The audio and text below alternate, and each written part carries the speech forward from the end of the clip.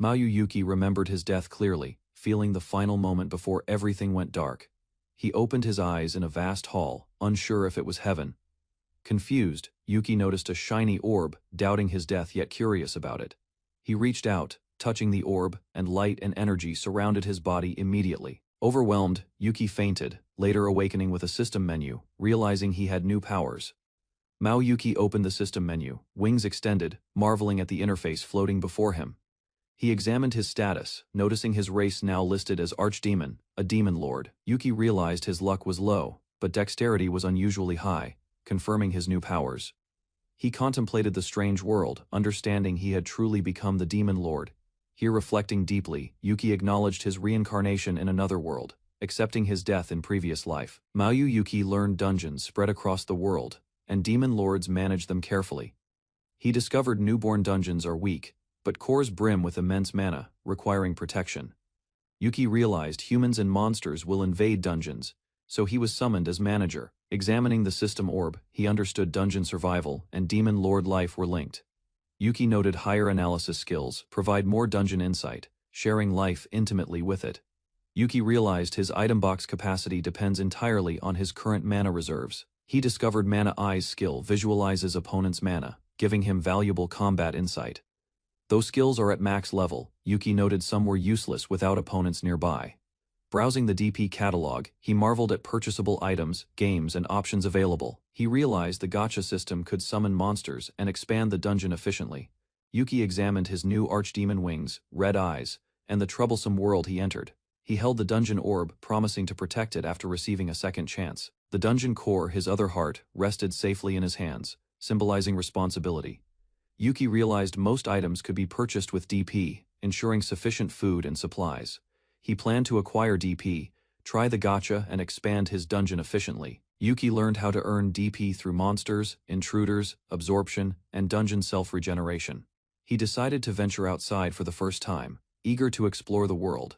Looking at the sky, he imagined flying freely, excited for his future adventures ahead. His exploration abruptly ended when a strong dragon appeared, threatening to kill him instantly.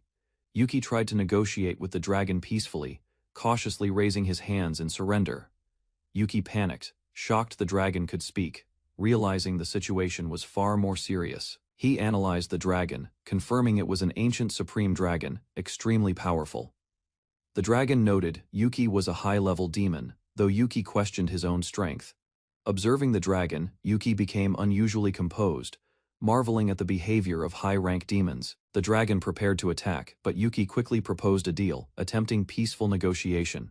Yuki demanded the dragon's life in exchange, refusing to accept death without a bargain. He chose a chocolate bar as the offered item, hoping to appease the dragon. The dragon reacted, commenting on Yuki's love for sweets, sniffing the chocolate carefully. Yuki explained the situation.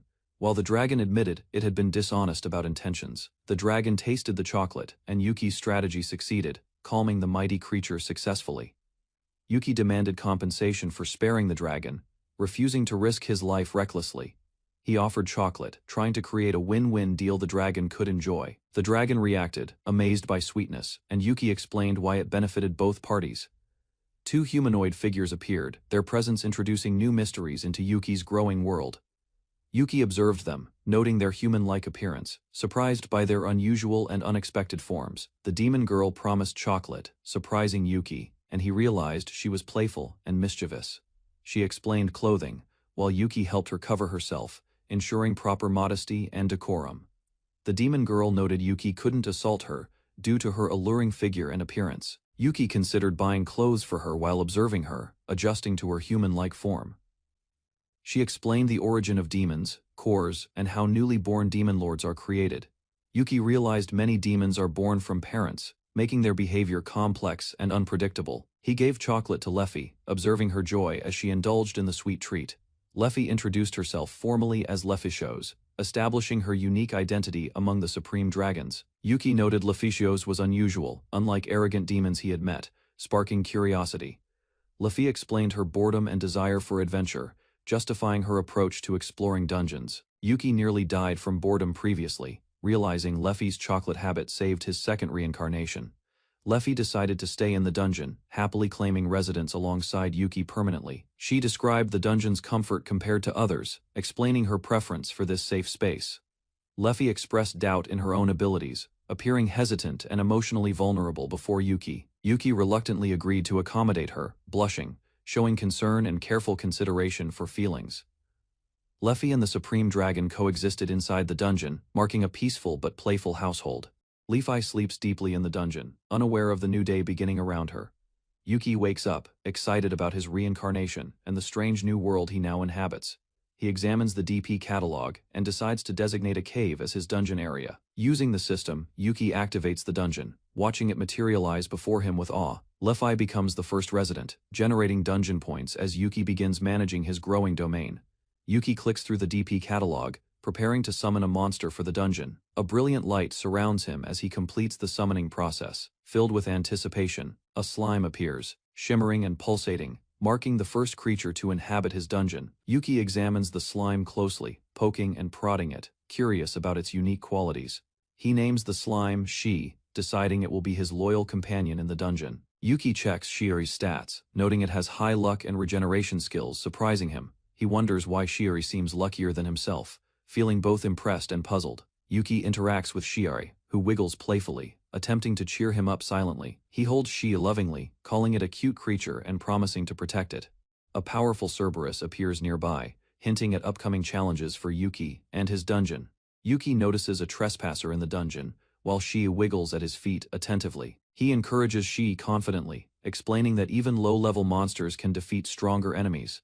Shi launches an attack, splattering against the trespasser, demonstrating unexpected power in action. Yuki watches as the Cerberus is struck forcefully, amazed by Shi's skill and determination. Blood splatters across the dungeon walls, showing the brutal reality of dungeon life ahead. Yuki inspects the aftermath of the battle, looking down at the defeated enemy carefully. He reflects on his stats, realizing that his power may actually be much higher. Yuki checks his character sheet and notices he leveled up immediately after the fight. He discovers a new skill, though his luck stats surprisingly remain unchanged from before. Yuki observes a Supreme Dragon, recognizing that even his enhanced stats cannot easily match its power. Yuki rushes towards Shi, realizing the situation is dangerous and immediate action is necessary. He checks Shi carefully, relieved that the slime survived, thanks to its regeneration skill. Shi wiggles, signaling that it is okay, reassuring Yuki silently, despite the recent chaos. Yuki reflects on the role of pets, deciding Shi should not be forced to fight. Back in the dungeon, Yuki contemplates his next move while Leafy playfully interacts with Shilai. Leafy looks at Yuki expectantly, silently asking for guidance and wishing to learn magic from him. Yuki smiles confidently, ready to teach Leafy magic, planning the next steps carefully together. Yuki tried to use magic for the first time, but failed unexpectedly, surprising Leficios. Leficios noticed Yuki's analysis skill and explained why he appeared confused while checking his stats. She questioned Yuki's habit of examining every creature's status meticulously. Yuki warned Leficios that she might face consequences. While Leficios asked for more chocolate, Leficios handed Yuki something mysterious, and he realized it was not chocolate. Leficios gave Yuki a bag of cookies, explaining he should remove the wrapping before eating. Leficios tasted the cookies and was amazed by their sweet and crunchy texture. Yuki checked his stats while Leficios continued eating, noting the cookies did not significantly improve his abilities. Encouraged by the treat, Leficios prepared to teach Yuki some magic. Yuki accepted the cookies and focused, ready to learn magic from Leficios. Leficios prepared to teach Yuki magic by first letting him feel the world's mana. Yuki held Leficios his hands, surprised by the sudden sensation of energy flowing. Mana coursed through Yuki's body, different from dungeon mana, filling him with power. Leficios confirmed Yuki could withstand her mana safely, ensuring he felt the energy properly. Yuki, amazed and exhausted, was encouraged to try channeling the mana on his own. Leficios encouraged Yuki to activate his mana, demonstrating the basic use of magic. She instructed Yuki to visualize the next step and repeat her words carefully. Yuki imagined a distant land and plucked a flower in his mind as instructed. He successfully created a real flower with his magic, surprising himself with the result. Leficios explained it was just an introductory exercise and prepared Yuki for a stronger spell. Yuki focused on creating fire, using his mana, visualizing how it ignited from a spark. He successfully produced a flame and was thrilled by the control over his magic. Yuki experimented further, imagining using fire like a weapon, amazed by its potential. The mana circulation became overwhelming, and Leficios urged him to adjust his power carefully. Yuki struggled to manage the flow, while Leficios reminded him that efficiency and control are key in magic. Leficios taught Yuki that the key to magic is the image inside his head, not the chant itself. Yuki asked if he could create magic beyond fire and flowers, while Leficios explained potential and elements. Leficios noted Yuki's affinity with earth and fire magic, promising to guide him safely. Yuki tested wind and water magic, discovering small effects while experimenting with his abilities. He struggled to control water magic creatively, realizing he needed a stronger imagination to improve. Yuki realized that imagining familiar appliances helped him visualize and control his water magic. He experimented with making a floating water dragon, enjoying the creative challenge. Leficios asked what Yuki was doing, concerned about his unusual practice with magical water. She noted that Yuki seemed to enjoy the process, comparing it to earlier mistakes with the cookie wrapper. Leficios asked if she could try the same magic on herself, and Yuki encouraged her to attempt it. Leficios was surprised as Yuki applied magic while washing her hair, not what she expected. Yuki carefully rinsed Leficios, despite the stinging water, following her instructions precisely. Meanwhile, villagers warned each other about someone entering the haunted forest, showing danger in the area. They debated the risk of entering the forest, fearing death if they failed. The villagers noted the ancient dragon's awakening, realizing the forest now held an even greater threat. A young girl ran through the forest panting, as villagers shouted in alarm at her presence. Her face showed determination and urgency, highlighting the danger and tension in the haunted forest. Yuki prepared the house before leaving, instructing Leficios to watch over it carefully, while ensuring the food he left would not be eaten all at once. He checked the dungeon entrance one last time, confirming the area was secure, and Leficios was ready to assist she in maintaining order. Leficios became fascinated with a small game device, spending time exploring its mechanics while Yuki reflected on the simplicity of his summoning choice. Yuki observed the surrounding forest, noting the lack of animals or intruders, which made dungeon management and gathering DP points challenging. He decided to expand the dungeon outward, mapping the new territory and planning its growth for future adventures with his companions. Yuki examined the dungeon interface, planning to expand using DP from Leficios, ensuring traps and summons were prepared efficiently. He imagined future possibilities, picturing a grand castle beyond the dungeon, smiling at the potential growth and adventure ahead. While exploring the forest, Yuki detected a nearby creature, quickly using his stealth and enemy search skills to avoid danger. He studied skill scrolls carefully, learning new martial arts and magic abilities, preparing himself for future dungeon challenges. Observing his stats in the DP catalog, Yuki calculated the best ways to train safely, considering the threats nearby.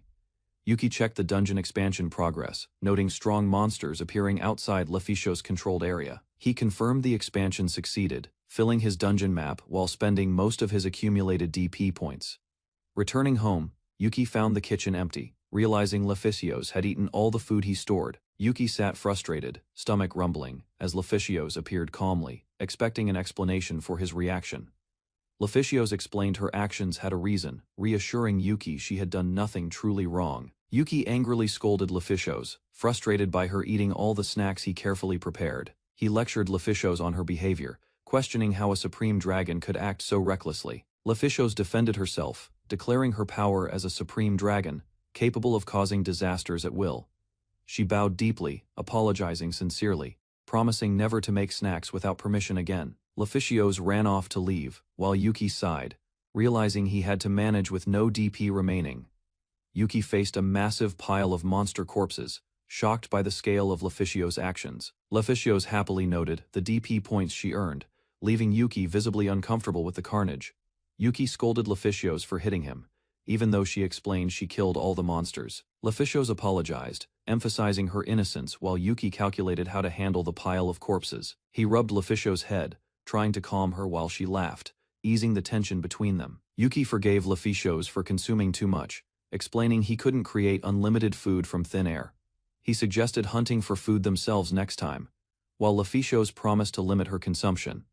The next day, Yuki trained in the dungeon, battling monsters and filling the map with effort. Despite the difficulty, Yuki tested his skills, realizing his resistance to grotesque creatures was limited.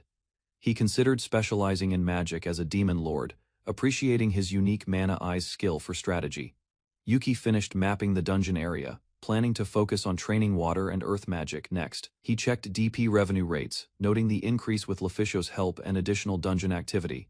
Yuki discovered a monster's corpse unexpectedly and became concerned about the danger it represented. He found a wounded human girl nearby, realizing she was still alive but seriously injured. Using a high-grade potion, Yuki poured it over her wounds, attempting to heal her quickly. Yuki ensured the rescued girl was safe. Grateful he had prepared a potion beforehand, he carried her carefully back to the dungeon, while Lefichios reacted to his attention toward her. Yuki noticed the girl might be a vampire, confirming her unusual characteristics with Lefichios' help.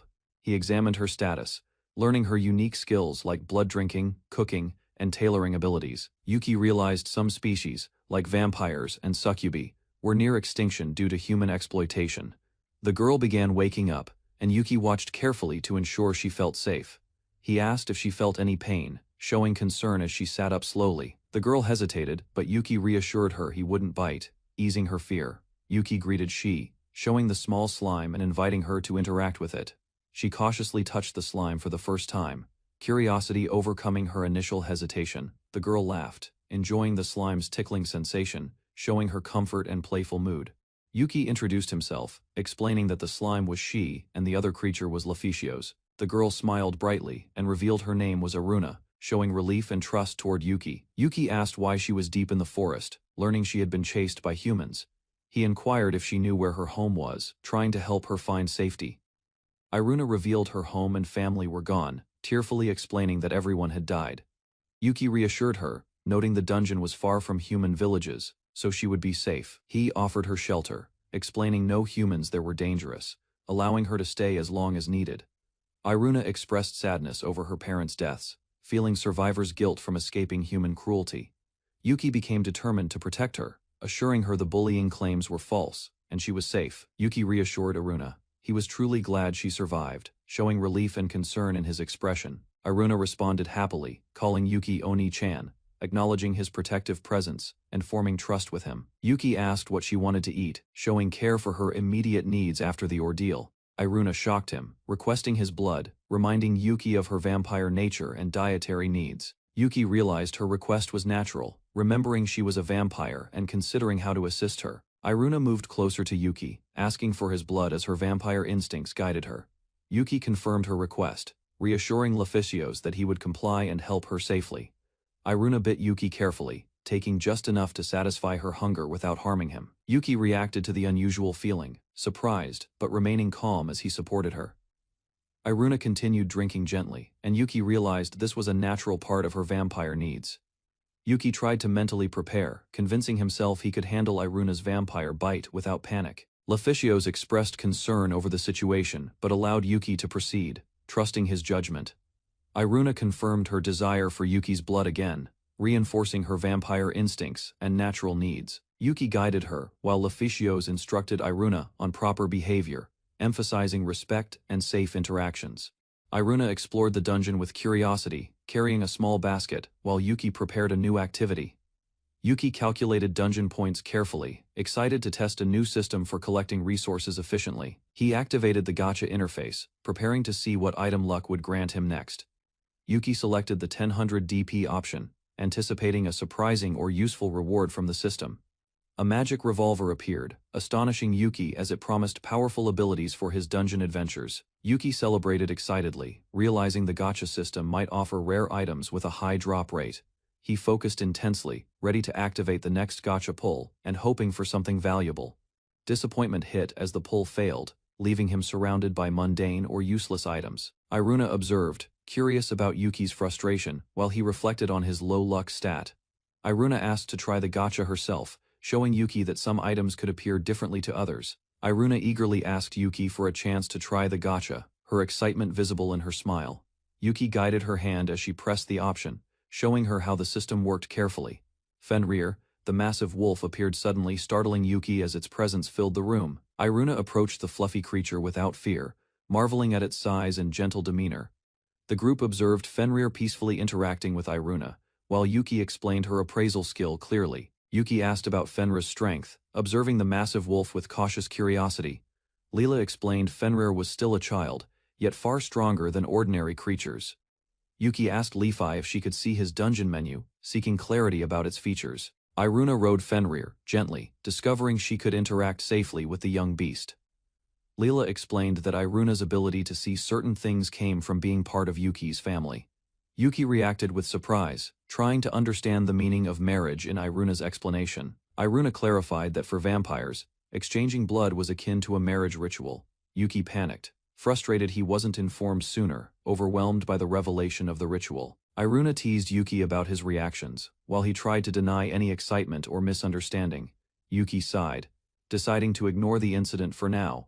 As Iruna chased the dragon away, Yuki examined the magic revolver carefully, preparing to test its capabilities using his mana. He fired the revolver cautiously, wondering if his technique and aim were accurate enough. The revolver created effects proportional to mana spent, penetrating or scratching the rock accordingly. After a powerful shot, Yuki felt satisfied, knowing the revolver could even out his gacha losses. He reflected on the revolver's convenience, storing mana in bullets for flexible, controlled magical attacks. Yuki discovered a small cave, noticing movement inside, and approached with curiosity and caution. He spoke to Fenrir, asking if the troublesome creatures had finally left him alone. Iruna named Fenrir Mofurier, delighted at the wolf's fluffy appearance and unique status attributes. Yuki asked Fenrir to demonstrate his skills, curious about the wolf's abilities and strengths. Fenrir prepared to show his unique skills, impressing Yuki with his powerful magical capabilities. Yuki watched in awe as Fenrir activated his unique skill, moving at incredible supersonic speed. Fenrir demonstrated body transformation and chain control abilities, astonishing Yuki with the wolf's versatile powers. Yuki praised Fenrir, delighted at the wolf's strength, agility, and magical versatility in combat. Yuki focused, thinking of a plan, and called out to Fenrir, preparing a new test. Fenrir caught the flying object mid-air with precision, proving his skill and trustworthiness to Yuki. Fenrir carried the disc with energy, panting and trotting back toward Yuki, full of enthusiasm. Yuki threw another object, watching Fenrir leap and catch it effortlessly, enjoying the interaction. After playful frolicking, Yuki noted Fenrir's physical strength, impressed by the wolf's agility and power. Yuki discussed territory boundaries with Fenrir, clarifying which parts belonged to Lefi and which to him. Yuki relaxed beside Fenrir, allowing the wolf to live freely within the dungeon's designated area. Yuki explained to Fenrir that hunting inside the dungeon would earn dungeon points efficiently. He welcomed Fenrir to his home, inviting the wolf to play and hunt together often. Iruna asked to join the fun, wanting to play with Mofurier alongside Yuki next time. While building his dungeon, Yuki discovers a slime. Excited, he finally finds a servant, filled with joy. Yuki rejects his humanity and fully embraces his life as Demon Lord. Yuki tries to fly using a new skill, but crashes spectacularly, failing embarrassingly. Checking his status, Yuki sees the flight skill is level 5, still not working. Enraged, Yuki realizes he wasted 2/3 of his points on an overpriced skill. Yuki tumbles helplessly through the air, unable to fly despite his repeated desperate attempts. He bows before the Supreme Dragon, begging guidance to finally soar through the open skies. Yuki offers 3 premium-flavored donuts, hoping to appease the dragon's stern, demanding nature. The pastries reveal multiple chocolate toppings, astonishing the dragon and capturing her full attention instantly. Delighted, the dragon praises Yuki's sincerity, offering a bonus castella, solidifying her trust in him. Yuki promises Iruna dessert later, as compensation for her help with dungeon preparations today. Outside, Yuki notices sunlight hurting the dragon, while they discuss territory and dungeon expansion concerns. Yuki explains keeping his wings hidden to prevent daily life interference, surprising the observing dragon. Iruna touches Yuki's wings, feeling their magical energy, while he protests, embarrassed and flustered. Yuki praises the dragon's wings, comparing them to a cake, leaving both feeling awkwardly amused. The dragon evaluates Yuki, stating he is not the worst compared to other dragons. She instructs Yuki to focus using his mana eyes, and pay close attention. The dragon demonstrates her wings, showing their form, function, and elegance with quiet grace. Yuki questions the wings' origin, learning they are illusions created with her mana energy.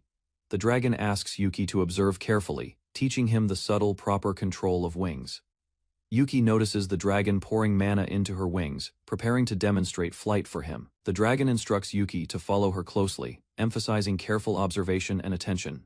Yuki gathers his mana, directing it to his wings while attempting his first controlled flight.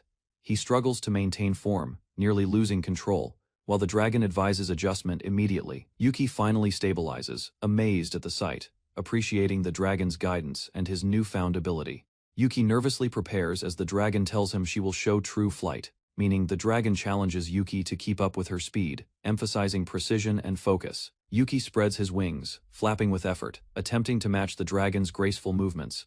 He struggles, nearly falling. While the dragon watches, guiding his mana and wing control, both marvel at the sky, Yuki learning from the dragon, exhilarated by newfound flight. Adventurers discuss monsters acting strangely in the haunted forest, worrying about a dangerous appearance. One adventurer expresses concern, while another reassures them, praying they avoid encountering the mysterious monster. The supreme dragon is mentioned as the strongest among dragons, adding tension to the group. Adventurers hurry through the forest, trying to survive while a mysterious force influences monsters nearby. A horned tiger appears, signaling danger, forcing the adventurers to react quickly and strategically. Adventurers confront the horned tiger, realizing the danger is beyond their normal capabilities. One adventurer notices a wolf, its piercing gaze signaling an even higher level threat. The adventurers question their survival, fearing the forest monsters might overwhelm them completely. They decide to flee, acknowledging the wolf as a disaster-level monster requiring immediate escape. Meanwhile, the supreme dragon observes the forest, demanding chocolate-glazed donuts as her whimsical reward. Yuki rode rear at full speed through the forest, the wind rushing past as the wolf-like companion surged forward with strength and agility. He focused on the hunt, smiling as he prepared for the day's challenge, using his flight skill to scout the area efficiently. A horned tiger appeared in the distance, and Yuki readied his strategy, calculating the best way to approach the prey. Rear leaped forward, charging at the tiger, while Yuki struck with precision, combining his skills to overpower the creature swiftly. The tiger collapsed. Yuki checked his equipment, noting several weapons were broken, but he remained satisfied, reflecting that hunting this way was surprisingly easy. Yuki examined his equipment, considering stronger weapons despite specializing in magic, preparing for upcoming challenges carefully. He chose a reinforced metal bar, knowing it might break soon, but it would suffice for immediate combat needs. Suddenly, a massive swarm of giant insects appeared, forcing Yuki to react quickly as danger surrounded him. He prepared to escape en route, calculating flight speed and positioning to stay ahead of the relentless attackers. Summoning his magic, Yuki called forth a massive water dragon, unleashing a powerful attack to defend against the swarm. Yuki dodged streams of acid from attacking ants, struggling to protect himself while staying on Rare's back. The swarm intensified, and Yuki realized his magic power alone would not be enough to handle so many attackers. He reached into his item box, a space that preserved objects by freezing time, searching for a solution. Yuki tossed monster meat to distract the ants, giving himself space and buying time to plan the next move. The ants paused, intrigued by the meat, allowing Yuki to think calmly and reconsider his strategy for survival. Yuki readied himself and called Rare, preparing to move as planned toward his next task in the castle. He considered various weapons, thinking his high dexterity might help, while scanning options like spears, bows, and swords. Yuki focused on a great sword, weighing its size and durability, knowing it might not last long. Iruna approached cheerfully, asking about his plans as Yuki reviewed the skills section for a creative solution. He smiled confidently at Iruna, explaining he aimed to be a creative demon lord, ready to experiment. Yuki examined his stats and determined that if no weapon existed, he would create one himself using his skills. He proudly noted his new title, Supreme Dragon's Master, surprising Iruna and others with his accomplishments. Yuki reviewed the weapon creation skill, understanding that material quality, imagination, and mana capacity were key to success. He combined magic enchantment with weapon skills, aiming for a perfect synergy between magic and crafted arms. Starting small, Yuki transformed a lump of iron into a knife, ready to pour in mana and test it. Yuki activated the weapon creation skill, melting the iron and shaping it with focused mana control. Iruna watched as Yuki successfully transformed the iron, commenting on how mushy and pliable it became under his skill. Yuki crafted a sharp iron dagger, noting that dexterity influenced the final weapon's precision and quality. He held the finished blade proudly, while Iruna examined its craftsmanship and magical enhancement properties. Yuki planned to refine the dagger further, giving it a double edge and teardrop-like streamlined design for magic affinity. Yuki finished shaping the weapon, forming it into a unique teardrop-like design, ready for testing. Iruna examined the new weapon closely, asking for an explanation while Yuki demonstrated its handling. He breathed a sigh of relief, glad that no expensive material had been wasted during testing. Yuki recalled the ingredient from the giant rhinoceros beetle, considering its magical potential for enhancing the weapon. He focused intently, reminding himself to concentrate and keep the process simple, while pouring mana into the crafted weapon. Yuki focused on simplicity, creating a double-edged weapon with proper weight and sharpness, avoiding unnecessary complexity. The final blade emerged as a beautiful flower-shaped great sword, astonishing both Yuki and Iruna with its design. Yuki reacted nervously as Iruna admired the sword, calling it a lovely flower with magical aura. He worried about the material being irreplaceable, while Iruna trembled, impressed by the weapon's extraordinary quality. Iruna laughed joyfully at the adorable weapon, while Yuki protested, exasperated by her playful reaction and enthusiasm. Yuki argued playfully with the Supreme Dragon, debating the title and teasing her about preferences and cutesy behavior. She watched the bickering between Yuki and Iruna, deciding to go play elsewhere while the adults quarreled. A few days later, Iruna happily thanked Yuki for a meal, showing her normal human-like behavior when not drinking blood. She expressed joy in drinking Yuki's blood, feeling lucky and delighted by the experience. Iruna ran outside to play, with Yuki calling after her, reminding her to stay safe and return before dark. Night fell, but Iruna never returned to the dungeon, leaving Yuki shocked and worried, pondering what had happened to the sweet little girl. Iruna went missing from the dungeon, leaving Yuki and the others worried. Yuki sensed something unusual and stood alert on his throne, listening carefully. Rear reported tracking human scents and a carriage leaving the forest, indicating danger. Yuki concluded Iruna had been captured by a merchant, not a random monster. Yuki, Lefi, and Rare prepared to follow the scent toward the nearest human settlement. Yuki asked Lefi to accompany him, preparing for the dangerous mission ahead. Lefi agreed, acknowledging Iruna had become part of their extended family. They observed a massive gathering of dragons assembling, signaling a powerful confrontation.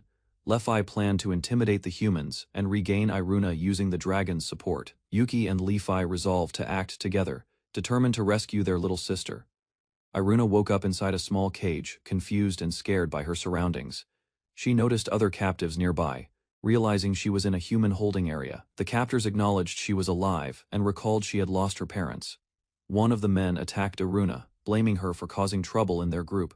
They threatened her further, intending to sell her to perverted nobles for profit. Iruna accepted her situation calmly, trusting Yuki to protect her, despite the danger. She reflected on Yuki's kindness, realizing he felt warm and reliable, like family. Iruna believed that Yuki and Lefi would come to rescue her from captivity. Determined, she prayed to the Earth Spirit for strength to escape her cage. The Earth Spirit responded, unlocking the collar and cage, giving Iruna hope to act. Iruna requested the Dark Spirit to make her invisible to avoid her captors. She planned to hide in the cage until Yuki and Lefi could arrive. Iruna resolved to save the other captives and remain brave, despite fear. Meanwhile, an emergency alert reached the dungeon, signaling monsters approaching the forest. The dungeon staff prepared to defend against the incoming monsters, readying for battle. Dungeon leaders identified the incoming monsters as a flock of adult dragons. They ordered all soldiers and citizens to prepare and evacuate immediately. Leaders focused on safely evacuating the city to avoid casualties. Yuki and Lefi approached the city, realizing the danger the dragons posed. Lefi warned Yuki to act carefully, ensuring Iruna's safety during the rescue. Dungeon archers fired at the incoming dragons, attempting to slow their advance. Yuki noticed Rear moving cautiously, ready to track Iruna's scent. Yuki commanded Rear to find Iruna, following her trail through the city. Inside the dungeon, everyone prepared to evacuate the captives quickly and carefully. Iruna began sliding across the floor, moving toward safety while remaining hidden. Iruna faced her captors bravely as they threatened and mistreated her. Yuki approached a locked door, ready to confront whoever held Iruna. Inside, the captives hurried, breaking free from their restraints to escape. The men inside were shocked and unsure who was causing the chaos. Yuki, Lefi, and the others prepared to intervene, advancing into the building. Yuki scanned the area, frustrated that he couldn't immediately see Iruna. Enemies recognized him as a threat and ordered their forces to attack. Yuki's anger overflowed as he resolved not to let the scoundrel survive, preparing for confrontation. Yuki faced a furious attacker, wielding a sword, dodging the first strike. The man swung wildly, screaming, but Yuki remained calm. Two witnesses froze in shock, staring as Yuki effortlessly countered. Their fear grew as they realized their ally had fallen. Yuki moved with precision, striking again. Blood splattered across the floor while enemies tried to retaliate, but failed. The ground shook as another enemy collapsed under Yuki's swift attack. His dominance was undeniable. Yuki stared down the last assailant, who charged in desperation, but Yuki's control ended the fight completely. Yuki faced the massive Fenrir. Rear emerging aggressively, the monster lunged, leaving marks across the floor. An enemy noticed Yuki's control over Rook. He commanded his allies to seize the situation immediately. Rear hesitated, sensing danger. The crystal artifact rolled forward, its magic disrupting the monster's speed effectively. Yuki calmed Rear, ensuring the Fenrir was unharmed. Trust between them grew visibly stronger. Yuki analyzed the disturbance crystal, realizing its ability to manipulate monster movement inside the haunted forest. Yuki confronted a group of human enemies. Studying their stats and abilities, they prepared for an overwhelming fight. Yuki smiled confidently, knowing his strength far exceeded theirs. He anticipated their attacks easily. The enemies tried to strategize, planning to overwhelm him with numbers. Yuki remained calm and prepared. Yuki struck the air, creating powerful waves that pushed back his attackers, demonstrating clear dominance. Yuki criticized their weakness, remarking even mosquitoes would be stronger. The enemies realized defeat was imminent. Yuki asked Rear to detect Iruna's location. The Fenrir sniffed around, but blood confused its senses. The battlefield was scattered with debris. Yuki considered questioning the slaves, but realized it would take too long. He decided to confront the Lord of the Mansion directly, heading through the hallway with determination. Yuki cornered a terrified man, demanding Iruna's whereabouts, his sword piercing the floor in warning. Screams echoed through the mansion as Yuki pressed his advantage, forcing all resistance into panic and chaos. The terrified man admitted he didn't know Iruna's location. Yuki's sword pressed him further. Yuki reflected on Iruna's cleverness, realizing she had escaped even when previously captured by enemies. Reinforcements arrived to challenge Yuki, but he remained composed, preparing for another confrontation. Yuki followed the trail of blood and destruction, searching relentlessly for Iruna throughout the mansion. Iruna ran desperately through the streets, thinking of her parents, and seeking safety from capture. Iruna hugged her companion tightly, tears streaming, as the mansion and village burned violently around them. Iruna pleaded desperately for safety, urging her friend to escape while holding on to hope and courage. Yuki approached the enemy force's stronghold, stepping forward confidently, despite the overwhelming number of armed adversaries. Yuki entered the mansion, observing the enemy's grand reception, prepared to confront anyone in his path. Iruna, trembling, expressed fear and longing for comfort. Yuki remained determined, shielding her as danger loomed. Iruna remembered moments of normal life, wishing for games and naps with family and siblings again. Yuki expressed frustration, acknowledging the complexity of protecting her while facing overwhelming enemy forces. Iruna cried quietly, expressing fear of being alone again, longing for comfort and safety nearby. Yuki confronted enemies, advancing despite their numbers, while Iruna watched in terror, fearing imminent danger. Unexpectedly, a new powerful presence appeared, a winged warrior and beast observing Yuki and Iruna's struggle. Iruna ran through the streets, calling out for Yuki, desperate for his presence and protection. Her tears streamed down her face as she feared losing Yuki amidst chaos and enemies. Yuki finally caught Iruna, holding her tightly, offering comfort and relief after the frightening ordeal. Iruna smiled through tears, feeling reassured that she did her best during the dangerous escape. Yuki explained the town's dangers and instructed Iruna to evacuate safely with Rar, keeping her secure. Iruna informed Yuki about many other people abducted, pleading for help and protection immediately. Yuki reassured Iruna, promising to save them while planning carefully, showing calm determination. Yuki instructed Rear to watch over Iruna, preparing to confront remaining enemies efficiently. Yuki confronted enemies threatening Iruna, stopping them from using weapons against her, showing decisive authority. Yuki's anger erupted against humans committing atrocities. His resolve to punish them grew stronger fiercely. Yuki erupts with rage, targeting humans after witnessing cruelty, his magic overwhelming their defenses. The Demon Lord stands amid destruction, vowing humans should face extinction for their repeated offenses. Yuki approaches cautiously, the humans tremble, uncertain how to respond to his intense presence. Iluna intervenes, calming Yuki, reminding him to control his anger before harming anyone further. Yuki steadies himself, sword ready, prepared to act only against those who truly deserve punishment. Iluna embraces Yuki gently, guiding him away from anger and urging calm after the conflict. Yuki blinks in surprise as Iluna reassures him, her presence soothing his restless mind. Leficios appears playful, reminding Yuki that after hard work, it is time for a feast. Yuki promises a special treat for Leficios, sparking excitement and joyful anticipation. Leficios prepares carefully, eager for the reward, while Yuki smiles, ensuring her happiness. Yuki and Iluna are approached unexpectedly as someone interrupts, breaking their private conversation. Leo Lolubia introduces himself as the town's landlord, bowing formally before Yuki and Iluna. Yuki calmly explains the town's troubles, apologizing for the actions of his people. Leo invites Yuki and Iluna to his mansion, promising the visit will not take long. Inside the mansion, Leo apologizes sincerely and pledges to prevent similar incidents in the future. Leo apologizes once again, seeking forgiveness while Iluna questions whether he knew Yuki's true identity. Yuki learns about the treaty, realizing the old man recognized Leficios as a supreme dragon. Iluna begins explaining the treaty's origins, hinting that she had not shared all details. She recalls the era when humans challenged Leficios, provoking thoughts of destruction against the kingdom. The treaty, still active, prevents conflict, ensuring humans and dragons do not disturb each other henceforth. Leo accepts Yuki's conditions, promising to uphold the treaty and protect his own family. Iluna stretches, urging Yuki to finish quickly so they can head home together peacefully. Yuki and Iluna discuss prior treaties, ensuring they respect agreements with Leficios and other dragons. Yuki warns the landlord firmly, threatening death if similar events harm anyone again. He orders all remaining captives brought to him, leaving the mansion under strict supervision. Leoa reflects on the demon lord's terrifying power, hoping to never encounter Yuki again.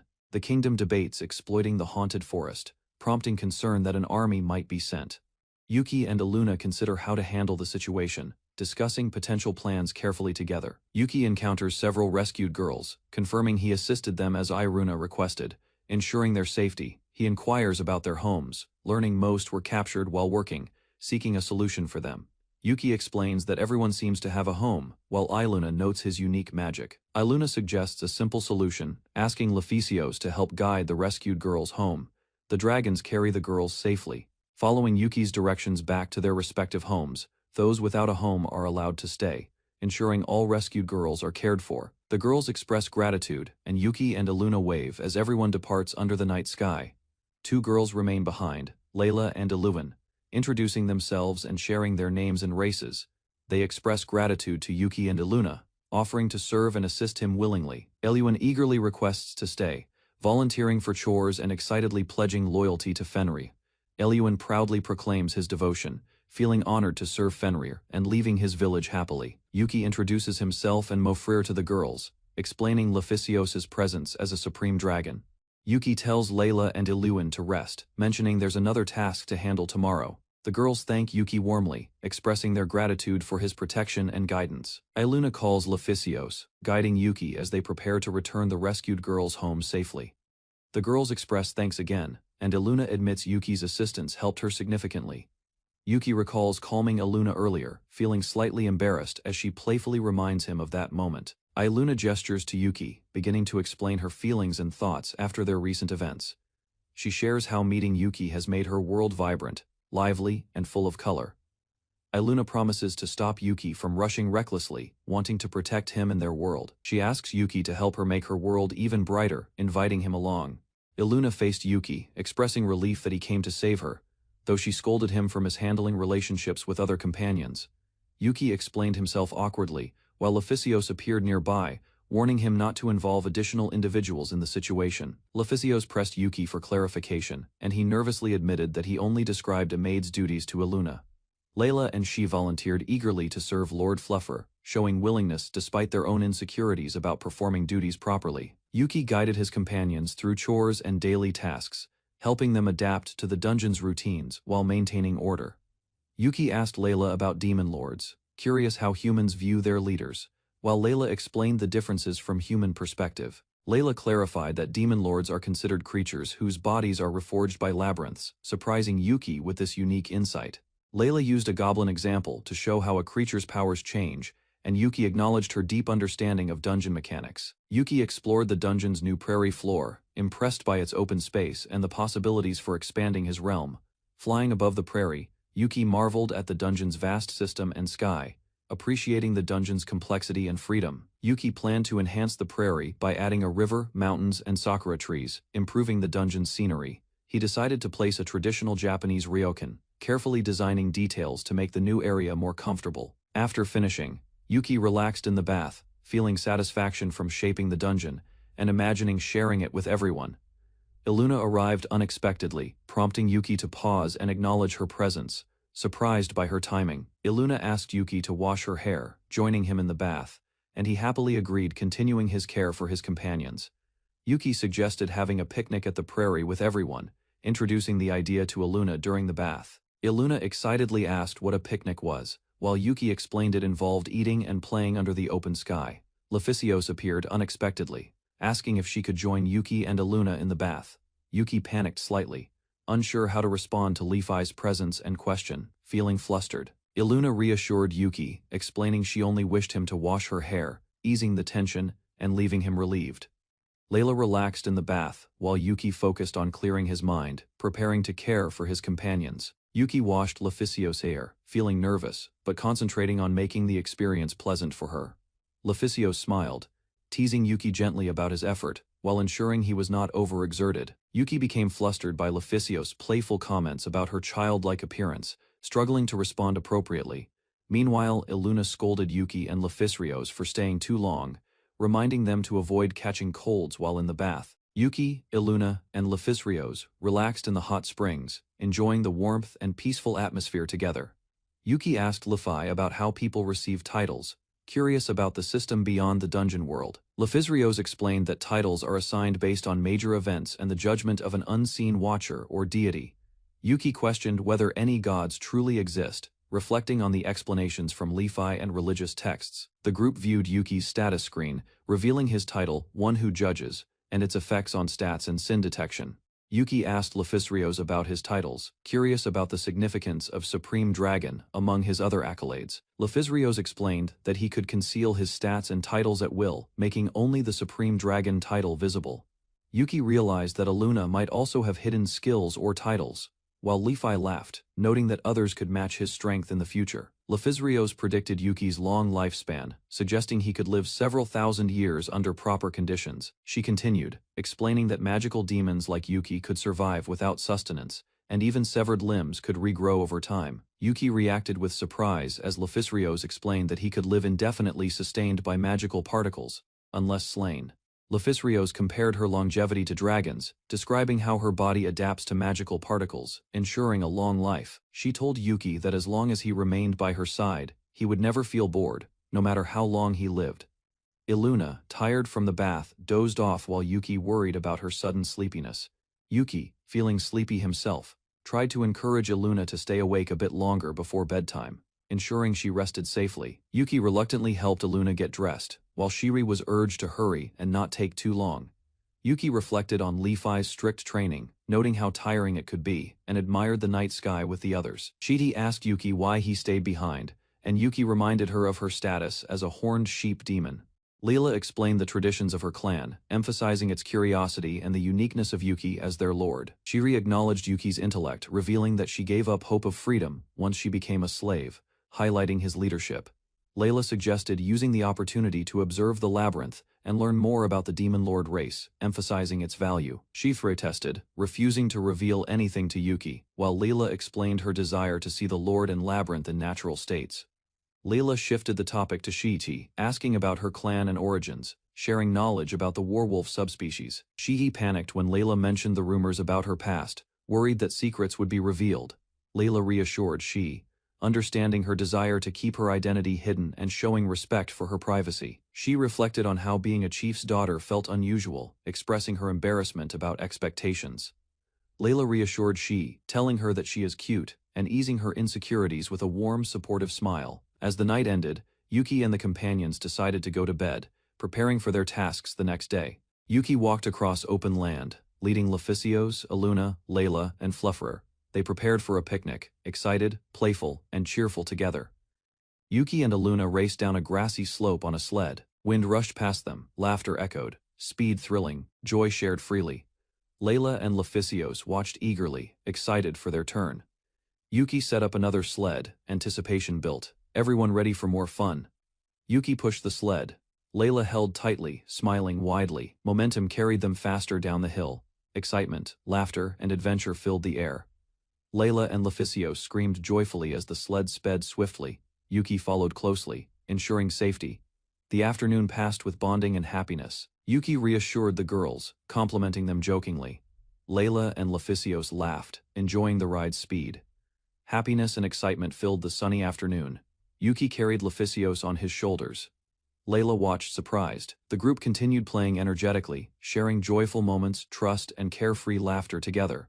Layla insisted Yuki continue pushing the sled. Leficios smiled, joining the playful challenge. The wind rushed past them as speed increased rapidly. The sled flew wildly, carrying Yuki and Leficios. They tumbled slightly, floating briefly. Excitement, thrill, and laughter echoed across the field enthusiastically. Layla and Leficios experienced magical wind boosts. Yuki tried to keep control.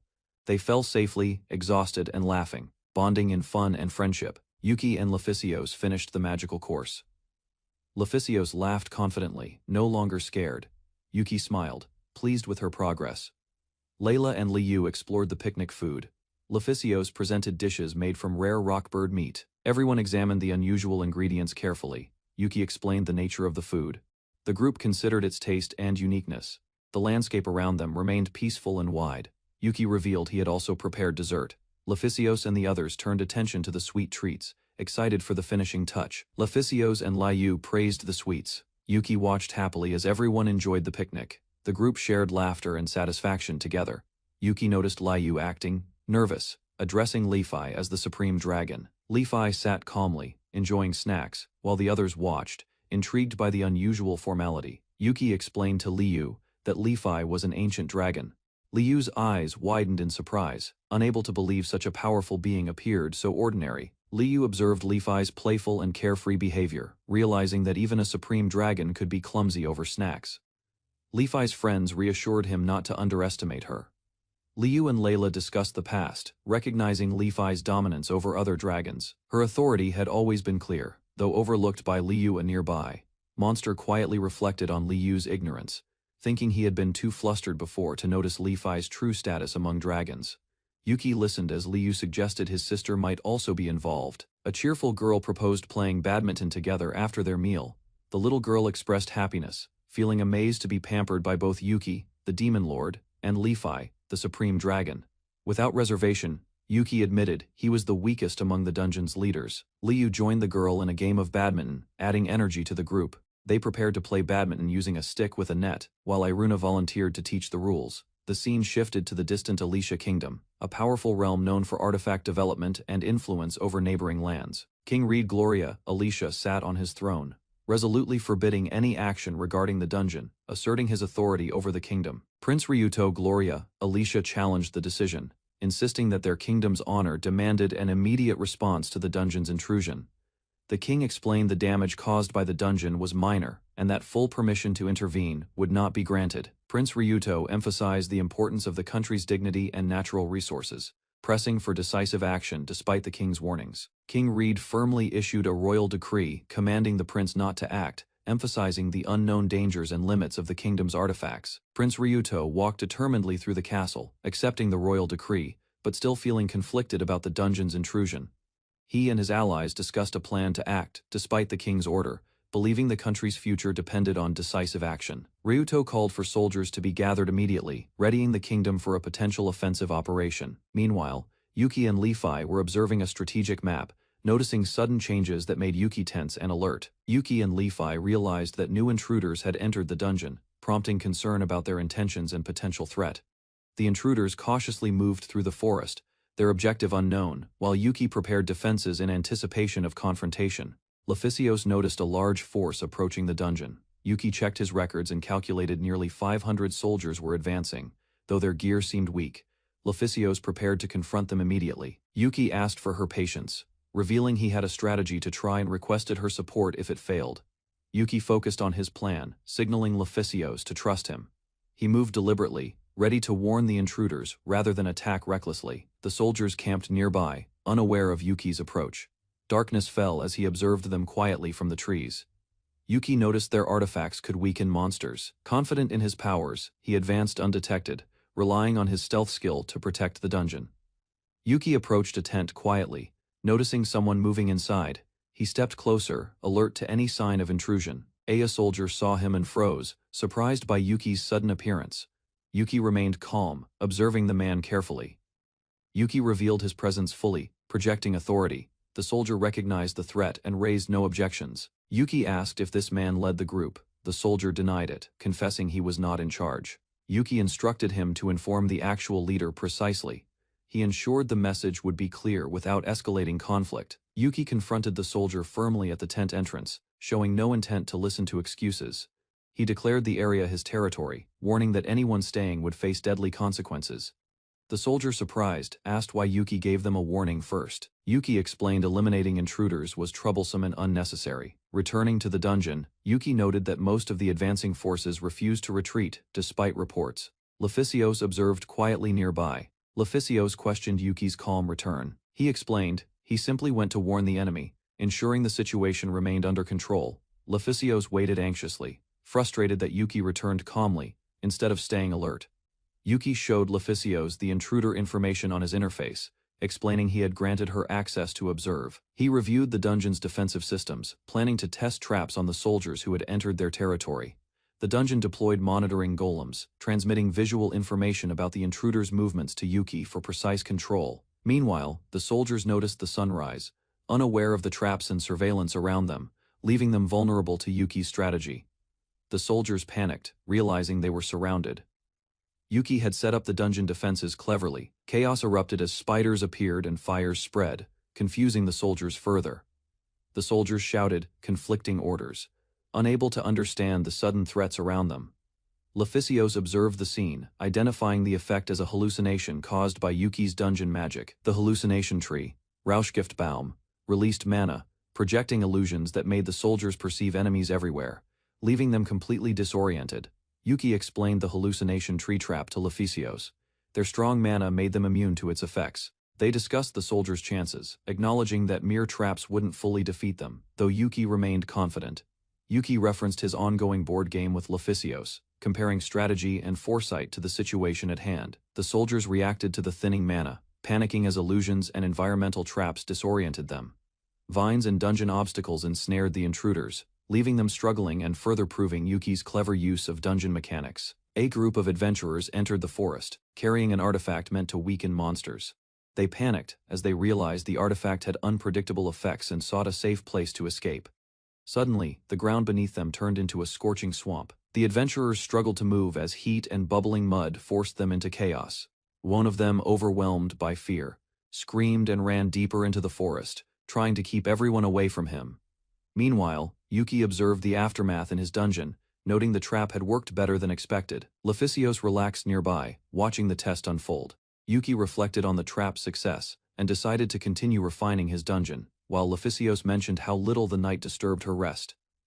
Yuki commented on Leficios' laziness, while she playfully reminded him to conserve his strength. Their bond strengthened through daily routines and quiet moments.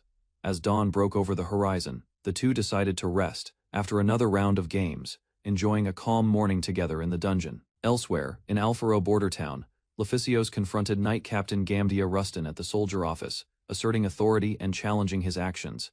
She informed the captain that his service was terminated, explaining his cowardice had disqualified him from returning to the capital army. The captain realized the order came from Prince Ryudo himself, leaving him stunned and compelled to accept his dismissal. In a tavern, the captain of the soldiers vented his frustration, while others quietly listened, realizing the weight of failed missions. He worried that the lack of updates from the haunted forest would lead to more unnecessary casualties, questioning the king's orders. Another soldier explained his own dismissal after fleeing a dangerous monster, emphasizing the risks and blind greed driving the mission. The captain was shocked to hear that Ryuto, the LA landlord, had intervened, while advisors tried to calm the situation and plan ahead. Outside, subtle plots began to form, entwining emotions and strategies as new plans quietly set into motion. Yuki and Iluna set out for a morning stroll. The sunlight filtered through the trees as both felt the calm of the forest. Fluffer yawned and trailed behind them, his massive size making movement slower, while Leficios adjusted her hat and kept watch. The group moved deeper into the woods. Yuki held Iluna's hand while guiding Fluffer on a leash, ensuring everyone stayed together. Leficios commented on the challenge of handling Fluffer. Yuki smiled, letting her know her turn would come soon. Iluna laughed, noting how managing even one Fluffer was tricky, and Yuki agreed, enjoying the simple outing with his companions. Yuki held Iluna's hand as they walked. She looked curious, questioning the rules of letting Fluffer enjoy a proper stroll. Lephysios considered the situation carefully. She reminded everyone that pets should have space to move freely, reflecting on Fluffer's past independence. Yuki encouraged Fluffer to go to his favorite spot. Iluna cheered, happy to see him move with ease. Yuki reassured Lephysios that Fluffer was smart and would not cause harm, even if he grew too excited. Lephysios looked back, captivated by the calm forest and the care Yuki showed for his companions, appreciating the peaceful moment. Yuki, Iluna, and Lephysios continued their walk. Iluna eagerly followed Fluffer's lead, pointing out the direction he suggested. Lephysios admired the vast cloud and a massive tree, impressed by the natural wonders around them. They walked beneath the giant tree, discussing its age and the ancient forest that had stood for generations. A giant flower caught Iluna's attention. Yuki warned them to stay back while they marveled at its size. Fluffer, curious and playful, approached the flower, causing a small scare as its massive petals moved toward them, creating a moment of tension and excitement. Yuki, Iluna, Lephysios, and Fluffer approached a new part of the forest, curious about what lay ahead. They discovered a serene lake surrounded by trees, its surface shimmering under the sunlight. Iluna gasped in wonder at the beauty. Iluna praised Fluffer for leading them to such a hidden spot, hugging him happily. Lephysios noted the dense mana in the surroundings, appreciating the magical energy in the forest. Yuki observed the calmness of the lake. Standing at the water's edge, Lephysios felt a pleasant surge of energy, enjoying the peaceful moment and the magical atmosphere of the lake. Yuki threw the disc, signaling Fluffer to catch it, initiating a playful moment in the clearing. Fluffer leaped into the air, moving swiftly to catch the flying disc as Iluna and Lephysios watched. Iluna cheered, impressed by Fluffer's speed and skill, while Lephysios observed with mild amusement. Yuki guided Iluna on how to hold and throw the disc, encouraging her to try playing with Fluffer. Yuki reassured Lephysios that it was safe to let Iluna join, emphasizing fun and careful supervision while they played together. Lephysios reacted strongly to the board game, surprised by how seriously she and the others had competed.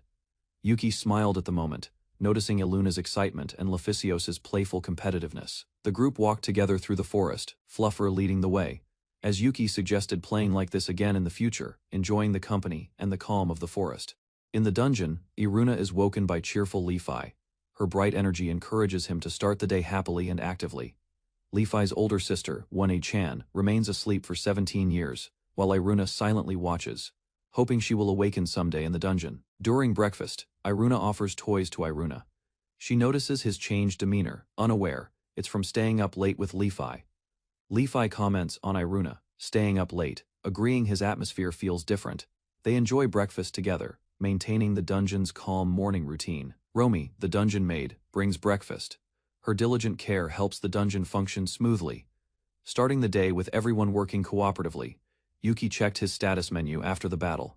Layla noticed his race had evolved into a stronger demon lord unexpectedly that day. While reading the race evolution explanation, Yuki remembered defeating many humans using dungeon traps, though his body still felt unchanged afterward. Layla carefully explained that demon lords evolved faster because their existence resembled monsters protecting the dungeon core from outside threats constantly. Yuki became distracted watching Lefi sleep peacefully during breakfast.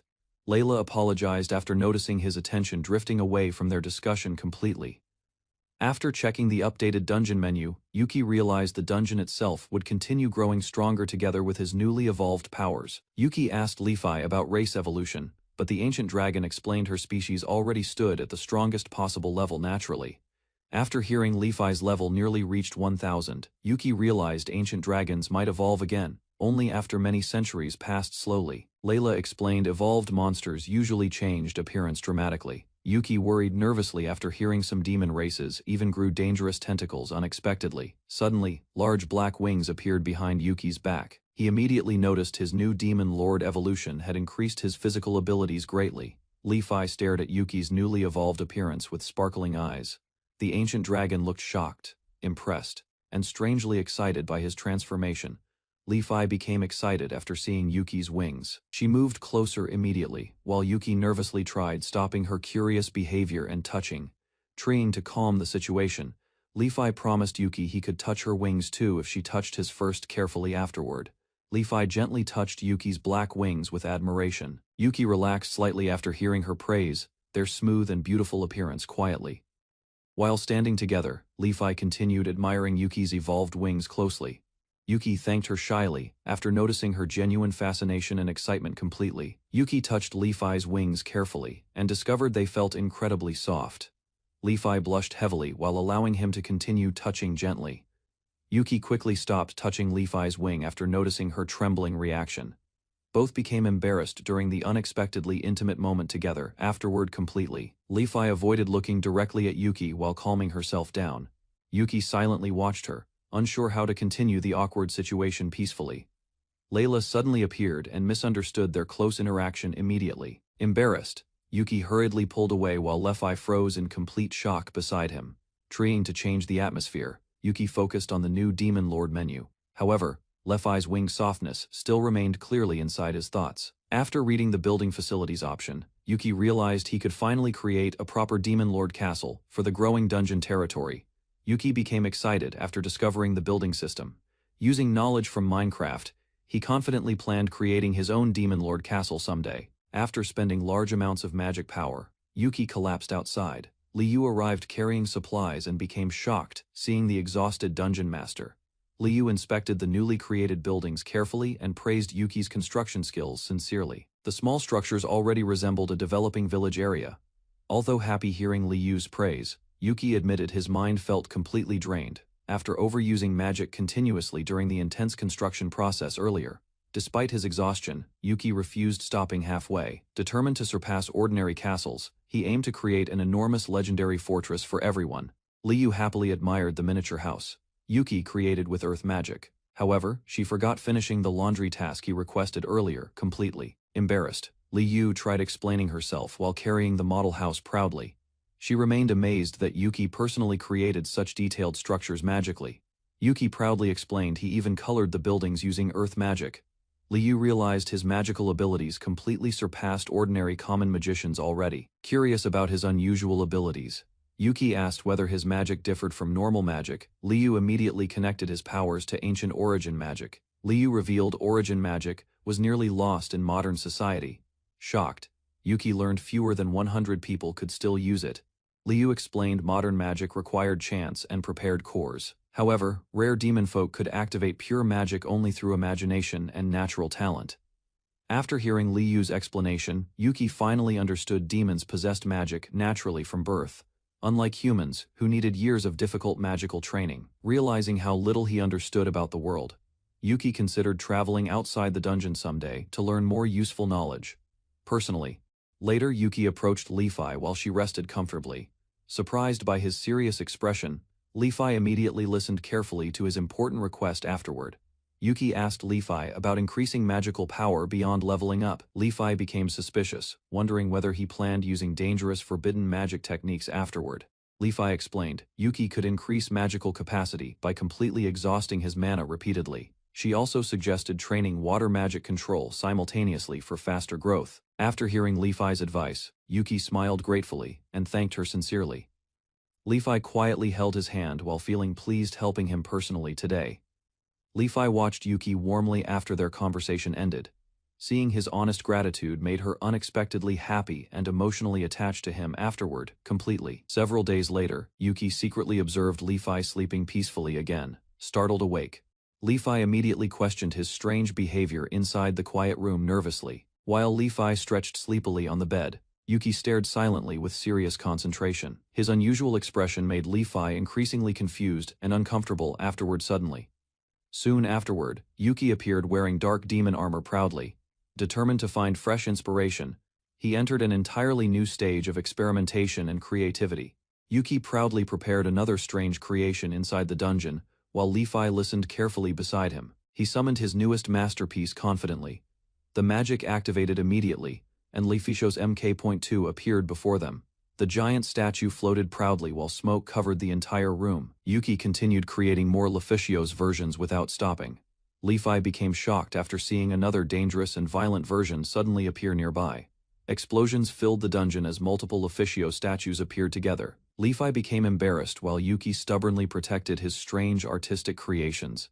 After exhausting themselves with chaos and explosions, Yuki and Levi quietly rested together outside. Both slowly forgot the original reason behind everything. Several days later, Yuki proudly announced that all preparations inside the dungeon were finally complete. He confidently revealed another ambitious magical project. Li-Fi and the others watched Yuki carefully while discussing his strange behavior. Despite concerns, everyone remained curious about his mysterious grand creation. Yuki drank magical recovery potions continuously, while concentrating on maintaining the castle. Li-Fi stayed beside him carefully, as his magic weakened rapidly. Yuki activated the building facilities with determination, causing the enormous magical structure to appear. The dungeon shook violently from overwhelming magical energy. The castle continued, consuming Yuki's magic faster than expected. Li-Fi quickly supported him while he desperately maintained the castle's unstable imagination.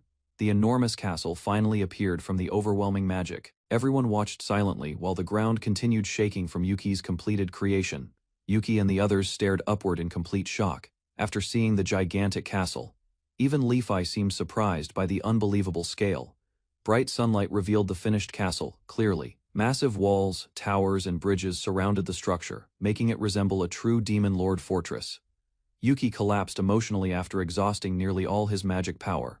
Meanwhile, Li-Fi happily admired the castle far beyond everyone's expectations. The group excitedly discussed their new home while admiring the castle together. Although unfinished inside, Yuki successfully created their enormous dream residence. After some time, everyone began settling inside the enormous castle. Yuki realized the living areas remained difficult to locate and organize properly. The group explored different sections of the castle while preparing basic necessities. Meanwhile, Yuki quietly rested after exhausting himself creating the structure. Yuki became depressed after noticing the giant castle remained mostly unused. The enormous space felt far too large for their small group. Although worried about the castle's impractical size, Yuki convinced himself it still represented an important dream and protected the dungeon from enemies. Li-Fi comforted Yuki by praising the castle's beauty and magnificence. She honestly admitted the structure was huge, yet still deeply impressive. While resting inside the castle, Yuki suddenly noticed Li-Fi approaching closely beside him. Her unexpected actions immediately made him nervous and confused. Li-Fi sat beside Yuki comfortably, while teasing his embarrassed reaction. She quietly stayed near him, wanting him to relax after working tirelessly. Yuki reflected on his peaceful life inside the dungeon. Because of Li-Fi and everyone else, his daily life became enjoyable and meaningful. Yuki realized Li-Fi was trying to encourage him after his earlier disappointment. Li-Fi calmly remained beside her partner with gentle affection and support. Li-Fi softly comforted Yuki by staying close and pampering him warmly. Her affectionate actions finally helped Yuki forget his worries about the castle. Li-Fi quietly stayed beside Yuki and comforted him warmly. Yuki finally relaxed after hearing Li-Fi promise to always support his strange ideas. Iruna became jealous after seeing Li-Fi resting closely beside Yuki. Soon, the others also gathered around him inside the enormous castle hall. Outside, the gigantic castle stood proudly under the bright sky. The completed structure finally became the symbol of Yuki's growing dungeon kingdom far away. Several nobles secretly discussed military problems and growing political danger. Their failed plans slowly pushed the kingdom toward greater conflict and panic. The nobles worried about losing support and trust after repeated failures. Eventually, they decided to send powerful adventurers instead of deploying a massive army. The nobles discussed using the church-controlled heroes against future threats. They secretly planned another dangerous scheme, while avoiding direct responsibility for failure. One noble confidently suggested bribing the church with large rewards. He believed even saints would eventually act for enough money and political influence. Although worried about funding and consequences, the nobles still accepted the risky proposal. Their desperation slowly pushed them toward increasingly dishonest decisions and manipulation. Elsewhere, a lone girl carefully walked through the forest while remaining alert. The quiet surroundings made her uneasy as strange sounds echoed nearby. The girl suddenly became frightened after hearing violent noises inside the forest. Nervously gripping her belongings, she cautiously prepared for unexpected danger ahead. Deep inside the forest, the young hero Nell wandered alone with growing anxiety. She questioned why her difficult journey had become increasingly dangerous and lonely. Back inside the castle, Yuki continued wearing strange armor while experimenting alone. Li-Fi silently watched his unusual behavior with confusion and concern nearby. Yuki excitedly believed acting like a true demon lord would inspire him further. Li-Fi listened, while finding his strange reasoning both amusing and ridiculous. Li-Fi suggested asking Layla for proper advice about castle construction. She believed Layla understood architecture and building techniques far better than Yuki himself. Yuki admitted he previously asked Layla for help regarding the castle project. However, he remained more focused on magical power than practical construction knowledge. Yuki asked Li-Fi about differences between Demon Lord castles and human castles, while showing her detailed miniature designs for future improvements and expansions. Soon, Yuki proudly revealed another strange creation called Mofurier MK.2. The mechanical animal appeared suddenly, surprising Li-Fi with its unusual appearance and functions. Yuki confidently explained the machine could not actually transform or dock together. Li-Fi stared silently, clearly unconvinced by his ridiculous explanation and excitement. Li-Fi immediately destroyed the irritating machine with a massive explosion. Yuki screamed in shock after watching his newest masterpiece disappear instantly before his eyes. Yuki became completely devastated after losing his precious creation so quickly. He could not understand why Li-Fi destroyed it over something so small and harmless. After calming down, Li-Fi apologized honestly for overreacting toward Yuki's invention. However, she still encouraged him to create something far better afterward. Yuki inspected the castle decorations while noting the strength and status of heroes in this world. He was curious about their abilities and the challenges they might pose. Opening the window, Yuki spotted the monster girls gathered outside for tea. Layla, Iluna, and she appeared calm, unaware of the potential danger approaching their home. Yuki explained that a hero had arrived. The monster girls expressed curiosity and caution, preparing themselves to avoid confrontation while observing closely. Layla emphasized heroes were powerful and merciless. The girls realized the need to respect their strength and act carefully within the castle. Yuki advised caution, but allowed the girls to stay outside. They nodded, understanding his guidance, and braced for the hero's eventual approach. Leficios entered a dark cave, sensing the dungeon's power. She paused, realizing the presence of a demon lord within. Yuki provided a summary of the dangers, explaining the monster's strength and the supreme dragon's territory. Leficios absorbed every detail, preparing for what lay ahead. Stepping carefully, Leficios explored the dungeon's interior. She examined the walls and gates, mindful of traps or hidden defenses. Leficios's heartbeat quickened as she faced unknown dangers. She remained alert, fully aware of the dungeon's mysteries and possible threats. Finally, the castle appeared ahead. Leficios marveled at its grandeur, understanding the scale of the Demon Lord's domain and its formidable power. Yuki grinned broadly, proud of the reaction his castle inspired. Layla noticed and playfully pulled his cheek, questioning his excitement. Layla asked if Yuki intended to harm the visiting girl. He reassured her, showing no intention of killing anyone within his domain. Layla considered the visitor's age and innocence. She decided not to act aggressively, reasoning that it would be inappropriate to harm someone so young. Leficios entered the castle cautiously. Yuki explained that the castle's defenses would automatically protect against any threat, ensuring safety. As Leficios explored, she sensed no monsters. She wondered if the defenses were real or just Yuki's imagination, remaining alert despite the calm. Leficios faced the training dummies in the castle corridor, swinging her sword while testing her skills. Each strike hit with force, creating loud sounds that echoed. She paused, surprised. No hostility was sensed, leaving her confused about the aggressive strikes she had just witnessed. Leficios walked further along the corridor, noticing the familiar layout of the hallway. It seemed unchanged despite her movements, making her feel disoriented. The swords and dummies reacted suddenly. Moving on their own, Leficios realized the castle's defenses were active, responding automatically to intruders. Overwhelmed by the unexpected chaos, Leficios struggled to comprehend what was happening. Her scouting skills failed to detect any living presence among the animated defenses. Leficios screamed in surprise as a sudden monster appeared, catching her off guard. Yuki watched, amused by her reactions to the trap. The trap repeated, leaving Leficios exhausted and bewildered. Yuki laughed, noting how it mimicked the feeling of a demon lord in a game. 3 wraith girls, Raini, Roi, and Ro, appeared, each with unique magical abilities. Leficios observed them carefully, preparing for any unexpected attacks. Yuki explained the castle's haunted mansion mode successfully concealed the wraiths. He admired the system's effectiveness and the playful chaos it caused. The monster girls teased Yuki, who laughed at the situation. Leficios remained alert, understanding the castle's defense system was both clever and unpredictable. Leficios crouched against the wall, crying quietly after the repeated traps overwhelmed her. The castle's defenses proved unpredictable and stressful. Yuki and Iluna noticed her distress. Iluna immediately offered to help, while Yuki watched carefully, unsure how best to intervene. Leficios continued crying as she walked down the corridor. Yuki tried to reassure her, acknowledging her fear and exhaustion from the automated traps. Startled by sudden movement, Leficios froze. She was overwhelmed by both fear and confusion, unsure what was real in the haunted castle. Yuki called out, attempting to calm her. Leficios panicked, mistaking him for a ghost, illustrating the effectiveness and intensity of the castle's haunted mansion mode. Leficios trembled as 3 miniature wraith girls floated above her. The castle's magic created an eerie yet playful atmosphere. Yuki reassured her, telling the wraith girls to move along. Leficios noticed the monsters obeyed his commands, realizing his control over the castle's defenses. Gathering courage, Leficios introduced herself as the hero Nell. She raised her sword cautiously, trying to assert her presence.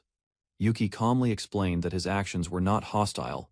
Leficios's surprise turned to confusion as she processed the situation.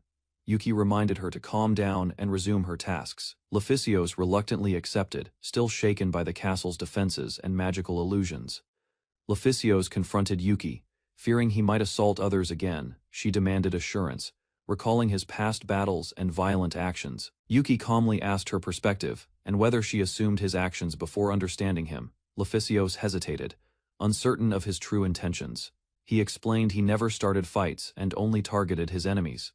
Leficios processed this, struggling to believe someone so powerful could act justly. Leficios nervously asked if Yuki would harm her too. He dismissed her fear, calling her a kid, and reassured her of no danger. Leficios protested being called a brat, but Yuki walked away, emphasizing practical matters and leaving her with a mix of relief and frustration. Leficios confessed her knees were weak and asked Yuki for help, showing exhaustion from navigating the castle's defenses. She stepped into a serene bath area, taking a moment to relax and reflect on recent events within the castle. Leficios looked around, feeling calmer and noticing the quiet beauty of the bath's surroundings. She questioned why she came, lost in thought while soaking, trying to regain composure and clarity. The sound of footsteps signaled someone approaching. Leficios's calm was interrupted, reminding her that the castle's challenges were never fully behind her. Yuki invited Aruna to stay in his dungeon for the night. She hesitated, but trusted the demon lord's care. Aruna quietly observed Yuki, realizing he never saw her as an enemy. Her scouting skill offered no alerts. She explored the dungeon's interior, recognizing familiar connections.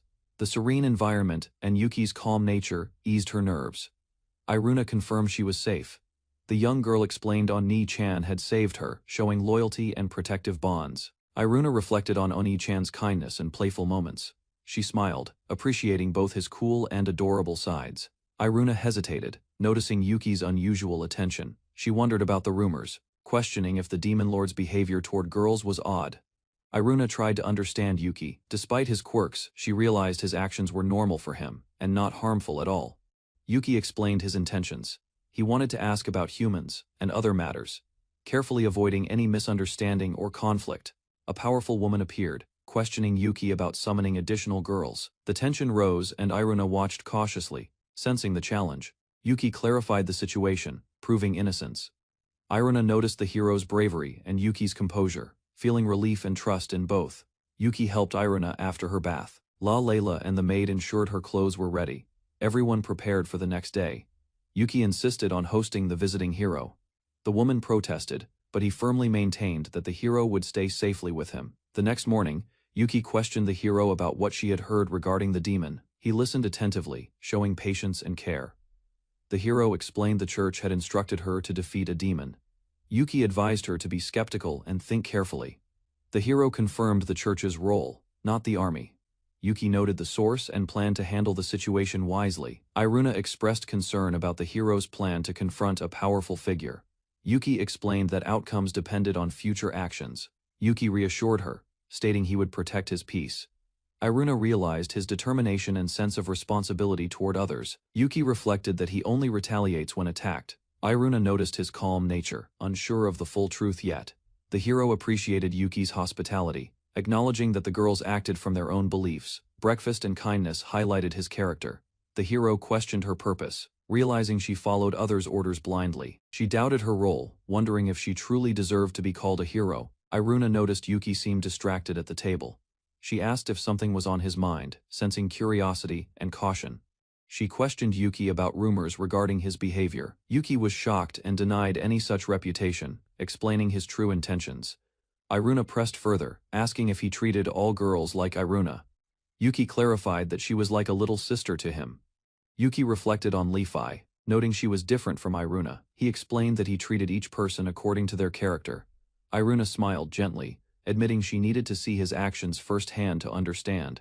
She realized Yuki's honesty and protective nature clearly. Yuki pondered the source of the infiltration. He considered the army and church, analyzing the motives behind the hero's actions. He realized the orders likely came from individuals with influence. Yuki decided it was more efficient to ask the hero directly. Yuki arrived at the town excitedly, eager to continue his investigation. He raised his arms, signaling his readiness to explore. Lefi warned the hero to be careful of Yuki's exuberant personality. Iruna watched nervously, observing Yuki's unpredictable energy. Yuki planned to enjoy sightseeing while searching for information. Everyone prepared to explore the castle and surrounding areas with him. Yuki was stopped at a checkpoint by the church. The hero and her companions accompanied him, showing identification and cooperation. The guards recognized the special sigil. They quickly prepared temporary IDs, allowing safe passage for the group through the checkpoint. Iruna explained to Yuki that the hero had a special pass prepared by the church. The process ensured smooth travel. Yuki reassured everyone that everything was fine. Lefi and Iruna confirmed understanding, helping maintain calm while moving through the city. Yuki excitedly began sightseeing while searching for information. Everyone followed, enjoying the exploration of the town and its bustling streets. Yuki saw a variety of food displayed and suggested they have a meal. Everyone prepared to enjoy the spread together, walking through the town. Yuki and Lefi noticed the delicious aroma of a shop. Iruna followed, observing their excitement. Yuki commented on the taste of Lefi's cooking, comparing it to Layla's. Lefi enjoyed the meal while blending in. Lefi suggested hiding her horns and tail to appear normal. Yuki thought about the difficulties and dangers of losing limbs. The group noticed a crowd gathering nearby. Yuki approached with curiosity, eager to see what event was taking place. Yuki noticed magic being used in the crowd. Lefi watched alongside him, jumping and trying to see over the gathering. Lefi climbed onto Yuki's shoulders, expressing excitement. Yuki reacted nervously while she teased him, enjoying the view from above. Iruna noticed Yuki's reaction and scolded him, insisting he control his gaze. Yuki embarrassedly tried to explain his innocence. Iruna observed Lefi and Yuki interacting. She realized the two had a playful dynamic and got along very well together. Yuki suggested they visit the guild after the event. Everyone agreed, preparing to continue their day of sightseeing and exploration. Yuki considered adventurer guild visits cautiously. Aluna explained adventurers often fight monsters. Yuki realized being a demon lord made him a potential target. Lefi explained adventurers also served as bodyguards or herb gatherers. Many didn't attack other races, giving Yuki cautious reassurance about interactions. Walking through the streets, Yuki, Aluna, and Lefi noticed past adventurers attacking mistakenly. They decided restraint over retaliation prevented unnecessary conflict. At the guild, the receptionist welcomed them politely. Lefi requested registration. Yuki and Aluna prepared the forms carefully, ensuring proper guild enrollment. Yuki confirmed backgrounds to the guild clerk. Aluna felt reassured. Together, they officially became adventurers, ready for challenges and future quests. Yuki asked Lefi to fill the forms, as ancient letters were difficult. Lefi agreed to assist, guiding them through registration. The clerk asked for their full names. Yuki wrote his. Lefi gave hers. Forms prepared carefully for proper registration. The clerk revealed their classes. Yuki, Demon Lord of Judgment. Lefi, Supreme Dragon. They were surprised, concerned about potential complications. The clerk explained classes defined battle roles. Non-combatant roles could also be selected. Yuki hesitated, unsure how to proceed. Yuki considered a non-combatant role, disguising his status like Lefi. They chose luggage carrier, officially entering the guild cautiously. Lefi worried about offensive skills. Yuki assigned her class as magician. Lefi agreed, noting she couldn't hold weapons, relying on magic. Yuki initially chose swordsman, but admitted reliance on magic. Lefi confirmed his offensive skills, ensuring registration reflected their true abilities accurately. Iluna revealed her primary skill, breath. Yuki and Lefi listened carefully, understanding her ability could influence combat and guild recognition. Iluna explained she could shoot powerful beams from her mouth. Yuki expressed excitement, impressed by her destructive capacity, cautious of potential damage.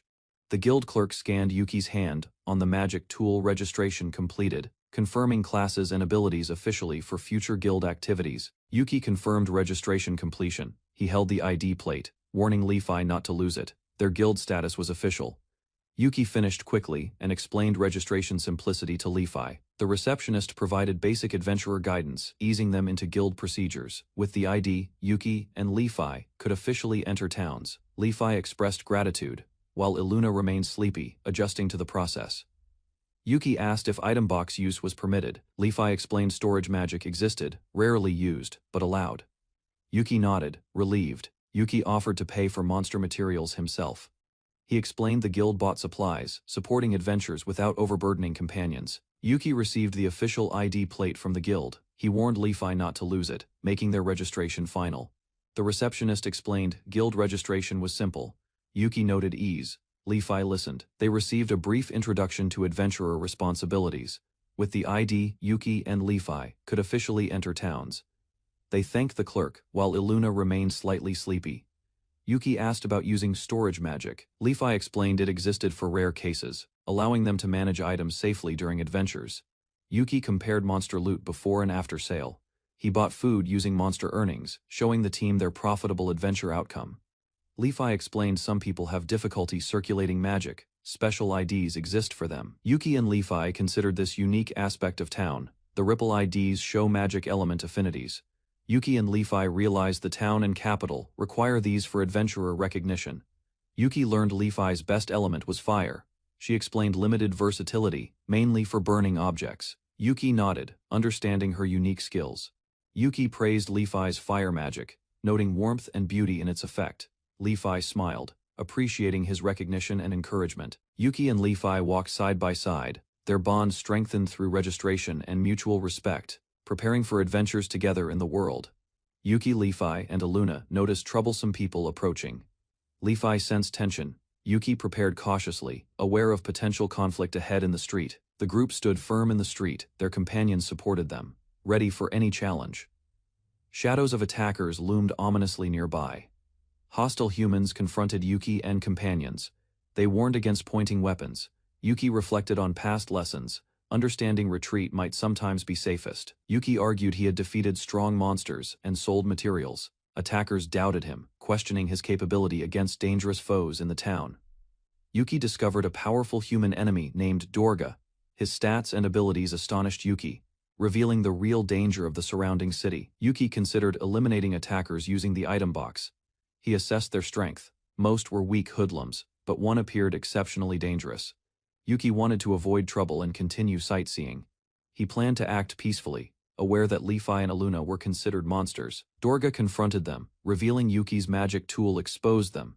He warned a demon causing harm would trigger soldiers to intervene immediately. Dorga demanded money and women to remain silent.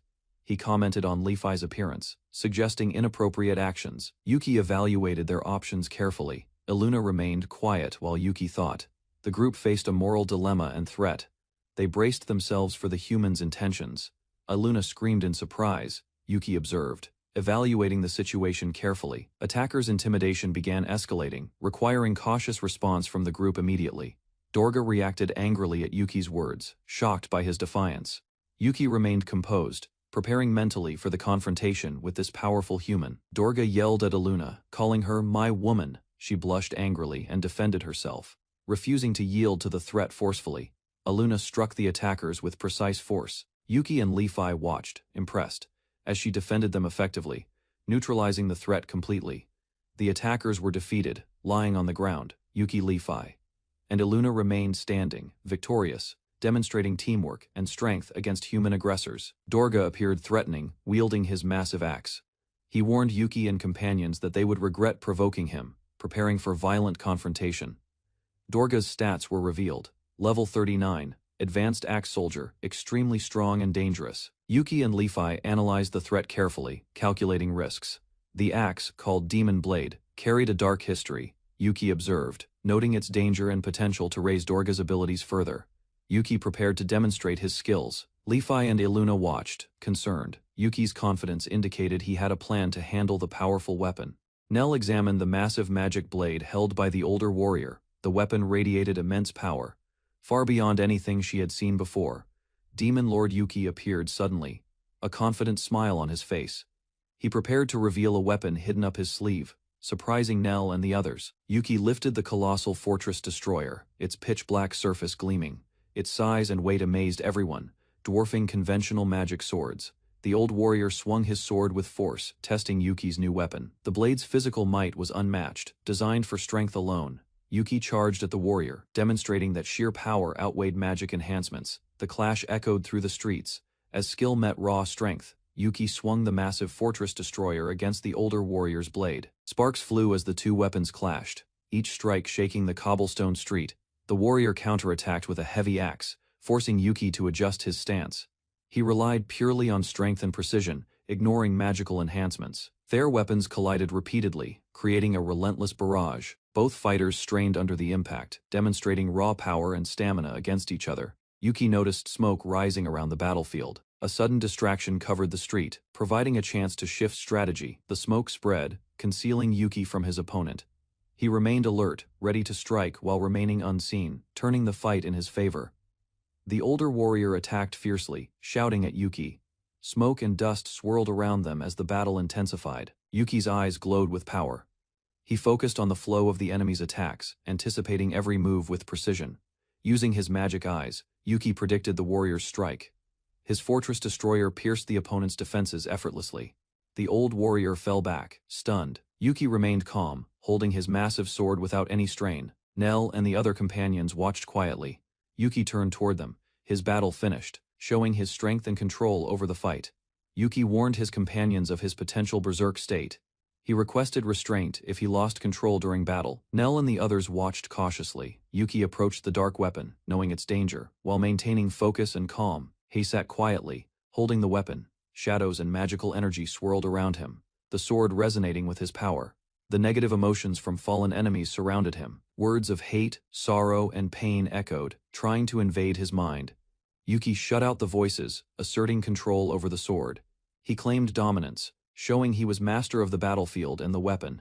Yuki raised the dark weapon, shouting that only he could wield it. His determination radiated outward, overpowering all negative influences. Nell examined the weapon, planning to reforge it later into something stronger, showing careful attention to Yuki's tools. Nell asked if Yuki was unharmed inside. He reassured her, showing his control over emotions and his power in battle. Another companion confirmed that Yuki was unaffected by curses or magical influence. Peace returned as the tension eased. Nell teased Yuki about his anger. Yuki smiled, slightly embarrassed, signaling the battle's end, and a calm resolution among the group. Yuki appeared embarrassed after speaking out, glancing at the companion beside him. The group acknowledged his words with quiet affirmation. He apologized for his statement, explaining his intent had been to reassure his companions during the fight. Nell touched Yuki's face gently, telling him not to apologize, and showing that his words had made her genuinely happy. Yuki looked flustered, suggesting they move on. The companions walked together, sharing a lighter, calm moment after the battle. The group continued down the street. The city buildings loomed overhead, signaling the end of the confrontation and the return to daily life. City guards appeared, shouting orders. They demanded obedience, threatening to treat Yuki and his companions as rebels if they refused. Nell, Yuki, and the others stood silently, surprised by the sudden confrontation. They assessed the situation, prepared for whatever action might be necessary. Yuki encounters a group of people lying unconscious in the alley. He raises his hands, explaining he was only defending himself from thieves. The city guards arrive. The chief recognizes that Yuki is truthful. They identify the fallen as criminals with prior records. The guards apologize for troubling Yuki and offer to guide him to the governor's mansion. Yuki remains calm and cooperative, prepared for the next step. Leficios walks alongside Yuki, expressing her preference for a simple meal before official matters. They approach the grand mansion together. Inside the mansion, Yuki meets the governor. The formal greeting signals the start of important negotiations, while Yuki remains composed. The governor holds a dagger, trembling in fear. He pleads for his citizens' safety, expecting vengeance, but Yuki remains calm, signaling a discussion rather than violence. Yuki explains that he came to investigate, not to harm. The governor realizes Yuki has no intention of random killings, easing his tension. Yuki questions the governor about who secretly controls the king, aiming to uncover the true power behind the country's unrest. Yuki explains the top echelon's ability to manipulate armies and the church, clarifying the stakes of political maneuvering. Shiai, the Holy Knight, introduces herself as the hero of the current generation, formalizing their purpose in the mansion. Shi explains how she attempted to subjugate a target but was defeated. The governor is surprised and questions why a hero accompanies a demon lord. Shi and Yuki clarify they came to verify facts, not act on personal vengeance. The governor acknowledges the hardships they faced and contemplates the unusual situation. Yuki asks who is causing all the turmoil. The governor angrily clenches his fist, frustrated by the country's hidden power struggles. The governor admits he cannot reveal the true instigators, maintaining secrecy despite pressure. Suddenly, Yuki's magical aura flares, startling the governor and Shi, emphasizing his power and presence. Yuki threatens the governor, suggesting he could destroy the city to get answers. The governor remains composed, refusing to endanger his people. The governor declares Yuki useless to him, indicating the conversation has reached a stalemate. Yuki absorbs the statement calmly, preparing for the next step. Yuki and Leficios prepare to leave, deciding to take a break and get some food after the tense negotiation. The governor silently watches them leave. Leficios excitedly thinks about skewered meat, while Yuki plans sightseeing before returning. Shishi sets up the next meeting, reminding Yuki to meet in front of the governor's mansion tomorrow, to continue their investigation. Shishi and the governor reflect on Yuki's actions. Shidi notes his power is extraordinary, yet he remains calm and non-aggressive. Yuki's abilities are shown to be protective rather than destructive. He uses his strength to safeguard himself and those around him. Shi finds it hard to believe someone like Yuki could be the feared demon lord, given his restraint and sense of justice. The governor finally reveals the instigator behind recent conflicts, Prince Ryuto, who aims to conquer the haunted forest. Shi is shocked by the revelation. The haunted forest holds untapped resources, motivating the prince's ambitions and setting up future challenges for Yuki and companions. Shi and the governor discuss the noble's growing influence. The governor explains that even the upper army echelons cannot stop them and questions if the king is aware. The king, portrayed alone in the throne room, is described as kind but unaware of others' ill intentions, making him a mediocre ruler in political affairs. The governor expresses frustration at the lack of awareness regarding threats. Shi plans to consult the church's holy knights to ensure proper guidance for the kingdom. Scenes shift to the city streets. Citizens move about while Yuki and Leficios prepare to continue their investigation. Yuki explains the prince's manipulations clearly. An evil ear dungeon monster is revealed, able to relay information to the dungeon master, indicating Yuki's monitoring and intelligence network. Yuki walks through the market with Leficios, showing her the 27 secret devices he has collected. Leficios is impressed but mostly interested in the snacks. Yuki contemplates the prince, realizing that attacking him directly could spark a full-scale war due to heavy city defenses and political implications. He decides that even if war breaks out, Leficios' presence ensures their safety. Yuki carefully considers strategies to protect his allies. Leficios relaxes in the dungeon, enjoying leisure time and snacks, reflecting Yuki's intention for her to have a peaceful life. Yuki resolves to protect the city with his own power, prioritizing everyone's daily life and avoiding unnecessary conflict, even if it means personal sacrifice. Yuki contemplates what he should do next. Weighing his options carefully, his determination to act responsibly is clear. Leficios offers to help Yuki finish his meal, showing her supportive and gentle nature. Yuki acknowledges her presence silently. Walking through the streets, Yuki silently resolves to protect the peaceful lives of the citizens, rejecting external pressures or temptations. The group is confronted by a city guard who recognizes Yuki. His identity as a demon lord begins to stir shock and fear. The guard's reaction highlights Yuki's growing reputation. Yuki remains composed, reinforcing his intent to safeguard the city without unnecessary conflict.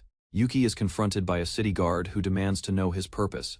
Yuki quickly signals for silence, maintaining calm composure. Yuki explains that he simply wishes to have a small discussion with the local governor, keeping his intentions peaceful and focused.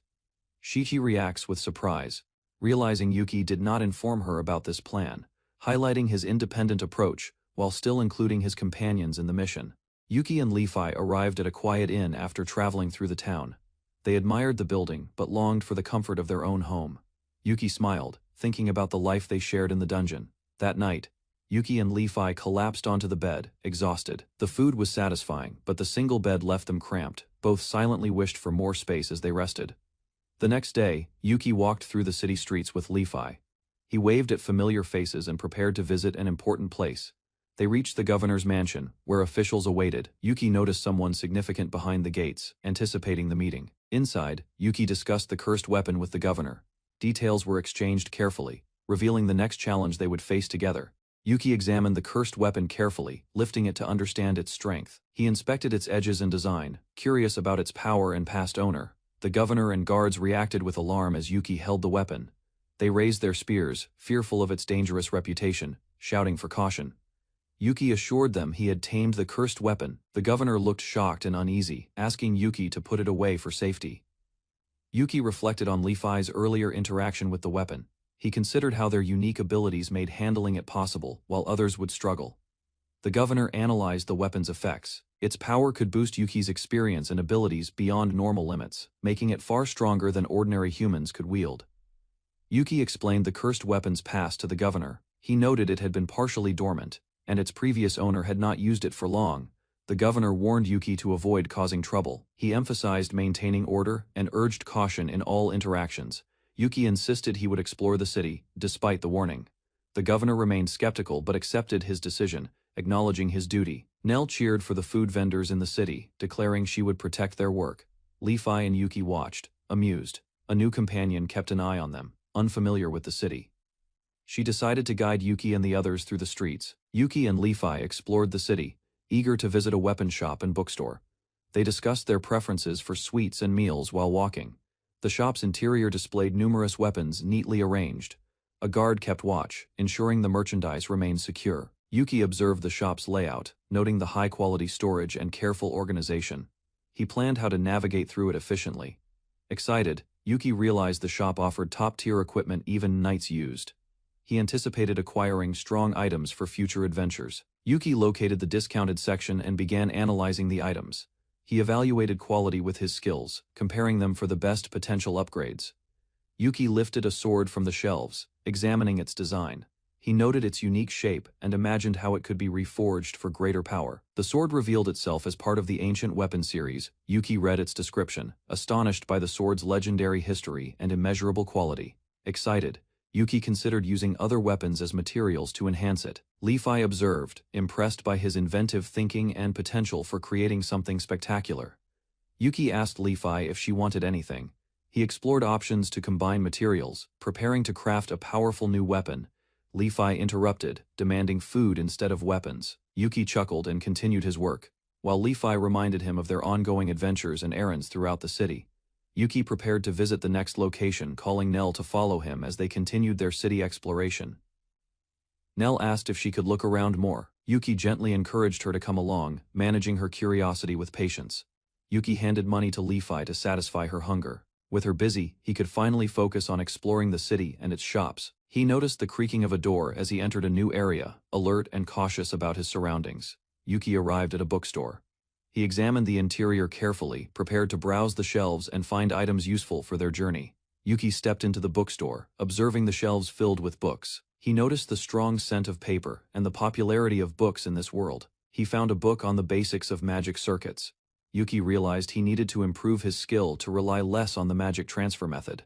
Excited, he imagined creating a weapon with multiple enchantments. His enthusiasm grew as he pictured combining effects like paralyze, poison, burn, sleep, and freeze.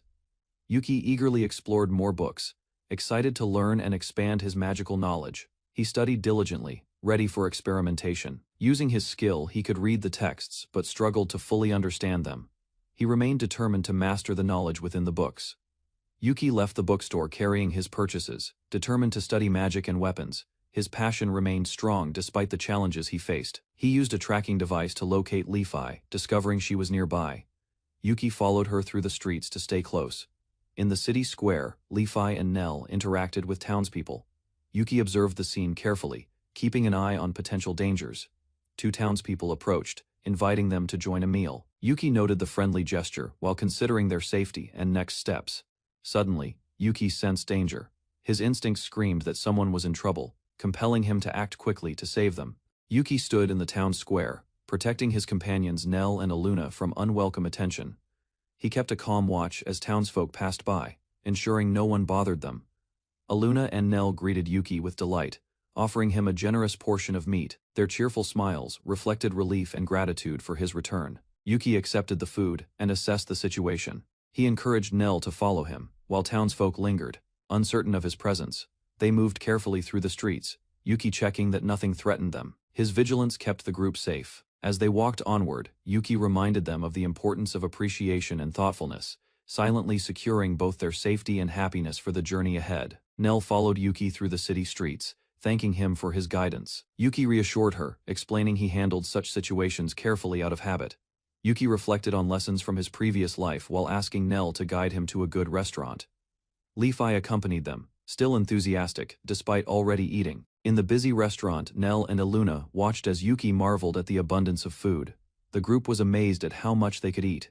Yuki and Levi dug into the meal with hunger and delight. He noted differences in mana density, showing his awareness of the world's magic. Aluna commented on Yuki's constant alertness, observing how his body compensated for past struggles. The group shared a quiet moment, enjoying both food and camaraderie.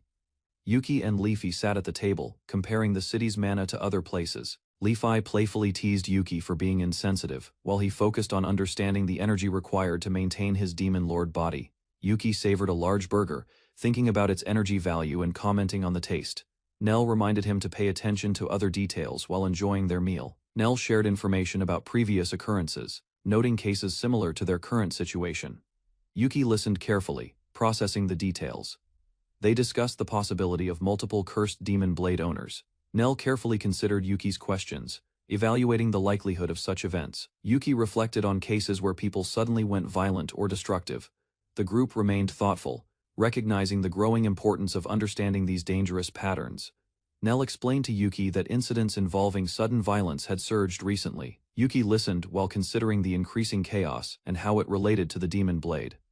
Yuki examined the image of the demon blade, understanding it was connected to the surge of violent events in the city. Observing the city guards and commotion through a window, Yuki realized the city's noise reflected the unrest caused by these mysterious events. He contemplated that someone might be spreading forces causing people to lose control, similar to the effects of the demon blade. Yuki reassured Nell and Aluna, warning them to be cautious while sightseeing.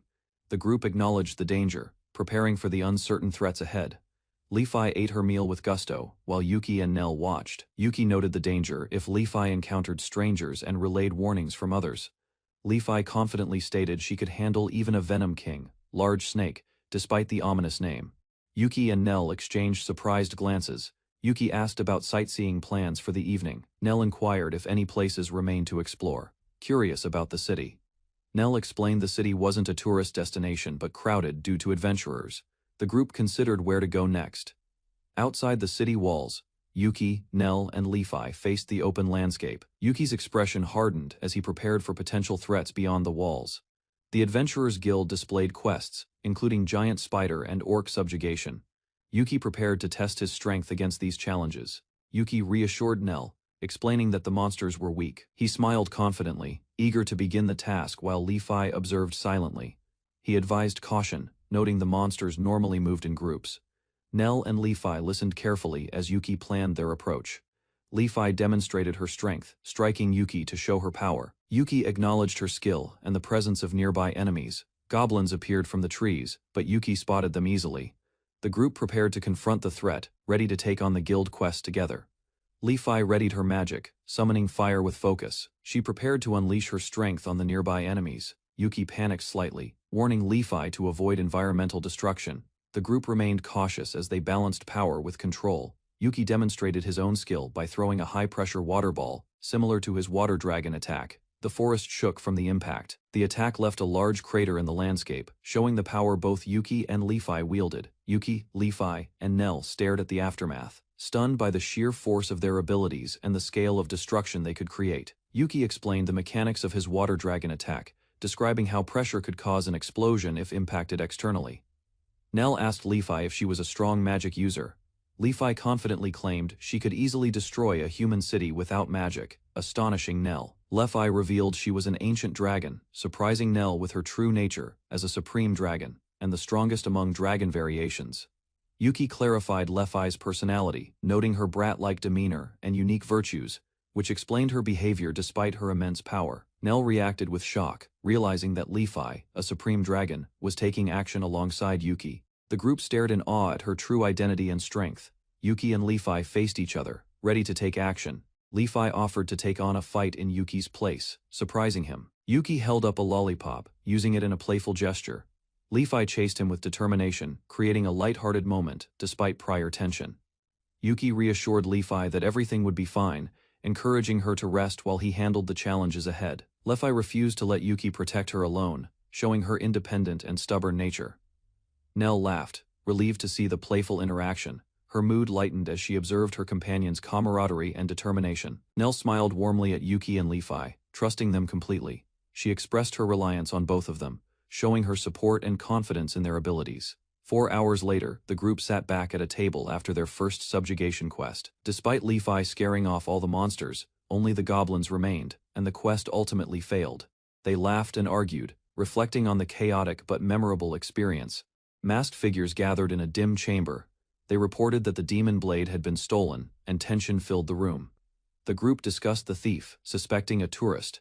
They questioned whether the governor was involved, trying to make sense of the unexpected loss. They debated options, considering brainwashing the thief. Some doubted the plan, noting the thief's strength and resilience against the demon blade. A change of plan was declared. The group decided there was no need for restraint and prepared to act decisively.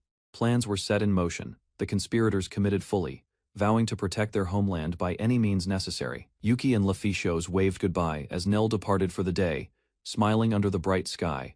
Their home felt lighter without immediate danger. They walked through the quiet village streets, noting how well Nell had adjusted to their unusual household and routines. They reflected on the absence of others, feeling the day was unexpectedly peaceful and enjoying the calm surroundings together. Laficios admitted she felt a strange disappointment in someone's absence. Yuki appreciated simply walking alongside her without rush. They pondered how much had happened in less than half a year, yet their bond felt timeless, stronger than days counted. Yuki warned himself to conserve energy for emergencies, avoiding chores. Suddenly, a loud scream pierced the street, startling him. Laficios and Yuki noticed a girl running toward them, panicked, while shadows and tension filled the village streets. A man appeared, holding a sword wildly, yelling about a monster. Yuki stayed calm, assessing the threat. The man attacked violently. Yuki reacted instantly, stopping him with precise action before he could harm anyone. The attacker collapsed, trembling and defeated. Yuki and Laficios remained composed, the village quieting as danger was swiftly neutralized. Yuki and Laficios noticed something strange. Yuki's magic eyes were urged to detect the source, alerting them to danger. The possessed man became enveloped in dark magic, revealing he was controlled, despite being already dead. Yuki reflected on his experience with necromancers, realizing the attacker was no longer human, relieved it was not alive. Laficios explained it was a zombie, clarifying that the caster responsible was unseen, and Yuki analyzed the threat cautiously. She instructed Yuki to ensure all bodies were completely destroyed. They planned to eliminate the undead and the caster safely. Yuki prepared to intercept the manipulated man, realizing magic was controlling him. He acted quickly to avoid harm. He concentrated, using a larger magical force to take over the control and stabilize the situation. The man collapsed, and Yuki observed, relieved that the threat was from necromancy, not a living human. Laficios explained that the necromancer's actions were malicious, and all controlled bodies needed to be neutralized completely. Yuki decided to alert the guards using the bell, ensuring the village could respond and remain safe from further threats. A bell rang urgently, signaling an emergency. Yuki learned that dragons were approaching the city, prompting immediate evacuation. Yuki planned to use concealment magic to scout the city from above. Laficios remained behind, observing the unfolding events carefully. Dragons appeared in the sky, their wings spreading wide. Yuki prepared to act swiftly to counter their threat. Nell urged villagers to run. She used her holy magic, Turn Undead, to command the undead attacker to return to its realm. Information appeared, explaining the undead phenomenon. Yuki and Laficios absorbed the details, understanding how to fight these supernatural threats efficiently. Nell realized that undead were appearing in the city, and even victims were rising, hinting at someone manipulating events behind the scenes. She regretted parting from Yuki and Laficios when the chaos began, knowing she needed to act quickly. Determined, Nell resolved to think and move strategically, aiming to save as many people as possible from the undead threat. City guards prepared defenses, instructed not to break formations, holding the line against the encroaching threat. The governor's mansion reinforced its defenses, guards standing ready to protect against the undead assault, while Nell took initiative. Guards coordinated the city's defense, managing refugees and reporting the situation. Leaders assessed the threat of undead in the streets. The governor instructed commanders to prioritize taking care of citizens, then proceed to the city center where the uprising was strongest. Leaders rallied the soldiers, motivating them to reclaim the city from undead forces while maintaining morale and order. Veteran soldiers reflected on past battles, comparing the current undead threat with previous wars and skirmishes. The governor resolved to act for his citizens, preparing to personally swing his sword to protect the city and its people. Yuki looked down at the town square from above, noticing terrified villagers running from approaching dangers. The chaos was overwhelming as he observed from his wings, understanding the severity of the attack.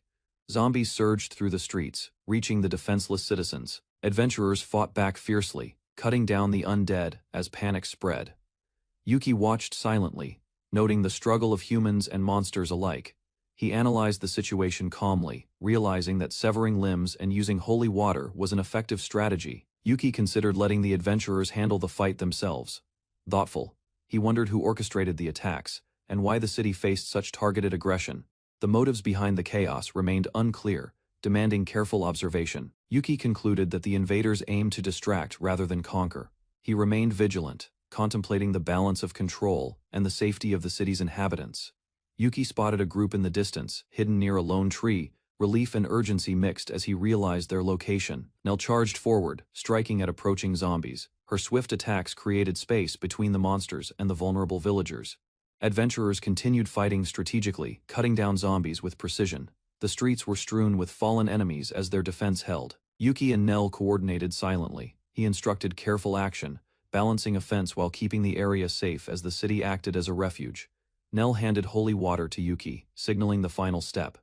Together, they ensured the zombies were neutralized and the villagers secured. Yuki held a high-grade mana potion, preparing to act against the hidden threat. Nell looked surprised, trusting his judgment. Yuki assured her he would handle the incoming group. Nell agreed to stay behind, ready to support when needed. Nell expressed willingness to do anything in return for Yuki's plan. He considered her offer carefully, noting her dedication. She realized her words might be misunderstood. Both paused, tension and worry blending with the urgency of battle. Nell quickly clarified her limits, warning Yuki not to overstep. He nodded, respecting her boundaries while planning the next move. Yuki gently patted Nell on the head, signaling trust and asking for guidance through the city. From a distance, 5 hooded figures were spotted near a lone tree, watching silently. The figures moved closer, their intentions unclear, creating tension as Yuki observed and prepared. Yuki focused on the approaching group, assessing their numbers and planning a strategy to confront them. With swift movement, Yuki attacked the hooded figures, cutting through their advance and readying for the upcoming battle.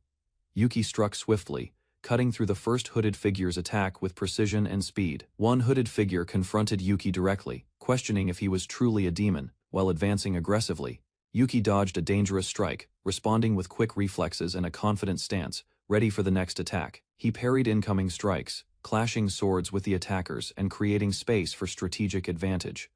A foe attempted to summon reinforcements, but Yuki stood firm, prepared to block the ritual and maintain control of the battlefield. Yuki faced a summoning circle filled with monstrous beasts, including a bear, wolves, and a large feline. He assessed their strength and gross appearance, noting they were far stronger than the undead sent to the city. The enemy commander panicked as Yuki's control of the battlefield became evident. Realizing the danger he underestimated, Yuki ran toward the enemy, refusing to let them execute their plan, moving swiftly to counter the summoning. He dodged a hidden trap, landing safely while remaining prepared to engage the monsters and any further attacks. Yuki focused intensely, gathering all his magic power to perform a dispel spell capable of destroying the enemy's magic configuration. He landed a decisive strike against the enemy, ending the confrontation and demonstrating the overwhelming strength of the demon lord within him, leaving the foe defeated and powerless.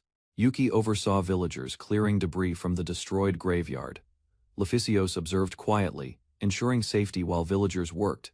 The town slowly recovered from past attacks, rebuilding with determination. Iluna carried supplies, consulting a map to coordinate reconstruction.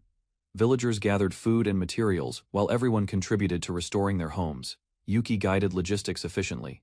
Yuki and Leficios reviewed the progress of rebuilding. The town remained damaged but functional. Yuki ensured injured people received care and that corpses were handled respectfully. Leficios identified a dangerous figure from previous encounters. Yuki prepared cautiously, remembering the threat. Iluna observed closely, analyzing their next move. The governor's plan unfolded as Yuki and companions awaited intelligence from captured enemies. Strategy and negotiation began, with the town's safety depending on careful decisions.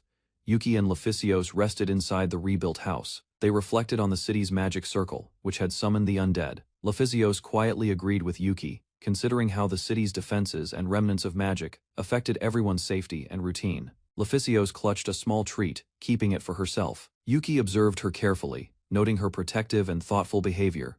Yuki reached out, offering a piece of the treat to Leficios. She hesitated, then accepted it cautiously. Leficios finally tasted the treat. Both felt the simple comfort of sharing, a brief moment of peace amid their ongoing responsibilities. Yuki showed Leficios a ring he had bought for her. The ring could adjust to her dragon form, preventing it from breaking. Leficios questioned if she needed to wear it all the time. Yuki explained she could wear it whenever she liked. Yuki noticed Leficios' hand returning to normal size. He realized the timing was perfect for giving the ring. They sat outside while villagers passed by. Yuki and Leficios prepared for a quiet moment, sharing the present privately. Leficios accepted the ring. Yuki placed it on her finger, and they sat together peacefully, enjoying the rare calm evening. Leficios reached for glowing lights in the night sky, enjoying a moment of calm. Yuki watched quietly beside her. Leficios smiled at Yuki and spoke softly, holding his hand as they sat together. Yuki's heart felt lighter. She expressed her happiness, thanking Yuki for the thoughtful gesture. Yuki quietly acknowledged her gratitude, feeling satisfied with her joy. Yuki and Leficios traveled back to their village. The landscape reminded them of home, signaling safety and comfort ahead. Iruna ran to Yuki with joy, and he returned her enthusiasm. Everyone felt reunited, the family home welcoming them warmly again.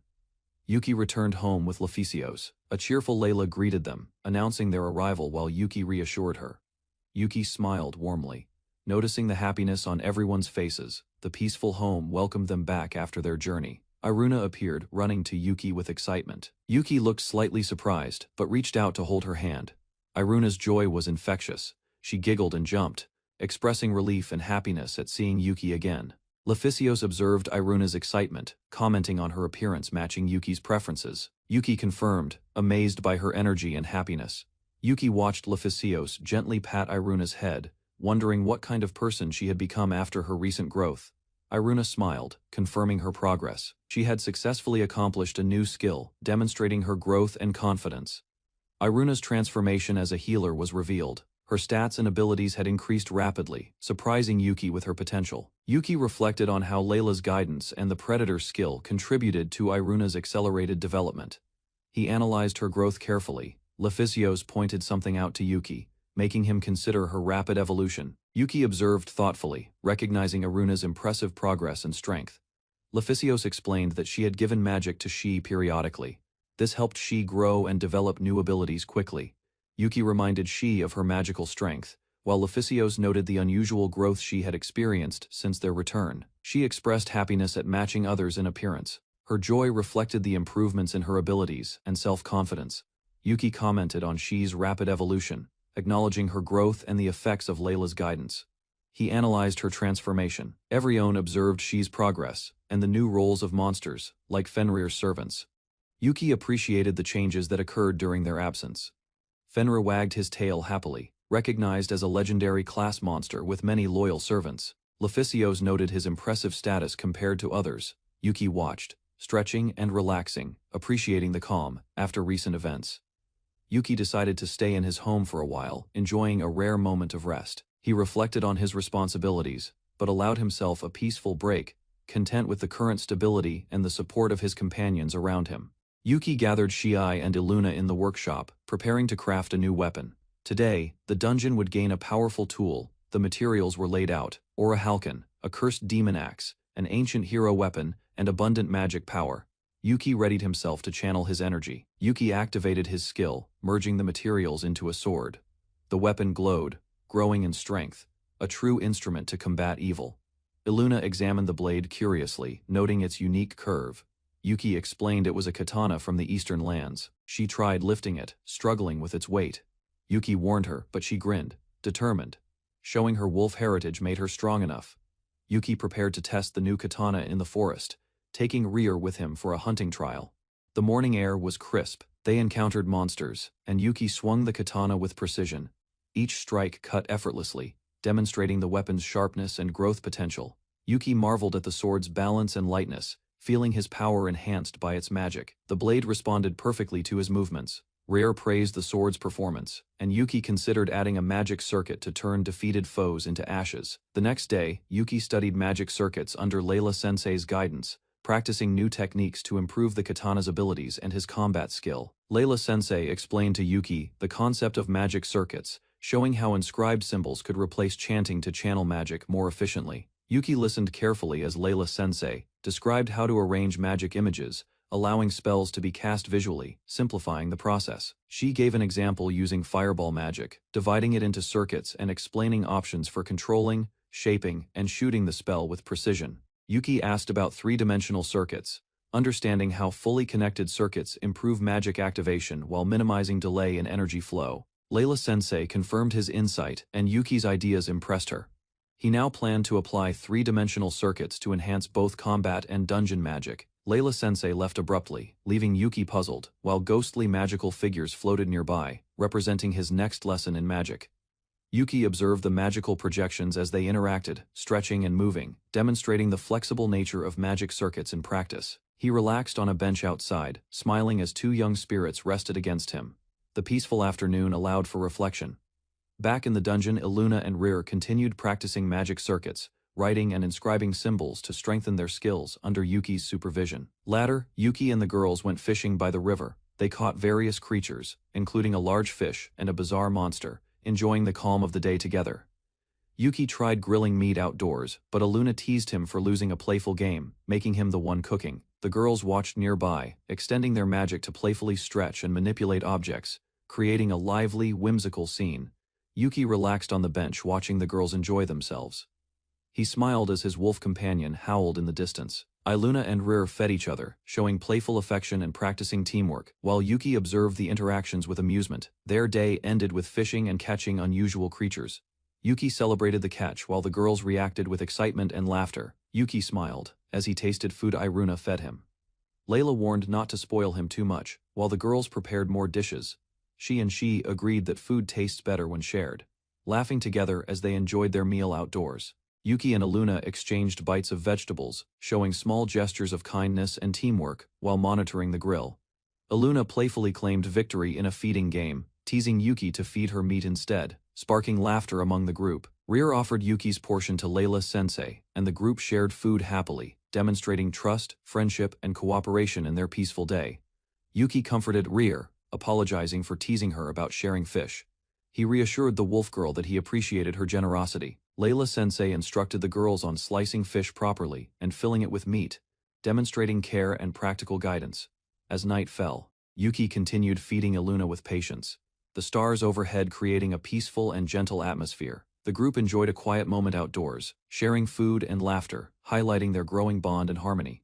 News arrived of a coup d'état, a sudden disruption that drew attention away from their peaceful life, signaling trouble in the kingdom. Yuki realized he had let his guard down, feeling the tension of responsibility as the kingdom's political crisis began to weigh on him. She reflects on the recent disturbances, realizing the Demon Blade incident and undead uproar were mere distractions. Yuki considers how Alfiro's army was manipulated with drugs and brainwashing magic, preventing them from revealing crucial information. She notes the capital is controlled by the prince's faction, with the king and princess missing, leaving no immediate course of action. Yuki worries about the high probability of a prince-led invasion, recognizing the danger their army poses. He turns to Shi, questioning the church's plans as they prepare for the next move. She worries that the hard-headed prince will pressure the church if he gains political power, basing her concern on his past actions.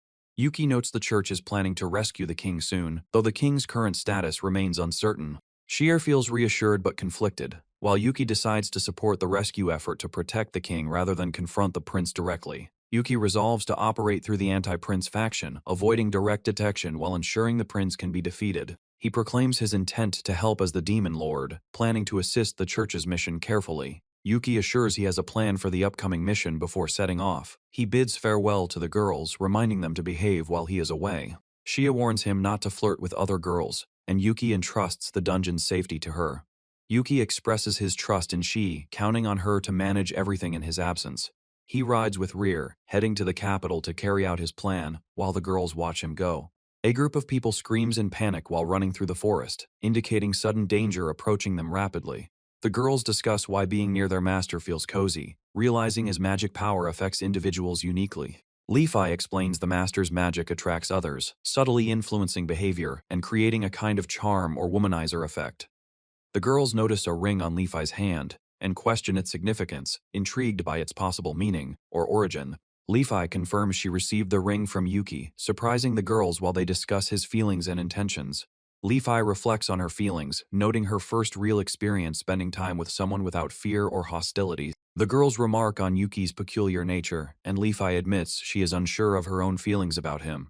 During the night, they discuss how Levi and Yuki first met, recalling the unusual circumstances that brought them together. Yuki and she travel toward their destination, noting their faster progress compared to traveling by horse for 2 days. The group arrives at capital Alshil, preparing to continue their mission as the fortified city gates come into view. Yuki and she observe the castle gates and guards, wondering how they can enter the heavily secured capital without being noticed. She panics seeing tightened security, realizing the difficulty of getting inside, while Yuki remains calm and evaluates the situation. They discuss the emergency-only magic tools previously planned to conceal their approach, originally meant for meeting with the church's knights. Yuki and she confirm their plan for after entering the capital, acknowledging the limitations of their stealth approach. Yuki uses his stealth skill, carrying she as they attempt to scale the walls and bypass the guards unseen. She panics as Yuki instructs her to stay quiet while he carefully maneuvers them over the castle walls. Yuki and Shai fly above the castle walls using wings, startling Shai as they see the guards below. Shai reacts to a sudden voice, but Yuki reminds her to stay silent, keeping their stealthy approach intact. Guards notice something from above, calling for more light and alerting others, increasing tension for Yuki and Shi. Yuki explains that the guards are now alert, anticipating the next steps as Shi questions his plan. Levi observes the city below as Yuki plans their descent, preparing to enter the castle undetected, despite looming danger. Yuki and Shi launch toward the castle, beginning their assault, announcing themselves as the Demon Lord and Hero duo charging in. Demon Lord Yuki persuades Nell, the hero, to abandon attacking his dungeon, gaining her support and trust for future plans. Yuki discovers someone is interfering with the dungeon and travels with Nell to the royal capital to confront the culprit. Nell becomes frustrated when Yuki warns her not to raise her voice, leading to tension between the two companions. Despite Nell pouting, Yuki convinces her to wait, as approaching guards force them to pause their argument temporarily. Nell clicks her tongue at Yuki and guides him toward the royal guards, leading them deeper into unfolding danger. Yuki and Nell walk through the capital, noticing the city is unusually quiet, residents hiding in fear due to current affairs. Yuki notices a mysterious object and explains it's a disguise mask, preparing to conceal his identity while exploring the city. Yuki proudly wears the mask, hiding his face from the church and others, feeling amused and cautious as a demon lord. Yuki advises Nell not to worry about hiding her face, explaining he will act independently while she observes carefully nearby. Nell reacts to Yuki's cool mask, pointing out a critical direction, while Yuki thinks about gathering more information subtly. Undead creatures appear in the streets, wandering fearfully as chaos spreads, signaling that something dangerous is threatening the capital unexpectedly tonight. Yuki observes the situation, realizing there are too many enemies, and decides to take a detour with Nell to stay safe. Nell asks Yuki about the undead, questioning why guards allow them to roam, while Yuki evaluates the unusual city behavior. Yuki explains the events were intentional, not accidental, and Nell reacts, preparing to confront the approaching undead using magic or strategy. Yuki demonstrates sacred magic learned from the church, turning undead creatures, while Nell watches, surprised by the power and effectiveness. Yuki disgustedly handles undead, while Nell chants a spell, turning the undead and impressing Yuki with her magical effectiveness. Nell gets flustered when Yuki notices her fear, scolding him while insisting she can handle undead, but not ghosts properly. Nell explains her concern, arguing that purification magic might work, while Yuki questions whether she's too scared to move forward. Nell reaches a building, weaving and preparing carefully, indicating a plan or destination as Yuki observes her methodical approach. Yuki and Nell arrive at the church entrance, presenting the hero's sigil, and following proper protocol for safe entry. Yuki is excited about the secret organization feeling, while Nell runs ahead, reaching someone important in the building unexpectedly. Nell hugs the person, expressing relief and gratitude, while Yuki watches, impressed by the emotional reunion and the mission's success. The person introduces themselves as Kalata-san, offering reassurance and praise to Nell for completing the dangerous mission safely.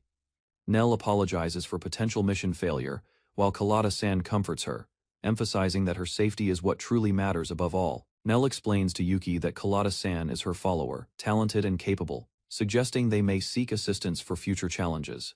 Kalata-san questions Yuki's trustworthiness due to his mask, while Yuki introduces himself confidently as Y, the assistant for their mission. Nell and Kalata-san discuss Yuki's intentions, realizing he may be trustworthy. They prepare to enter while understanding his potential abilities.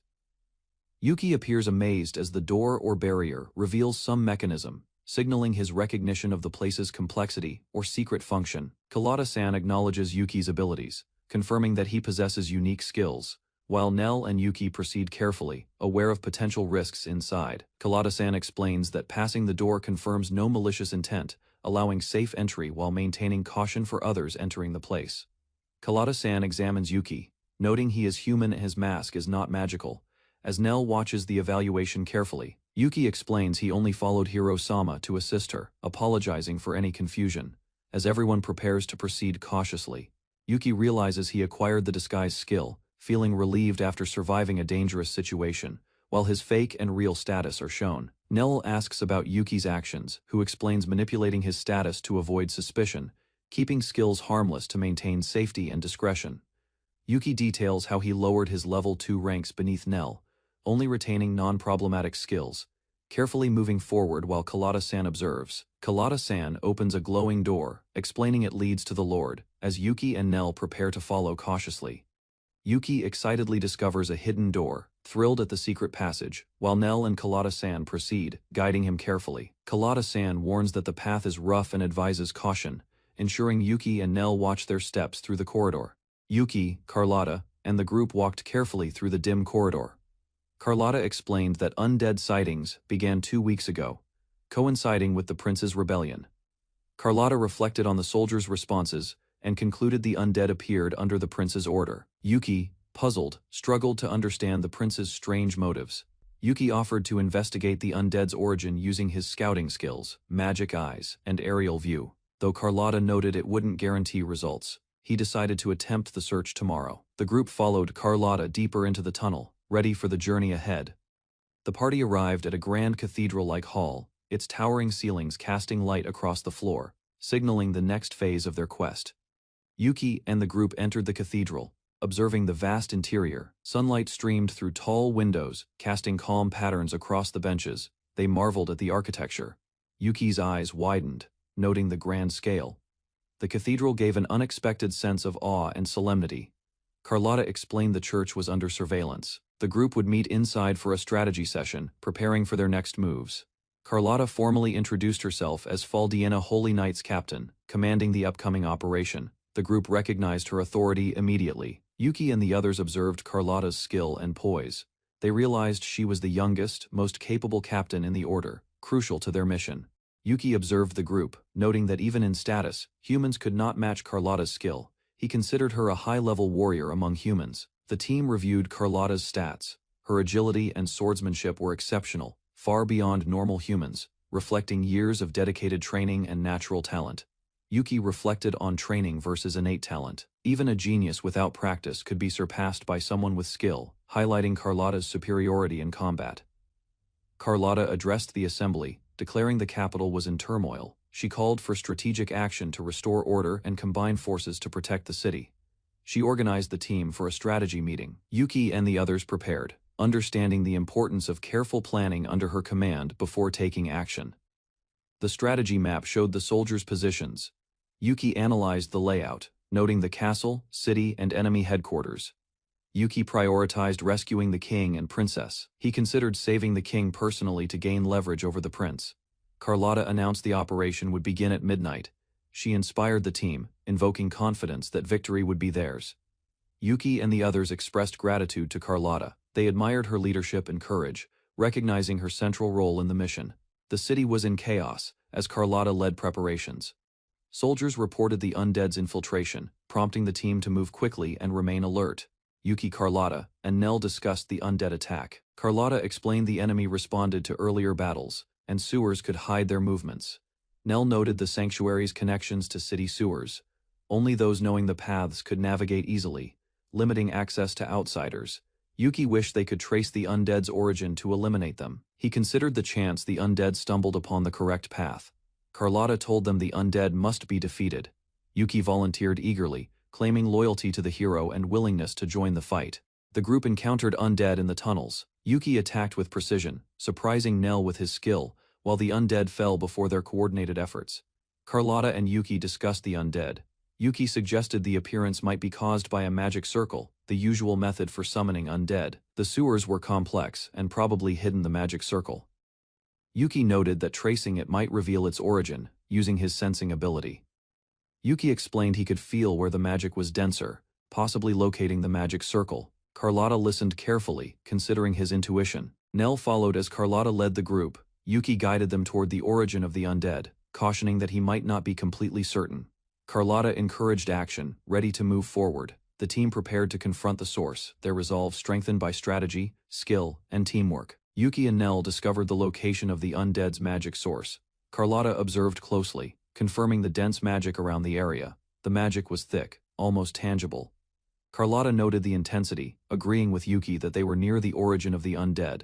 The trace of the magic stopped suddenly. Yuki suggested it might be their turn to act. Carlotta nodded, readying the group for action. Carlotta found a hidden keyhole and movement in the wall. The team prepared for what lay beyond, following her lead. Carlotta attacked decisively, cutting through an obstacle as Yuki and Nell supported her. The team moved forward, closing in on the source of the undead. Carlotta cut through a stone wall with precision. Yuki and Nell watched in awe as she created a passage to advance further. The team reached a foul-smelling area. Carlotta instructed some soldiers to stay behind and secure an escape route, while she led the group onward. Carlotta checked on Yuki, Nell, and the masked companion, ensuring they were ready. The group prepared to confront the undead beyond the wall. Ahead, hordes of undead appeared. The group faced a terrifying sight, readying themselves for battle as the creatures advanced. Yuki, Levi, and the others entered the underground chamber and discovered countless undead wandering silently inside the ruined dungeon corridors together. Levi noticed the missing magic circle, while Yuki realized the prince's faction abandoned corpses there, allowing dark magic to create undead. Yuki examined the room carefully and identified 6 stakes forming a hexagram magic circle that continuously controlled and revived the undead. Yuki explained the structure of the magic circle and determined destroying 2 stakes would break the triangles, maintaining the undead spell. While the others prepared to remove the stakes, Yuki decided to confront the undead alone and protect everyone during the operation. Yuki released a massive water current inside the dungeon, sweeping the undead away while Levi and Nell watched his unexpected strategy carefully. Nell and Carlotta quickly charged forward together after Yuki created an opening, preparing themselves to destroy the stakes, supporting the magic. While Yuki controlled the flowing water, Levi and the others fought through the remaining undead and protected the path toward the stakes. The heavy wooden stakes finally broke apart after repeated attacks, causing the hexagram magic circle to collapse across the flooded underground chamber. After the undead stopped moving completely, Nell celebrated beside Carlotta, while Yuki quietly admired how easily they removed the buried stakes. Carlotta explained that some undead still moved because they had transformed into monsters after remaining undead inside the capital for many years. After destroying the magic circle, Carlotta thanked Yuki and guided the group toward their rooms, while the underground chamber finally became peaceful again. Far away inside a dark mansion, a mysterious figure calmly accepted the failure and prepared to begin the final stage of the hidden plan. Outside the dungeon, Yuki jokingly acted like an evil demon lord, causing nearby children to scream and run away laughing in fear together. Yuki gently comforted the frightened children afterward while they played hero together, pretending to defeat the terrifying demon lord with imaginary holy attacks. After playing with the children, Yuki admitted he could not remember every hero role, while Nell noticed how much they already liked him. Yuki offered Nell a spare demon lord mask, but she happily refused and joked that serving beside him was already popular enough. Carlotta visited the orphanage administrator, Fernie, who explained the church had always supported the children despite the difficult situation caused by war. Fernie worried because the orphanage had no food left for guests, while hungry children continued waiting patiently inside the crowded building together. After learning merchants could not enter the city during the war, Yuki realized the food shortage was becoming a serious problem everywhere. Yuki carried large amounts of monster meat into the orphanage and prepared hot stew, believing nobody could continue surviving the war while starving. The children lined up happily as Nell distributed stew beside Yuki, who personally handed meat portions to everyone waiting patiently outside together. The children admired Yuki's strange demon lord mask, while Carlotta realized he was cooking expensive spices together with unusual monster meat for everyone. Yuki explained he could hunt monsters any time and treated the meal as repayment for staying there, refusing to worry about the valuable spices. As the smell of meat spread across the city streets, Carlotta noticed Yuki acted naturally around children because of someone important from his past. Yuki noticed starving townspeople gathering nearby while Fernie protected the children, and he immediately thought of another way to provide food for everyone. Standing before the exhausted crowd, Yuki grinned confidently and asked whether the hungry citizens wanted to eat fresh meat together with the children. The starving townspeople hesitated briefly before loudly accepting Yuki's offer, their excitement spreading quickly throughout the crowd. After hearing about the meat, after hearing their answer, Yuki happily decided to feed everyone, and prepared the townspeople for the unusual task he planned to assign them. Yuki revealed a monster beast before the crowd and announced that anyone wanting a share of meat needed to work hard for it. The townspeople worked together preparing monster meat while Yuki watched happily. Pleased that everyone finally had enough food to continue surviving the war, Yuki promised to feed every commoner willing to help, joking comfortably while the exhausted workers enjoyed the freshly prepared meat beside him. As more citizens gathered to eat and celebrate, Nell realized the orphanage grounds had slowly transformed into something resembling a lively city festival. Carlotta quietly smiled, after seeing the citizens laugh again for the first time in many months, while Yuki continued acting strangely cheerful nearby. The peaceful gathering suddenly became noisy when armed soldiers arrived outside the orphanage, demanding to know the reason behind the growing public commotion everywhere. The soldiers warned everyone that all food belonged to the nation during wartime, and threatened to brand the citizens as dangerous rebels afterward. A royal soldier accused the villagers of hiding food from the kingdom. Li-Fi listened calmly, while the crowd became increasingly uncomfortable nearby. Yuki silently watched as Li-Fi explained that the monsters were hunted personally by her, making the soldiers' accusations meaningless and unfair. The soldiers defended the kingdom's food policy and demanded obedience. Li-Fi questioned why starving civilians never received the army's collected supplies afterward. One soldier mocked the villagers and insisted honor meant obeying orders without complaint. His arrogant attitude angered everyone standing around him there. The army declared they would seize all remaining food. Yuki realized the soldiers only cared about satisfying their own greed completely. Li-Fi calmly insulted the arrogant knight after hearing his threats. Her confidence frightened the soldiers standing proudly before the villagers nearby. Yuki quietly wondered why the foreign soldiers stayed with the army, despite Li-Fi possessing enough strength to defeat them effortlessly alone. Yuki discovered someone secretly observing the church area. He realized the soldiers intentionally provoked civilians to create chaos and conflict there. A hooded man purposely bumped into a young girl nearby. Yuki understood the soldiers wanted the civilians to attack first publicly. The furious knight suddenly raised his weapon toward the frightened girl. The situation quickly escalated as panic spread throughout the crowded street. Yuki quickly kicked the attacking knight away before the weapon reached the frightened girl. The crowd watched the sudden counterattack silently afterward. Li-Fi immediately struck another soldier, while a young girl fired her weapon confidently. The villagers finally resisted the army's violent behavior together. The angry villagers surrounded the defeated soldiers and celebrated loudly. The soldiers realized they had completely lost control over the frightened civilians. Yuki decided to chase the suspicious observer before news about the conflict spread further. He left the villagers under Li-Fi's protection afterward. Before leaving, Yuki calmly asked the villagers to feed the hungry child again. The tense atmosphere slowly became peaceful once more afterward. Carlotta watched Yuki leave and admitted his abilities impressed her greatly. She realized Nell trusted him enough to secretly protect the church.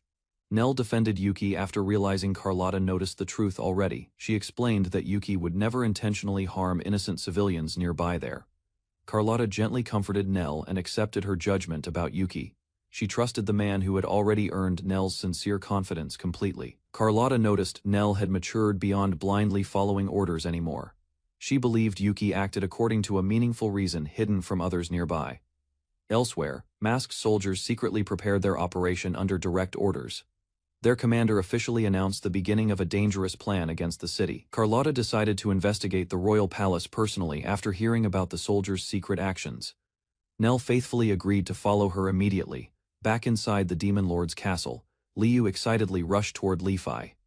Meanwhile, Li-Fi quietly planned an unusual performance for someone important soon. Liu proudly revealed an idea for helping Li-Fi grow closer with Yuki. Li-Fi became completely confused by the sudden strange discussion afterward there. Liu reminded Li-Fi about her uncertain relationship with Yuki, before explaining her plan carefully. Li-Fi listened quietly while becoming increasingly embarrassed inside herself. Lu enthusiastically prepared special lessons before Yuki returned to the castle again. Li-Fi nervously wondered why an advisor suddenly became necessary for this.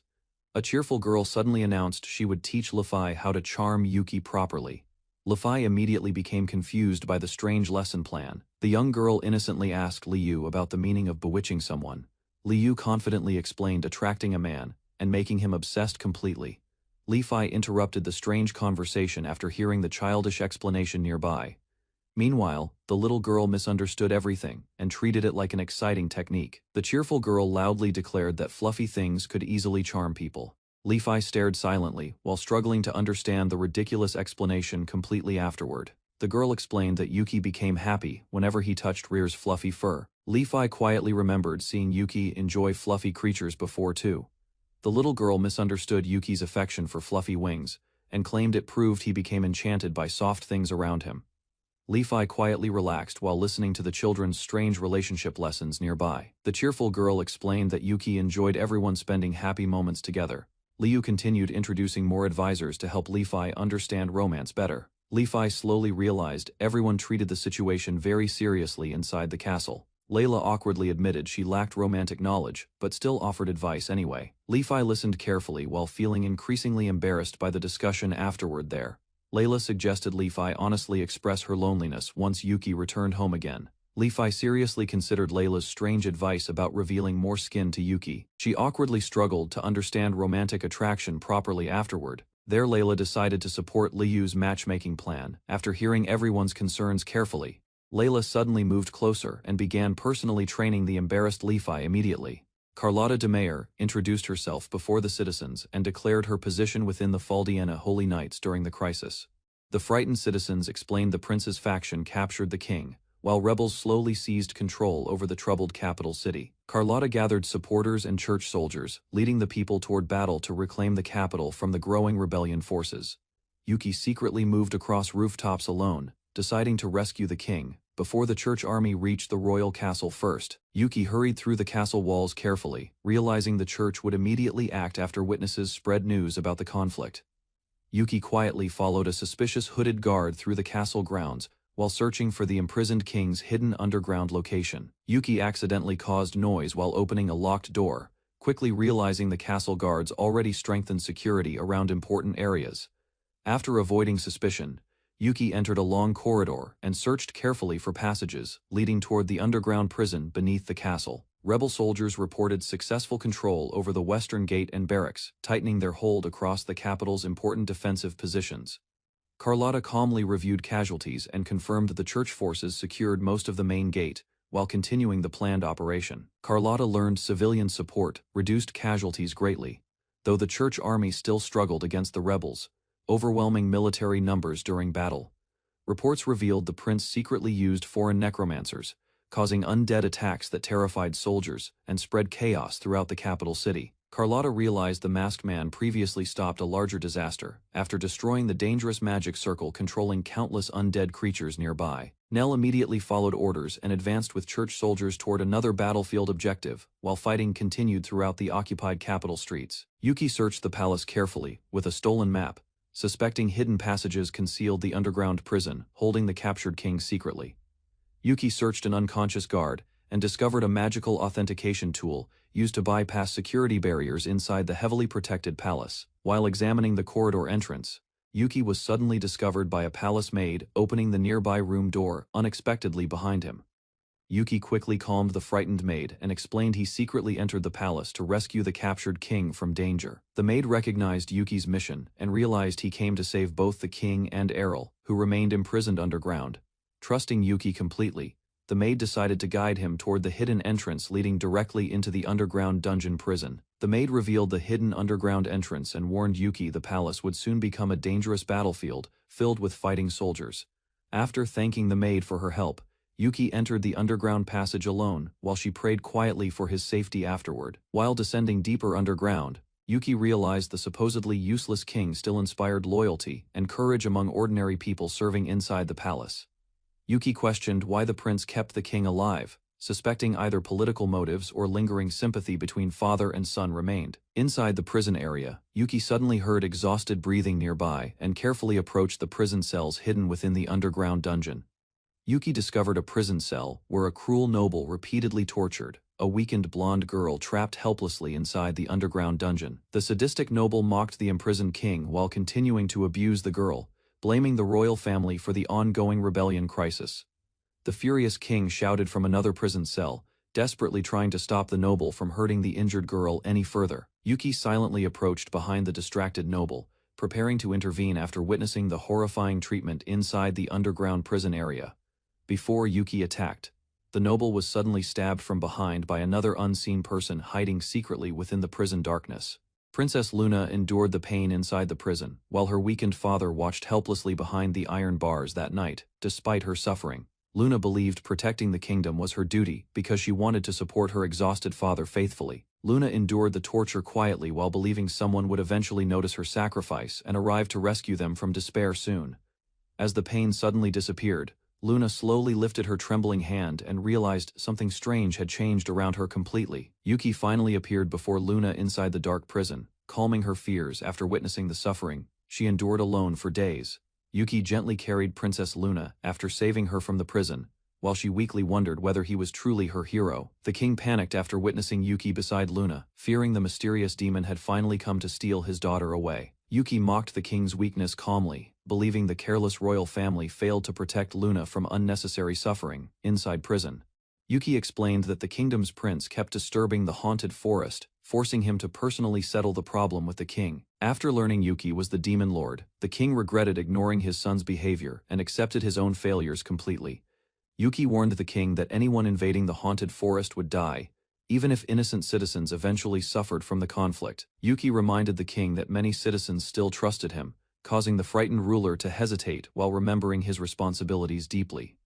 Yuki revealed the church abandoned the kingdom already, asking whether the king still wished remaining trapped by fear and despair alone. The king finally admitted his mistakes honestly, accepting responsibility for the prince's actions and the suffering caused throughout the kingdom recently. After hearing the king's resolve, Yuki opened the prison calmly, while warning that future tragedies would only hurt Luna most deeply. The king realized Luna's wounds disappeared completely, while Yuki ignored his suspicions and casually denied threatening the frightened ruler directly afterward. After thanking Yuki sincerely for saving Luna, the exhausted king finally laughed again while watching the demon lord leave peacefully afterward. Outside the prison, Yuki staged a fake battle dramatically, allowing the kingdom guards to retreat safely without losing their pride completely. Yuki explained his ridiculous performance calmly, revealing the guards only pretended being injured because nobody wanted an actual dangerous fight there. Watching the citizens cooperate together, Yuki reminded the king that many people still respected him despite the kingdom's recent painful failures. The remaining soldiers tried capturing Yuki bravely, but he calmly decided the loud captain deserved punishment for causing unnecessary trouble there. After defeating the captain instantly, Yuki questioned the soldiers about the prince, while one surrendered and offered information immediately afterward. The surrendered soldier revealed the prince remained inside the castle, while most soldiers handled the chaos spreading outside the kingdom already. Yuki realized the church probably accelerated their dangerous plans, making the situation inside the kingdom far more unstable than expected before. Trusting Yuki completely, the soldiers promised protecting the king safely, while asking permission to rescue remaining allies trapped inside the castle. Yuki warned everyone to evacuate quickly because the church would soon arrive and create even greater chaos throughout the unstable kingdom afterward. When the king mentioned his son, Yuki coldly declared the prince would die personally by his own hands, without showing hesitation whatsoever. Although understanding Yuki's anger completely, the king requested accompanying him because he refused abandoning responsibility for his son's crimes anymore afterward. As the kingdom slowly stabilized, loyal knights finally reunited with the king while relieved citizens celebrated his survival across the castle grounds. Yuki quietly hid his demon lord identity from the knights, pretending he was only helping the king as an ordinary acquaintance there. The king entrusted Luna to the soldiers while insisting on accompanying Yuki, despite the dangerous battle approaching the kingdom rapidly afterward. A loyal knight begged the king to escape safely, but he refused because he wanted witnessing the kingdom's fate personally himself. Yuki suddenly sensed danger approaching through his detection skill, while the worried knight desperately begged the king to reconsider immediately before disaster. Remembering Lefi's brutal training, Yuki realized the incoming attack felt weaker, though still dangerous enough to threaten everyone nearby there. An enemy warrior suddenly ambushed Yuki from above, forcing him to block the massive hammer strike before it crushed him instantly. The giant warrior praised Yuki for surviving the ambush, revealing he originally wanted battling the church knight and the kingdom's hero instead. Excited by Yuki's unexpected strength, the massive warrior grinned wildly and declared himself fortunate for finally finding a worthy opponent there. Yuki noticed armed attackers approaching the royal group. While others panicked, he calmly stepped forward and prepared to defend everyone nearby. A masked swordsman targeted the prince's guards. Yuki realized the dangerous situation quickly and decided to stop the enemy before further chaos spread. Yuki refused assistance from the soldiers. Holding his flaming sword firmly, he advanced alone because he believed additional people would only slow him down. Eris ordered the knights to escort the prince away safely. Meanwhile, Yuki remained behind to confront the masked enemy threatening the entire area. Before leaving, Eris warned Yuki to survive the battle. Yuki silently accepted responsibility and faced the enemy while everyone escaped safely nearby. The masked warrior stopped Yuki outside the castle. Ignoring the escaping king, he declared Yuki as the strongest opponent worth defeating personally. The warrior became excited after sensing Yuki's strength. Meanwhile, Yuki looked troubled because he disliked fighting reckless battle-loving opponents alone. Their clash suddenly disappeared from sight. Loud impacts echoed through the castle hallway as both fighters moved faster than ordinary soldiers nearby. Eris worried after recognizing the masked warrior as an adamantite-class adventurer. She realized Yuki was facing an enemy feared across many kingdoms already. Eris revealed the warrior's infamous title, War Freak. Understanding the danger completely, she silently hoped Yuki could survive the brutal incoming battle. Eris explained that the masked warrior was a dangerous battle addict. Despite incredible talent, the guild struggled controlling his violent personality completely. Eris admitted ordinary soldiers would become useless during the fight. She believed only Yuki possessed enough strength to confront the terrifying warrior. The masked warrior laughed excitedly while exchanging attacks with Yuki. He admired Yuki's speed and overwhelming strength during their intense deadly battle. Yuki became disgusted by the warrior's twisted excitement. While defending himself carefully, he openly showed annoyance toward the enemy's strange battle obsession. After checking the warrior's status, Yuki realized their abilities were nearly equal. Understanding the danger seriously, he prepared for a prolonged battle. Yuki complained internally because he only wanted easy dungeon points and Flufferar's fur, not a dangerous life-threatening battle against maniacs. The masked warrior passionately enjoyed their fight and questioned Yuki's calm attitude. However, Yuki remained uninterested in the enemy's strange excitement completely. Yuki suddenly struck the warrior directly with magic-enhanced force. The powerful attack damaged the enemy heavily and interrupted his reckless advance immediately. Using water magic, Yuki trapped the warrior inside a massive rushing current. The attack overwhelmed the enemy and forced him backward violently. Yuki understood prolonged combat favored the experienced warrior. Deciding quickly, he prepared to finish the battle using superior magical abilities before exhaustion appeared. Yuki rushed forward confidently while the masked warrior prepared another attack. Both fighters continued battling fiercely without giving each other opportunities to retreat safely. The warrior suddenly attacked from an unexpected angle. Yuki barely noticed the dangerous strike approaching and became shocked by the enemy's strange fighting style. Yuki immediately used powerful fire magic against the charging warrior. Flames exploded violently across the battlefield, while the enemy prepared another hidden weapon nearby. Yuki fired repeatedly with his magical revolver, expecting victory. However, his expression changed after realizing the warrior still survived the overwhelming attack somehow. Before Yuki could react properly, the warrior suddenly appeared directly before him again. Yuki became alarmed after witnessing the enemy's unbelievable persistence and speed. The masked warrior smiled after landing a dangerous strike. Blood scattered across the battlefield, while Yuki narrowly avoided receiving fatal damage from the attack. Yuki suddenly counterattacked at close range and pierced the warrior's body directly. The unexpected move finally caused serious damage to his relentless enemy. Even while collapsing from heavy injuries, the warrior admitted the battle had been enjoyable. Yuki silently watched the exhausted enemy lose consciousness afterward slowly. After surviving the difficult fight, Yuki sighed heavily from exhaustion. Although victorious, he realized the battle had pushed him dangerously close to defeat. Lefi later reminded Yuki that challenging a demon lord alone was impossible. Standing quietly beneath the dark sky, Yuki reflected on the battle seriously. After the battle ended, the servants noticed Lefi still had not returned.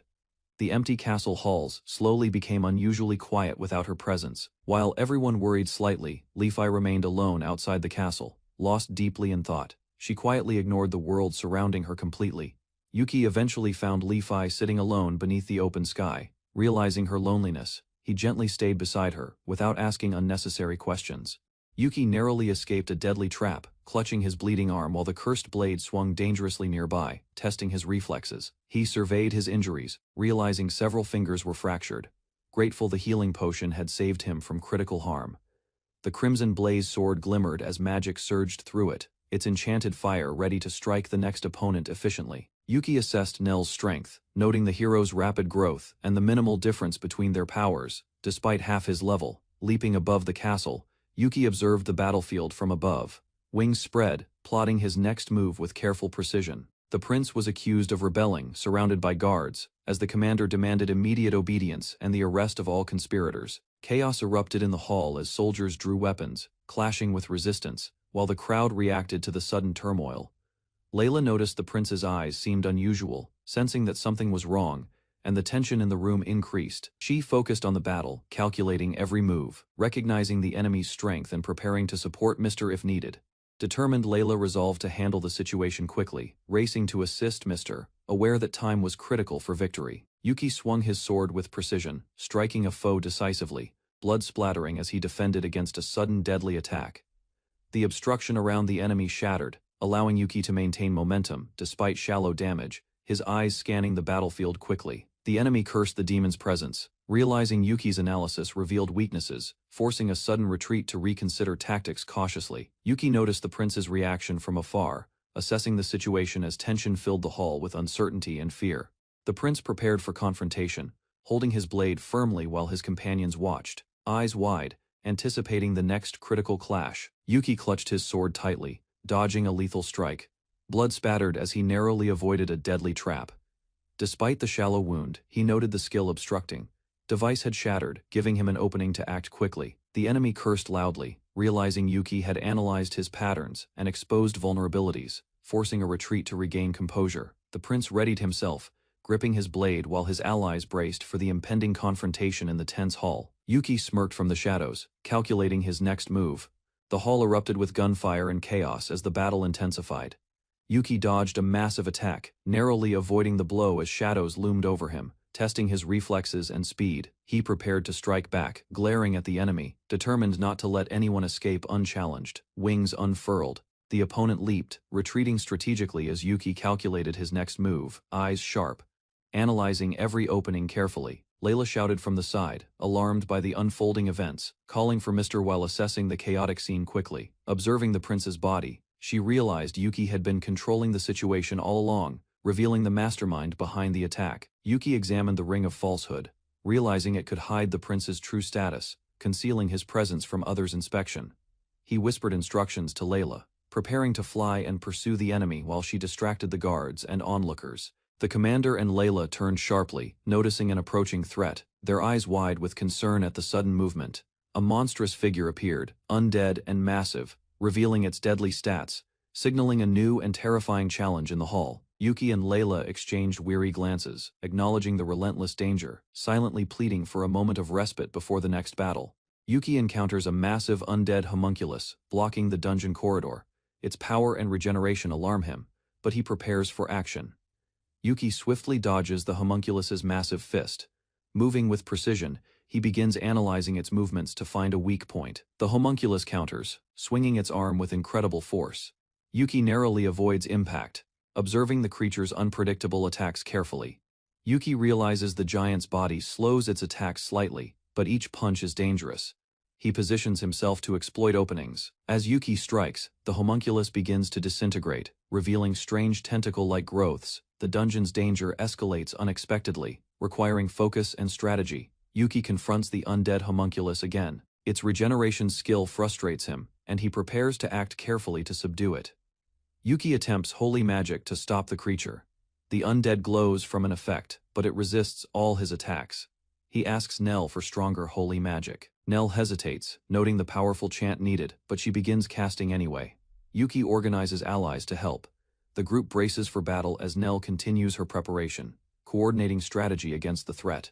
The homunculus proves too resilient. Yuki realizes normal attacks and Crimson Blaze fail. Its regeneration outpaces their combined assaults. Yuki warns the soldiers and civilians to move away.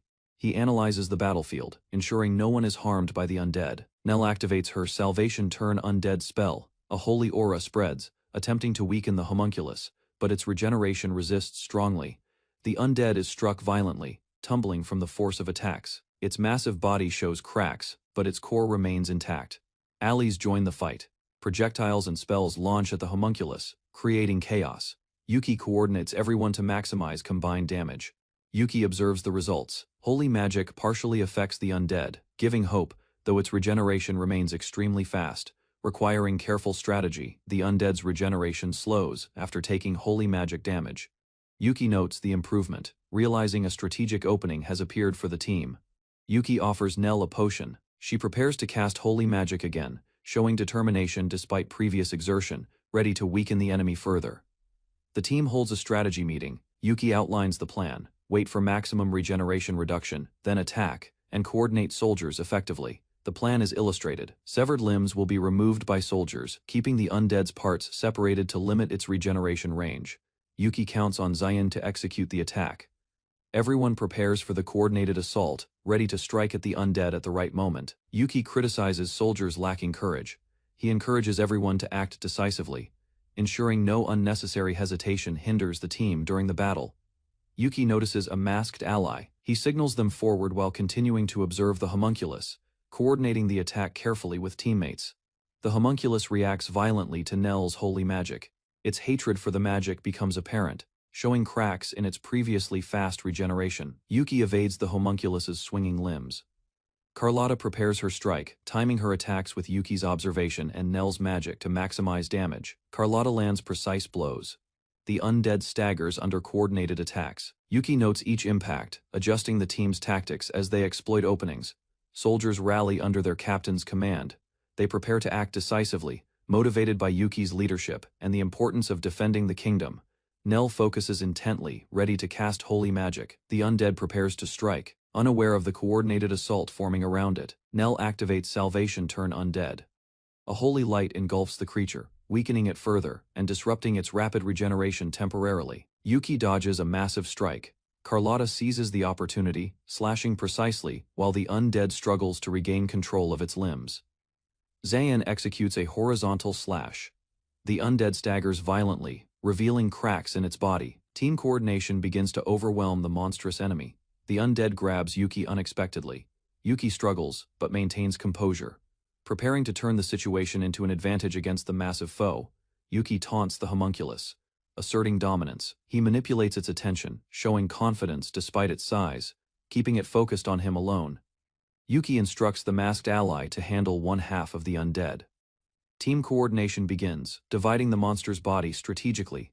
The undead drags Yuki outside. Nell rushes to assist, aiming to position herself for a well-timed holy magic attack. Zion delivers precise cuts. The undead struggles as limbs are severed.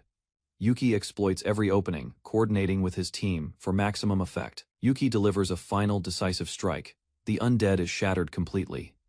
Debris flies as the team maintains control of the battlefield. Yuki catches his breath, panting. Nell approaches, concerned about possible regeneration. Yuki reassures her, confident the enemy is finally neutralized. The team observes the remains. They discuss the strategy, confirming the severed parts will not regenerate, ensuring the undead cannot recover. Victory is declared. Soldiers cheer, and Yuki, Nell, and the team relax, proud of their coordinated effort and successful strategy. Yuki watched as the Prince faction soldiers surrendered, leaving the city eerily quiet. The streets were empty, and the citizens cautiously emerged. The church began filling vacant seats left by the conflict. Meanwhile, mayors and political figures slowly reorganized the capital's unstable government. The king decided to reclaim the throne once the chaos settled. He assessed the damage and considered the threat Yuki had posed unknowingly. Yuki reflected on the revelation that a demon orchestrated the disturbances. He realized careful planning was necessary to prevent further trouble. Princess Errol appeared, bringing warmth and hope. Her presence reminded Yuki that peace and trust could return to the kingdom. Princess Errol and the king thanked Yuki for resolving the conflict. His efforts brought relief and stability to the capital. Yuki denied being a hero, claiming instead he was a mischievous demon lord. Errol looked surprised by his self-description. Errol excitedly requested Yuki, the demon lord. To kidnap her, she believed it would be an adventurous and thrilling experience. Yuki prepared to accompany Errol, carefully agreeing to her request. The king and Errol respected his cautious approach. Yuki reflected on Errol's courage. Her trust in him showed her strength and reinforced his desire to protect her. The king offered Yuki a reward, promising to grant any request within his power. Yuki humbly declined, showing restraint. Yuki's mischievous side emerged. He hinted he would use his abilities without holding back, surprising those around him. The king presented Yuki with official documents. The haunted forest was now the demon lord's territory, and Yuki gained an identity card for safe travel. Yuki politely declined the banquet, preferring to return home quickly. The king welcomed his companions as well. Princess Errol and Riri greeted Yuki warmly. Reunited with his loyal wolf, he felt the peace of home returning. Errol was delighted to meet Fenrir, the legendary wolf. She hugged the massive creature while Yuki and the king observed. The king suggested registering Fenrir as Yuki's familiar, allowing him to travel freely across the capital. Yuki agreed with a smile. The king invited them to a banquet, encouraging them to enjoy the event to their heart's content. Yuki and companions marveled at the beautiful scenery outside. The moment brought them peace and awe. Guests arrived to show their thanks. Errol and the others expressed gratitude to the king while Yuki quietly observed. Yuki, Errol, and Riri arrived at the banquet. Riri enthusiastically escorted them to their seats, excited for the evening. Yuki worried about revealing his identity as a demon lord to Errol, but dismissed the concern, thinking she was too young to fully understand. The table was adorned with exquisite dishes. The group admired the presentation, impressed by the careful preparation. Everyone marveled at the luxurious food. Yuki and his companions shared laughter and excitement over the banquet's grandeur. Ril praised the royal chef's work. Riri expressed amazement at experiencing such an extravagant dinner for the first time. The king raised a toast, expressing gratitude to Yuki for his efforts in organizing the event. Everyone prepared to enjoy the celebration. The group clinked glasses. Errol and Riri cheered happily while Yuki smiled, enjoying the moment of peace. 2 hours later, the party continued. Riri enthusiastically poured drinks for Yuki, who tried to keep up without spilling. Riri noticed Yuki's hands were tired and suggested helping him, showing her attentiveness and care. Yuki helped Riri drink directly, and they laughed together. Their camaraderie and lighthearted teasing made the banquet feel joyful and warm. Riri tried to feed Yuki directly, causing him to struggle and laugh. Errol watched, half asleep, enjoying Yuki's attention. The king carried the sleeping Errol to her room. Yuki waved goodbye, relieved the night was winding down. Yuki reflected on everyone's fatigue. Even the king had fallen asleep, and Yuki understood the effort it took to host the banquet. Guests interacted with Fenrir. Errol invited the wolf to her home, petting him lovingly and enjoying his fluffy presence. Carlotta promised Fenrir plenty of food in exchange for being pampered. Yuki watched, amazed by the childlike interactions around him. He looked at the quiet night sky and remembered the strange adventures he experienced. Even though everything became messy, a young girl named Yuna gently woke Kaito and reminded him that it was finally time to return home. The demon girls happily gathered together, smiling at the memories they shared during the journey. As Kaito walked out beneath the moonlight, he realized that no adventure could ever feel better than returning home safely. After the battle ended, Yuki prepared to leave the city quietly. Nell suddenly chased after him before he disappeared beyond the castle walls. Yuki stopped after hearing Nell's voice. Nell looked nervous and embarrassed while trying to gather enough courage to face him properly. Nell finally reached Yuki at the bridge during nightfall. She struggled to breathe after running through the streets, searching for him alone. While catching her breath, Nell warned Yuki to behave carefully around girls. She still trusted him, despite feeling embarrassed and exhausted afterward. Nell threatened to report Yuki to Lefi if something suspicious happened. Yuki immediately panicked after imagining Lefi becoming dangerously angry at him. Nell smiled after hearing Yuki invite her back someday. She promised herself to become a hero worthy of challenging powerful demon lords. Before leaving, Yuki suddenly handed Nell a weapon. Nell looked surprised after realizing he prepared something important specially for her journey ahead. The dagger named Gekka carried Yuki's craftsmanship and magic. Although simple, the weapon possessed enough strength to protect Nell during dangerous battles. Under the quiet night sky, Nell thanked Yuki sincerely while holding Gekka tightly. The precious gift filled her heart with unexpected happiness and warmth. Nell carefully admired the shining dagger beneath the moonlight. She quietly decided to treasure Yuki's gift while continuing her path as a hero. When Yuki finally returned home, the girls rushed outside happily to welcome him back after waiting together near the dungeon entrance all day. Yuki greeted everyone warmly and gave souvenirs to the younger girls. Their excitement quickly filled the entire room with cheerful energy and laughter. The maids immediately prepared food and baths after confirming Yuki returned safely. Yuki thanked them while enjoying the peaceful atmosphere inside his home. While sharing stories from his journey, Yuki proudly explained how he discovered a dangerous thieves' hideout during his trip back toward the dungeon. Levi silently watched Yuki from across the room after hearing his story. The quiet atmosphere suddenly became awkward as Yuki sensed her dissatisfaction immediately. Yuki greeted Levi after returning home, but her unusual reaction immediately confused him. Levi seemed nervous, despite trying hard to stay calm. Levi quietly admitted she felt lonely while Yuki traveled away from the dungeon. Her honest feelings surprised Yuki more than any dangerous battle recently. Yuki misunderstood Levi's strange behavior and worried she caused another problem inside the house. Levi stared silently, while listening to his ridiculous guesses nervously.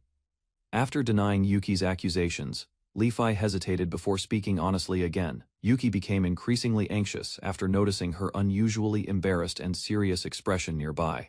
Levi finally confessed she hated being separated from Yuki for too long. Everyone nearby reacted with shock, while Yuki completely froze after hearing her words. Yuki became flustered after hearing Levi's affectionate confession.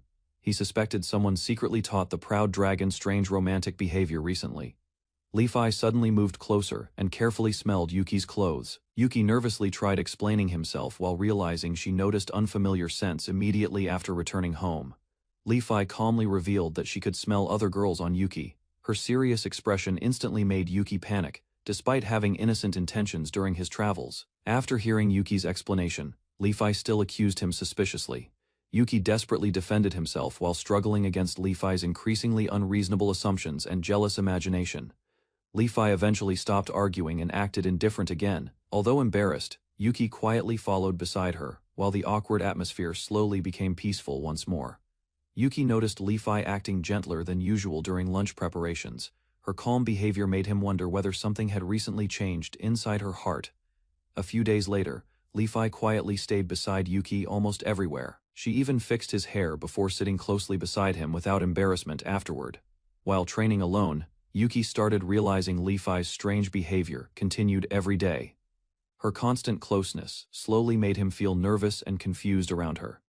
Even while Yuki focused on improving his skills, Levi silently remained beside him. Her quiet attention never left Yuki no matter where he stayed. Levi eventually asked whether staying close beside Yuki bothered him. Although embarrassed, Yuki accepted her company while Levi gently held onto his arm afterward. Yuki cornered Liu playfully and asked about Levi's recent behavior. Liu immediately became nervous after realizing Yuki had started suspecting something unusual. Under Yuki's questioning, Liu struggled to hide her reaction. She clearly knew the reason behind Levi's strange actions, but hesitated to reveal the truth. Yuki noticed Levi acting strangely inside the dungeon. She stayed unusually close to him, making Ryu nervous and confused afterward. Yuki explained that Levi stopped sleeping lazily all day and constantly followed him around the dungeon like a loyal puppy recently. Ryu avoided answering seriously and instead praised Levi's cuteness, causing Yuki to realize she deliberately changed the original discussion topic immediately. Ryu became embarrassed after Yuki questioned her directly.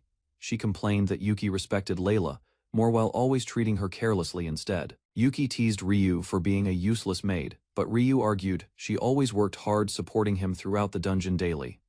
Ryu secretly explained that Levi had been thinking deeply about something recently and warned Yuki not to reveal her involvement afterward. Yuki quietly observed Levi sitting alone inside the dungeon. Her distant expression made him realize she carried hidden worries recently.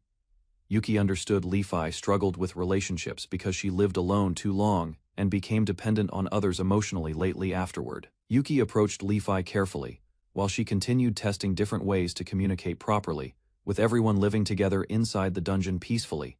Wanting to help Levi relax naturally, Yuki prepared liquor for her, hoping spending time together would ease her growing anxiety slowly. Ryu happily approached Layla after speaking with Yuki. She proudly acted confident while preparing to share her recent successful progress carefully. Layla listened quietly while Ryu celebrated proudly. Although Layla doubted her claims slightly, Ryu remained satisfied with her efforts today afterward. Meanwhile, Yuki realized Levi only wanted to communicate better with him specifically. Not everyone else living inside the dungeon together peacefully. Yuki served liquor to Levi carefully. Although she preferred sweets normally, Li-Fi accepted the drink and slowly relaxed beside him afterward. Li-Fi calmly explained dragons enjoyed liquor occasionally. Yuki became surprised after discovering the strongest dragon actually understood alcohol better than expected. Yuki confidently challenged Li-Fi during their drinking contest. Li-Fi accepted proudly, unwilling to lose against the young demon lord tonight afterward. After several drinks together, Yuki noticed Li-Fi suddenly becoming unsteady. He immediately worried after seeing her strange reaction beside him carefully. Li-Fi stubbornly insisted she remained completely fine, but her flushed face and unstable movements clearly revealed she was already drunk badly. Yuki became shocked after realizing Li-Fi possessed an unexpectedly terrible alcohol tolerance, despite being the strongest dragon living inside the dungeon. Yuki handed water to Li-Fi carefully while she drank desperately. Moments later, Li-Fi collapsed directly onto his lap from exhaustion completely. Even while lying drunk on Yuki's lap, Li-Fi stubbornly refused surrendering and insisted she only needed a short break before continuing. Yuki gently patted Li-Fi's head while watching her carefully. He quietly worried because she forced herself to change too much recently afterward. Li-Fi denied overworking herself, but Yuki reminded her they had lived together long enough for him noticing her unusual behavior already. Li-Fi admitted she actually enjoyed Yuki's normal attitude. She loved watching him relax, play games, and spend peaceful time happily together daily. Yuki smiled warmly after hearing Li-Fi's feelings. He honestly preferred her usual carefree personality and never wanted her forcing herself unnecessarily anymore. Yuki honestly admitted he enjoyed spending time with Li-Fi normally. Hearing those words immediately made Li-Fi feel relieved and genuinely comforted afterward. Li-Fi confessed she understood her recent behavior changed slightly, but she insisted she never forced herself against her true feelings completely. Li-Fi explained every action came from her own desires. She simply wanted to stay closer with Yuki more naturally recently afterward. While Yuki gently touched her face, Li-Fi admitted his physical affection calmed her heart and eased her hidden worries greatly tonight afterward. Moments later, Li-Fi suddenly regained energy and demanded another bottle. Their peaceful emotional conversation quickly returned into playful competition again afterward. Layla and Ryu quietly watched Yuki and Li-Fi sleeping together afterward. Both immediately realized the pair became much closer after last night. Layla smiled warmly, while Ryu noticed the happy atmosphere surrounding them. She believed Yuki and Li-Fi finally understood each other better, afterward completely. Before leaving, Layla asked Ryu to clean the messy room and wake Yuki and Li-Fi, before Iruna discovered everything there afterward. Ryu carefully woke both of them the next morning. Yuki slowly opened his eyes while still confused from drinking heavily last night. Yuki finally realized Li-Fi remained asleep while hugging him tightly. The peaceful scene revealed how comfortable she felt, staying beside him afterward. Yuki woke up beside Li-Fi the next morning, still half asleep. Li-Fi moved closer and quietly greeted him with embarrassment afterward. Li-Fi blushed deeply while holding Yuki's hand tightly. Even after calming down emotionally, she still wanted to remain close beside him longer. As the morning sunlight appeared outside, Li-Fi shyly asked Yuki to release her hand, showing their relationship slowly becoming much closer afterward. Yuki realized heroic humans could destroy weak dungeons easily, so he carefully studied stronger enemies and survival methods. After remembering dangerous encounters, Yuki decided leveling alone was insufficient. He prioritized strengthening his dungeon defenses immediately afterward. Yuki designed brutal traps, poisonous plants, and monster gathering systems, creating dangerous paths intended to overwhelm careless intruders completely. While checking his dungeon menu, Yuki noticed combat forces remained insufficient because only Rear could fight effectively against enemies. Unable to summon many monsters simultaneously, Yuki created an unbalanced super hard dungeon, planning dangerous entrance tests using Rear. Yuki tested deadly traps successfully using the Grand Tortoise, while reminding Rear carefully avoid activating dangerous mechanisms accidentally afterward. After completing preparations, Yuki rode beside Rear into western forests, hoping hunting monsters would improve their overall combat strength. During the hunt, Yuki fought flying monsters while analyzing Zion's magic circuit, considering stronger sword attacks for future battles. Suddenly, Yuki's detection system discovered a terrifying manticore nearby, revealing an unexpected ferocious beast wandering inside the western forest. After confirming the monster's terrifying level, Yuki became completely shocked because the manticore had already reached level 96 recently. Inside the capital, officials finished analyzing the demon artifact and discovered its creator originated from the powerful Logard Empire recently. The kingdom suspected humans and demons secretly cooperated because Logard Empire historically fought demons endlessly across previous generations before. After reviewing surrounding territories, leaders concluded both Demons and Lawguard Empire would benefit greatly from weakening Alicia Kingdom's influence completely. While Yuki battled dangerous monsters outside, Kingdom officials decided reinforcing defenses immediately remained necessary for protecting innocent citizens everywhere. During the fierce battle, Yuki activated deadly traps against the Manticore, while desperately searching possible methods to survive successfully. While fighting fiercely beside the Manticore, Yuki decided preserving peaceful relations with nearby powers remained extremely important for survival afterward. After returning safely, Yuki noticed Zion's blade appearance changed strangely, making him wonder whether the weapon had evolved somehow recently.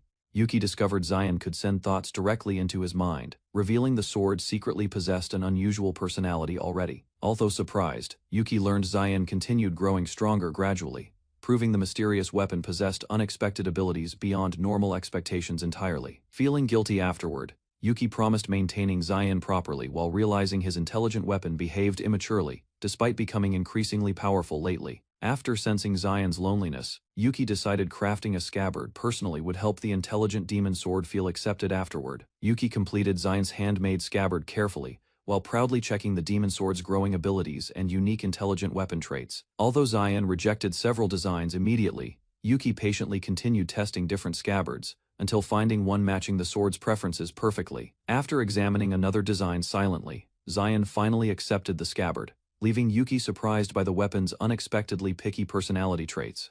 Zion praised the finished scabbard happily. Yuki realized his handmade creation successfully strengthened their unusual partnership and growing friendship. After finishing the scabbard, Yuki proudly admired his creativity while Zion unexpectedly preferred the cutest crimson-colored design available afterward. When nobody reacted to his jokes inside the dungeon, Yuki quietly admitted feeling lonely, despite pretending nothing bothered him greatly. Zion remembered gaining consciousness through endless grief and wrath, awakening gradually from painful emotions surrounding previous battles and deaths. The demon sword described endless chains of fear, anger, screams, and sorrow, repeatedly consuming everyone who wielded it previously afterward. Hearing Zion's painful memories, Yuki firmly declared the sword belonged with him now, ending its loneliness and suffering completely. After hearing Yuki's declaration, Zion's accumulated emotions finally overflowed, causing mysterious lights to gather around the demon sword suddenly. While checking the dungeon system calmly, Yuki discovered a small mysterious girl sitting beside him without explanation.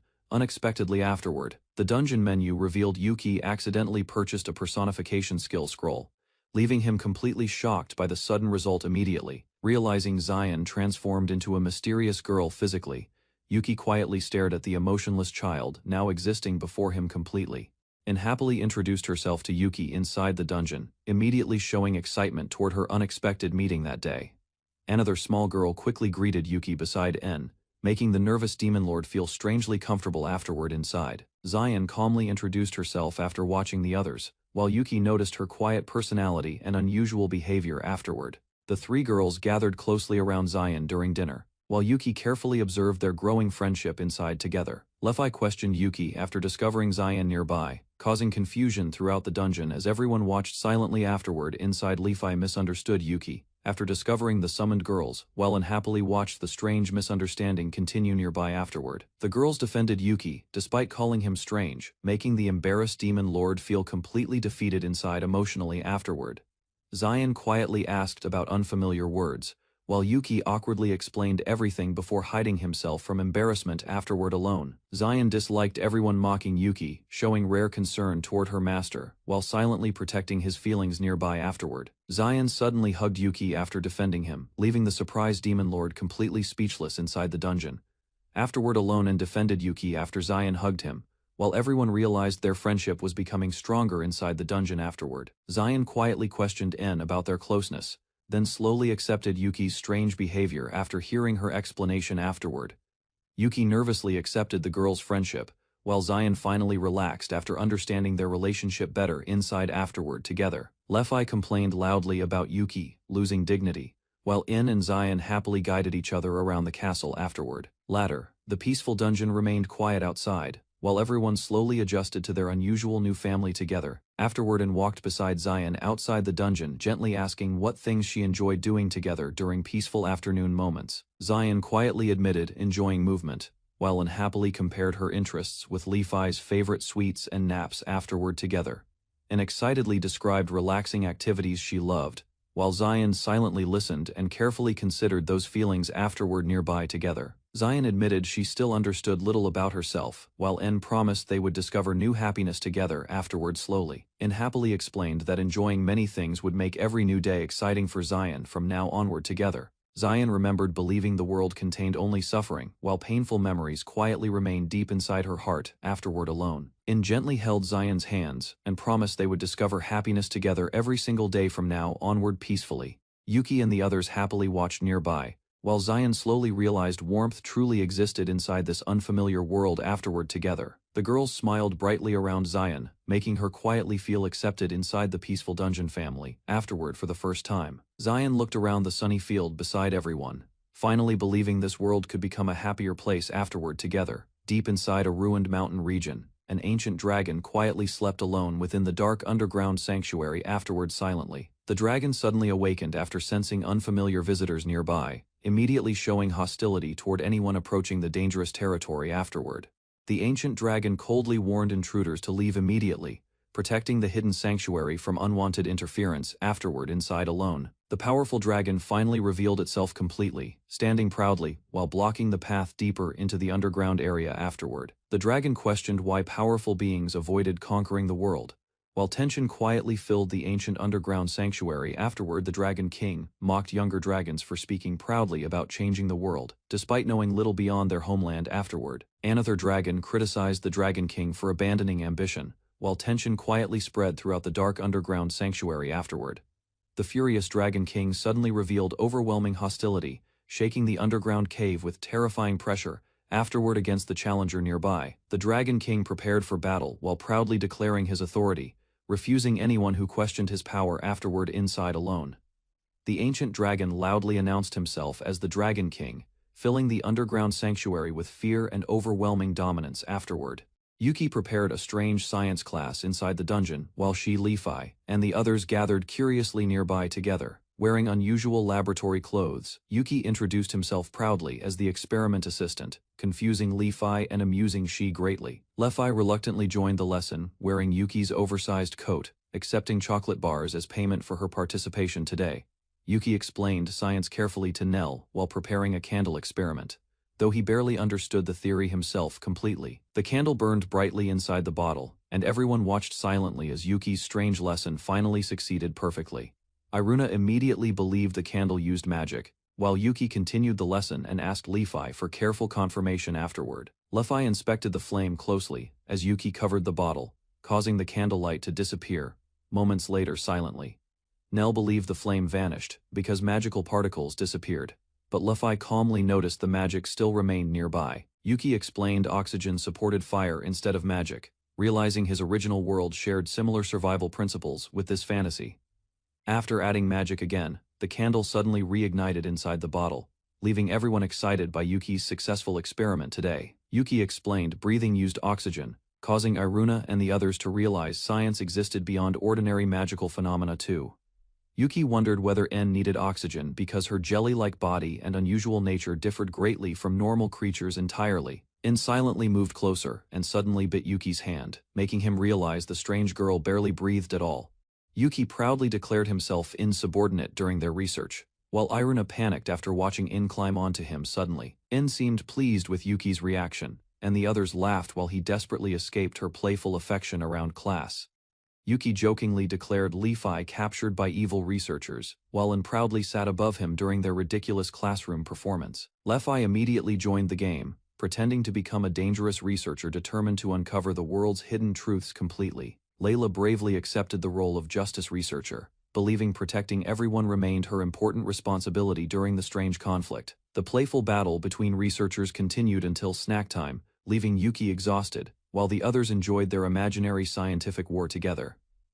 After the chaos ended, Li-Fi approached Yuki quietly inside the room, and suddenly invited him on a peaceful date afterward. Yuki froze after realizing Li-Fi seriously invited him on a date, leaving him shocked and completely unable to think clearly.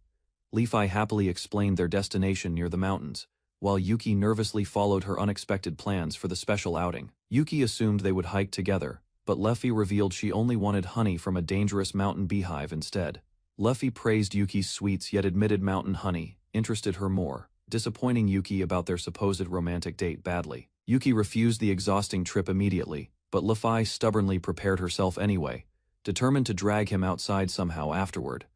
Luffy continued begging Yuki for honey, claiming his kindness mattered less than satisfying her overwhelming craving for sweets today. Embarrassed and nervous, Luffy suddenly asked Yuki to sleep beside her, completely shocking him with the unexpected request afterward. Luffy quietly admitted she wanted private time alone with Yuki, revealing feelings she normally hid behind playful behavior completely. Wanting reassurance, Luffy asked Yuki to hold and cuddle her, instead of simply sleeping beside each other, silently tonight. Their peaceful moment ended once Yuki asked about the mountain, and Luffy proudly revealed she once lived there before. Yuki became curious about Luffy's old mountain home, and she reluctantly agreed to guide him there beside the cliffs. After reaching the mountain, Yuki struggled breathing because the thin oxygen exhausted him much faster than expected during climbing. Luffy claimed nothing interesting existed there, but Yuki noticed strange ruins and craters scattered across the empty mountain landscape. Luffy revealed countless weapons belonged to warriors who challenged her long ago, leaving their equipment abandoned after losing miserably there. Yuki silently listened, while Luffy explained old rumors about her blood granting immortality. Understanding the loneliness she once carried deeply, Yuki ignored the immortality rumors, and instead realized even a small part of Luffy carried incredible value and strength naturally. Thinking about protecting Iruna and everyone else, Yuki asked Luffy permission to use her scales and fangs for weapons. Yuki believed equipment created from Luffy's materials would protect their family safely, while secretly wanting one personally for himself too. Embarrassed yet pleased, Luffy allowed Yuki to use her scales and fangs, despite their unbelievable strength and rarity everywhere. After their discussion ended, Yuki discovered a peaceful lake beneath the mountain, quietly reflecting the calm atmosphere surrounding both together. Yuki admired the beautiful mountain scenery beside Luffy, enjoying the peaceful view surrounding the shining lake beneath them together. While staring quietly at the golden lake, Yuki slowly reached toward Luffy, captivated by the calm atmosphere around them completely. Luffy suddenly revealed the wonderful smell came from massive amounts of honey nearby, immediately ruining Yuki's romantic mood again completely. Giant bees suddenly attacked after Yuki approached the honey pool, while Luffy happily depended on him to survive the dangerous trap. Yuki entered the forest with Luffy to collect rare honey from giant insect monsters. He used Ian to strengthen his weapon and prepared to fight the swarm surrounding the nest. The insects attacked from every direction. Yuki swung his weapon quickly and cut through several monsters before they could surround him. Yuki believed the fire enchantment gave him the advantage against the bug-type monsters. However, one insect suddenly charged toward him with a sharp, poisonous stinger. Luffy warned Yuki that the poison could kill him within minutes. Yuki immediately ran across the battlefield while avoiding the insects chasing him. After escaping, Yuki realized Luffy had intentionally used him as bait to distract the monsters while she safely collected the honey nearby. Yuki continued fighting the giant insects while Luffy calmly collected honey near the nest. She warned him to move farther away, so the honey would not be contaminated during the battle. After defeating many insects, Yuki collapsed from exhaustion. Luffy mocked his weak stamina and ordered him to continue protecting her while she harvested more honey from the hive. Seeing Yuki unable to continue properly, Luffy finally decided to help. She released part of her dragon power and prepared a powerful attack against the remaining insects. Luffy used Dragon's Roar and instantly destroyed the entire swarm with overwhelming magic power. The explosion shook the area and cleared the battlefield in seconds. After the attack ended, Yuki stared silently at the destroyed field. He became frustrated after realizing Luffy could have ended the fight much earlier. Later that night, Yuki noticed Luffy acting strangely inside the room. She looked nervous and avoided looking directly at him while holding the blanket tightly. Luffy admitted that she had treated Yuki badly during the honey gathering earlier. Feeling guilty, she tried to apologize while struggling to express her feelings honestly. Yuki moved closer and continued teasing her despite her embarrassment. Luffy became flustered and tried to stop him while hiding under the blanket. Instead of stopping, Yuki jokingly treated Luffy like a soft body pillow and ignored her weak protests. Luffy became even more embarrassed by his behavior. When Yuki touched her dragon tail, Luffy reacted immediately and lost her composure. Yuki quickly realized the tail was her biggest weakness. That night, Yuki continued, teasing Luffy inside the room. After discovering her sensitive wings and tail, he refused to stop bothering her until morning arrived. The next day, and visited a large castle for the first time. She quietly looked around the area with curiosity, while observing the people and buildings around her. Several girls guided En through the castle halls and proudly introduced the place to her, and calmly listened while following them deeper inside the castle. The girls introduced themselves as Ru and Ru from the Wraith race, and became surprised after seeing the ghost-like girls floating through the hallway. The Wraith girls happily explained that they had shown the castle to En together.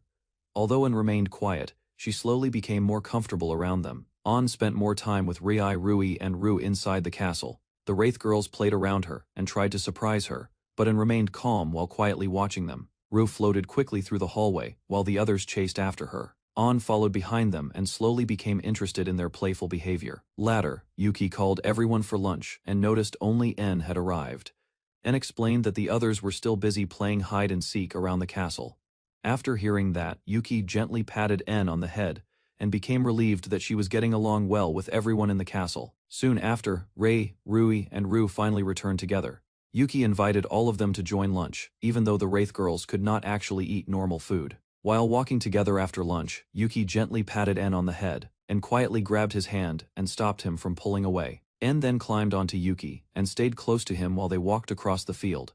Although she said nothing, Yuki noticed she had become more attached to him.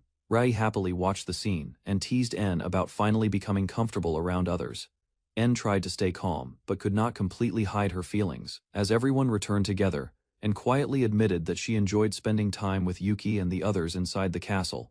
Later that day, Yuki visited Lefai again. Lefai confidently challenged him to pull her tail, believing he would never actually dare to do it. While talking with Yuki inside the castle, Lefai suddenly sensed a familiar presence approaching the dungeon. Her expression immediately became more serious. Yuki quickly checked the dungeon monitor and realized someone had entered the area near the dungeon entrance. The sudden appearance surprised him. Lefai explained that the visitors were old acquaintances of hers. She decided to meet them personally before the situation could become dangerous. Yuki refused to let Lefai go alone and insisted on accompanying her. He worried that anyone connected to the Supreme Dragon could become a serious threat. Although Lefai warned him that the visitors were dangerous and short-tempered, Yuki still chose to follow her. Lefai calmly accepted his decision and headed toward the entrance together with him. Yuki introduced himself proudly as the partner of the Supreme Dragon while standing beside Lefai. Lefai quietly accepted his words without denying their relationship. The atmosphere around the mountain suddenly changed as a powerful presence approached the area. Yuki immediately sensed that the situation was becoming dangerous. Yuki and Lefai arrived at a large cave near the mountain.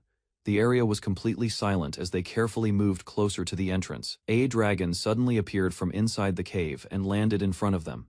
The creature stared directly at Yuki while releasing intense pressure throughout the area. Yuki and Lefai encountered Jirodio Gyodga, the new Dragon King, who finally located the legendary Supreme Dragon Lefios. Jirodio questioned Lefai's human appearance, while Yuki carefully observed him, sensing dangerous ambition behind the Dragon King's behavior. Lefai asked about Belm and the ancient dragons, learning Jirodio mercilessly slaughtered every dragon living inside their village. Jirodio released overwhelming pressure across the mountains and proudly declared himself the Dragon King before Yuki and Lefai. After revealing his ruthless ambitions, Jirodio announced plans conquering the world and approached Yuki and Lefai confidently directly. Jirodio boldly proposed marriage to Lefai, believing their combined strength would easily conquer the entire world together afterward. Lefai became annoyed by Jirodio's arrogant proposal, while Yuki calmly watched the noisy Dragon King standing before them nearby. Yuki defended Lefai immediately, knowing world conquest would only interrupt her peaceful lifestyle and daily afternoon sleeping habits completely. Lefai rejected Jirodio without hesitation and coldly reminded him to pursue someone matching his own power and ambitions. Instead, Jirodio blamed Yuki for Lefai's human behavior, but Lefai firmly declared Yuki was her trusted and important partner already. Lefai called Jirodio an annoying fool while Yuki jokingly asked why she considered the Dragon King an idiot afterward. Jirodio insulted Yuki as a weak insect, causing Yuki's expression to darken while preparing himself for the approaching battle. Lefai angrily stepped forward to fight Jirodio personally, after realizing the Dragon King attempted attacking Yuki without hesitation directly. Yuki stopped Lefai calmly and promised protecting her himself, refusing allowing Jirodio threaten someone precious before his eyes ever. Lefai quietly accepted Yuki's promise and trusted him completely, believing he would truly protect her against Jirodio's overwhelming strength. Yuki confidently stepped forward against Jirodio, while asking Li-Fi remain behind and avoid losing against the dangerous Dragon King. Jirodio mocked Yuki's weakness proudly, but Yuki stayed calm and ignored the Dragon King's constant arrogant provocations completely afterward. The battle quickly overwhelmed Yuki as Jirodio's raw power and speed greatly surpassed his current combat abilities by far. Yuki barely survived Jirodio's attacks by relying on his special judger title and carefully dodging every deadly strike continuously. Jirodio noticed Yuki's fading confidence immediately and launched another fierce attack, forcing Yuki into an even more dangerous situation. Yuki finally injured Jirodio slightly and proudly mocked the Dragon King after noticing blood flowing from his wounded clawed hand. Using the opening carefully, Yuki launched another attack and struck Jirodio directly before the massive dragon escaped backward immediately afterward. Yuki called Li-Fi's attention toward Jirodio's injury, proving the powerful Dragon King could still suffer damage during battle from humans. Despite his injury, Jirodio continued boasting arrogantly about himself, while insisting nobody besides him deserved standing beside Li-Fi ever afterward. Yuki realized Jirodio's constant boasting unintentionally helped restoring his stamina, but prolonged fighting still placed him in serious danger. Jirodio suddenly launched countless sharp attacks toward Yuki, forcing him retreat quickly while avoiding the deadly incoming weapons repeatedly afterward. Yuki became completely surrounded by flying spears and realized Jirodio intended overwhelming him through relentless attacks without allowing escape opportunities. The continuous assault pushed Yuki into panic as explosions and destructive strikes shook the entire battlefield around him violently everywhere. Jirodio watched confidently from above, while Li-Fi silently observed Yuki struggling against the Dragon King's overwhelming combat abilities below carefully. Although heavily injured and exhausted, Yuki survived stubbornly, causing Jirodio becoming increasingly irritated by his unexpected persistence during battle against impossible odds. Yuki laughed quietly, despite his desperate situation, refusing surrender while searching carefully for any possible chance reversing the dangerous battle situation. Yuki entered the silent battlefield beneath dark clouds, sensing dangerous magic spreading across the ruined forest around him. Li-Fi mocked Yuki's weak appearance, but he stayed calm while carefully preparing his hidden dungeon trap beneath them. Yuki revealed his wings and faced Li-Fi directly, refusing retreat despite the overwhelming pressure from the powerful dragon. Yuki confidently controlled his dungeon system, warning Li-Fi carefully while secretly guiding her closer toward the unstable ground nearby. The earth suddenly collapsed under Li-Fi's feet, shocking the dragon after Yuki's clever trap activated successfully beneath her. Li-Fi noticed magical circles appearing above her. Before escaping, powerful force launched her violently high into the bright sky. Massive explosion burst around Li-Fi after another hidden trap activated, surrounding the dragon with destructive magical energy instantly. Smoke covered Li-Fi's body, but she remained standing proudly. Even after repeated attacks, the powerful dragon stayed furious. Yuki revealed he spent dungeon points creating traps everywhere. He used strategy carefully to challenge Li-Fi's overwhelming strength advantage. Li-Fi quickly recovered and charged toward Yuki again. Their fierce battle continued as the second round finally started overhead. Magical circles surrounded the battlefield as Li-Fi noticed another dangerous trap forming high above her position during combat.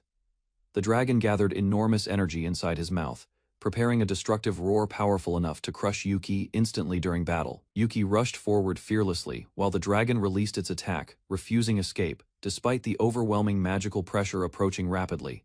A massive explosion filled the sky after Yuki's induction trap captured the dragon's attack and redirected its destructive energy. Yuki realized the dragon's movements were easier predicting than Li-Fi's attacks, giving him better chances surviving the fierce battle. Li-Fi calmly watched nearby and warned Yuki carefully. She noticed the dragon lacked real combat experience, despite possessing overwhelming power. Yuki entered the dungeon interface carefully while the angry dragon roared loudly above the ruined rocky ground nearby. The dragon suddenly charged toward Yuki. He froze briefly while trying activating another trap from the dungeon menu. Yuki failed escaping quickly and crashed against the dungeon wall. The dragon's attack destroyed the surrounding ground instantly. The furious dragon continued rushing across the battlefield. Dust and broken rocks scattered everywhere as Yuki struggled recovering himself. Yuki realized the dragon became even angrier. He desperately activated spear traps while searching another way surviving the attack. The dragon released blazing fire toward Yuki. He barely avoided the attack while retreating across the damaged battlefield quickly. Yuki felt the burning heat surrounding him immediately. The dragon chased aggressively through the sky without slowing its pursuit. Yuki realized escaping normally was impossible because the dragon moved faster. He carefully prepared another dangerous counterattack plan alone. While falling through the air, Yuki waited silently for the perfect timing. The dragon followed directly beneath his position. The dragon unleashed another stream of flames toward Yuki. He narrowly slipped beside the attack while enduring intense heat. Yuki finally struck the dragon using his spear. The wounded dragon roared painfully while blood scattered through the battlefield. The dragon retaliated immediately and slammed Yuki with tremendous force. His body shook violently from the direct attack impact. Inside the dungeon, Iluna and the others noticed violent tremors continuing constantly. They worried seriously about Yuki's dangerous battle outside. The girls became increasingly anxious after hearing the dragon's distant roar. They feared Yuki might already suffer severe injuries badly. After returning briefly, Yuki instructed everyone remain inside safely until he and Levi completely finished defeating the furious dragon. Inside the dungeon, the girls clenched their fists nervously while sensing violent tremors caused by Yuki's dangerous ongoing battle outside. One girl worried seriously after hearing Yuki suffered injuries.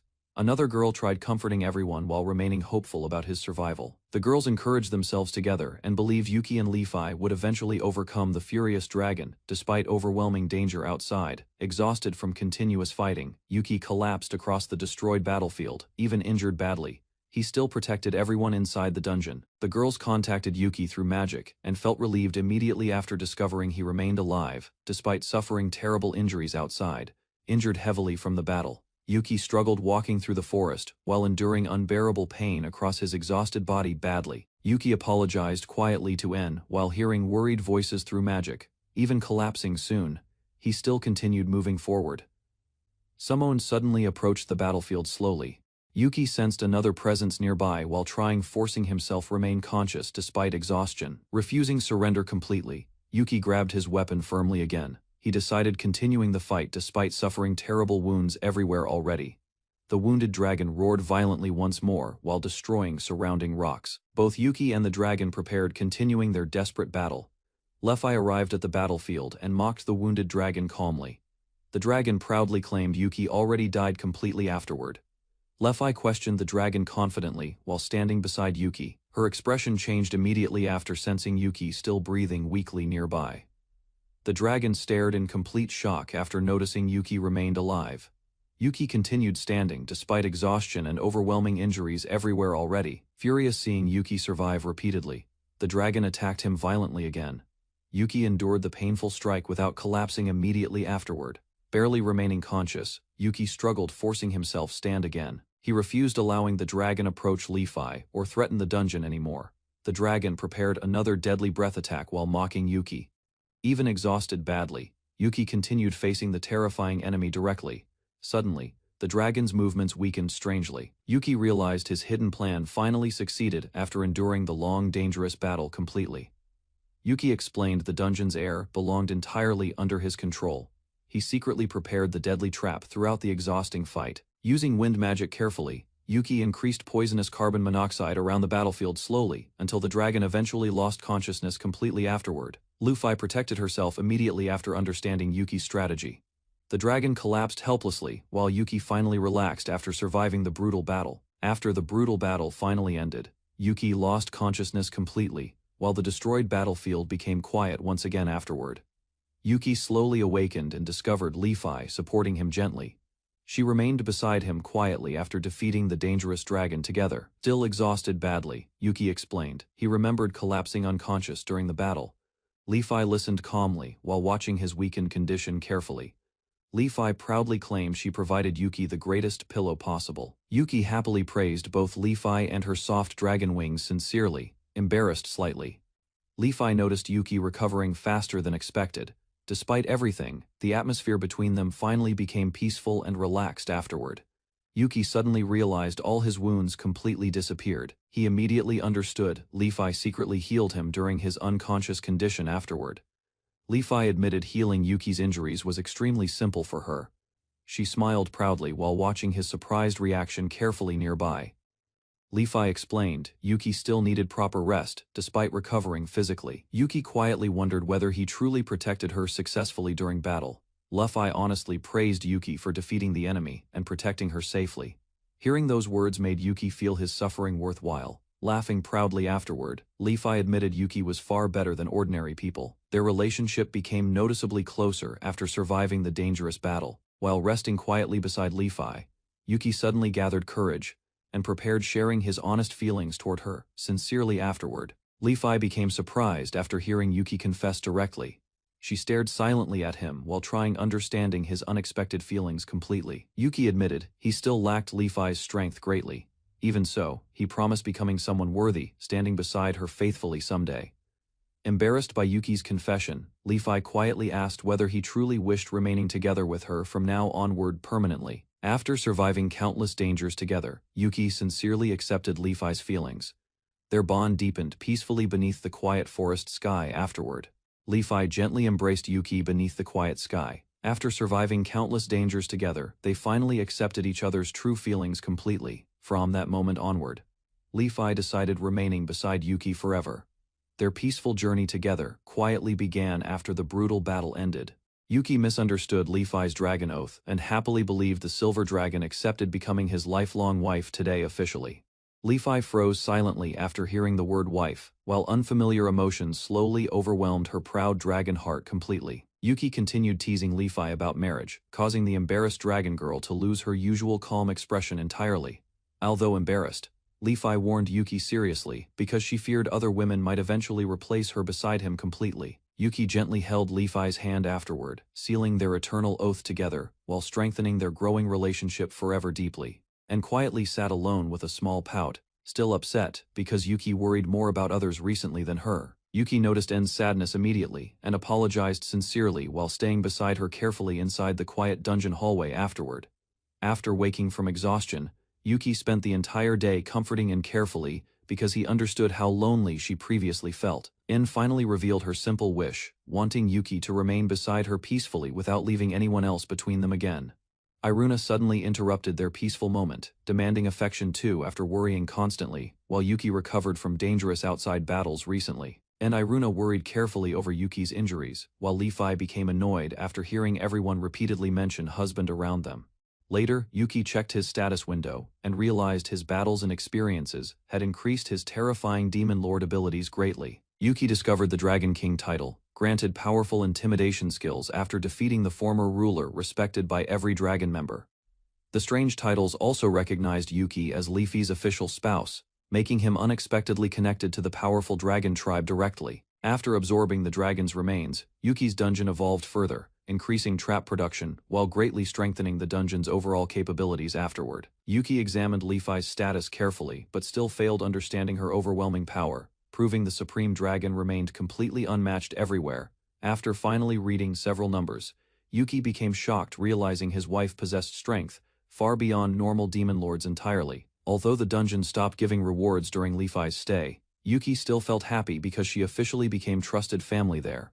Leafy later revealed the wedding ring she personally crafted for Yuki, proudly showing the powerful magical item she carefully created herself. Despite acting strong earlier, Leafy quietly worried about Yuki's injuries afterward and stayed beside him until he recovered completely from battle, and invited Yuki onto her futon confidently, treating him naturally like her husband, while enjoying his embarrassed reaction beside her completely. Later, Yuki called En toward the workshop because he planned creating an even stronger weapon using dragon materials collected previously. After careful forging, Yuki successfully fused Leafy's fang into Eni while maximizing his enchantment magic abilities further than before already. Yuki examined the newly unlocked enchantment effects carefully, realizing the weapon gained overwhelming offensive power and extreme magical recovery capabilities afterward. Finally, Yuki installed another magic circuit into Zion, greatly strengthening En's dragon killing weapon against powerful enemies and future dangerous battles.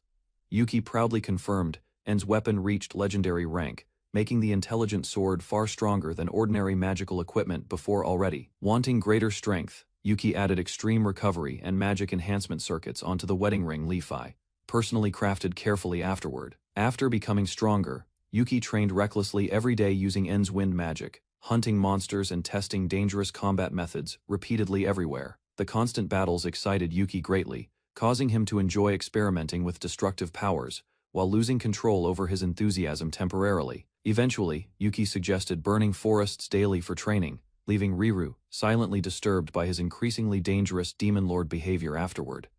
Leafy quietly realized she never understood how beautiful and enjoyable the outside world truly was during her lonely years previously. When Yuki finally returned home safely, Li-Fi watched silently while he happily carried in despite dangerous battles outside earlier today already. After meeting Yuki, Li-Fi slowly learned living freely, instead of remaining isolated alone like the proud dragons from her past before. Li-Fi understood she would probably remain alone forever, without Yuki, making his kindness become deeply precious within her heart afterward, completely. Standing beside Yuki and their companions peacefully, Li-Fi finally discovered the world contained warmth, happiness, and beauty beyond loneliness for herself. Yuki repeatedly questioned Cuckoo seriously, demanding the giant wolf finally decide whether joining his side completely or not permanently. After hearing Cuckoo's answer, Yuki immediately prepared himself and summoned every companion hidden throughout the surrounding forest nearby together afterward. Standing proudly before the forest, Yuki called his beloved pets loudly, while officially gathering his growing monster family around him. Yuki summoned Yata and Orochi inside the dungeon, preparing trusted familiars to guard every dangerous underground corridor carefully. Byaku and Seimi joined the growing group, using illusion and water abilities to strengthen Yuki's expanding dungeon defenses. Yuki introduced himself proudly to every familiar, hoping cooperation would help the dungeon survive future invading adventurers together. After organizing his familiars, Yuki assigned patrol duties carefully because strong monsters and hidden traps threatened nearby areas. Rairu accepted Yuki's mission seriously, leading powerful dungeon beasts while protecting weaker familiars from dangerous enemy intruders daily. Yuki apologized to Riru, after noticing the exhausted wolf struggled managing stronger subordinates and weaker dungeon familiars simultaneously daily.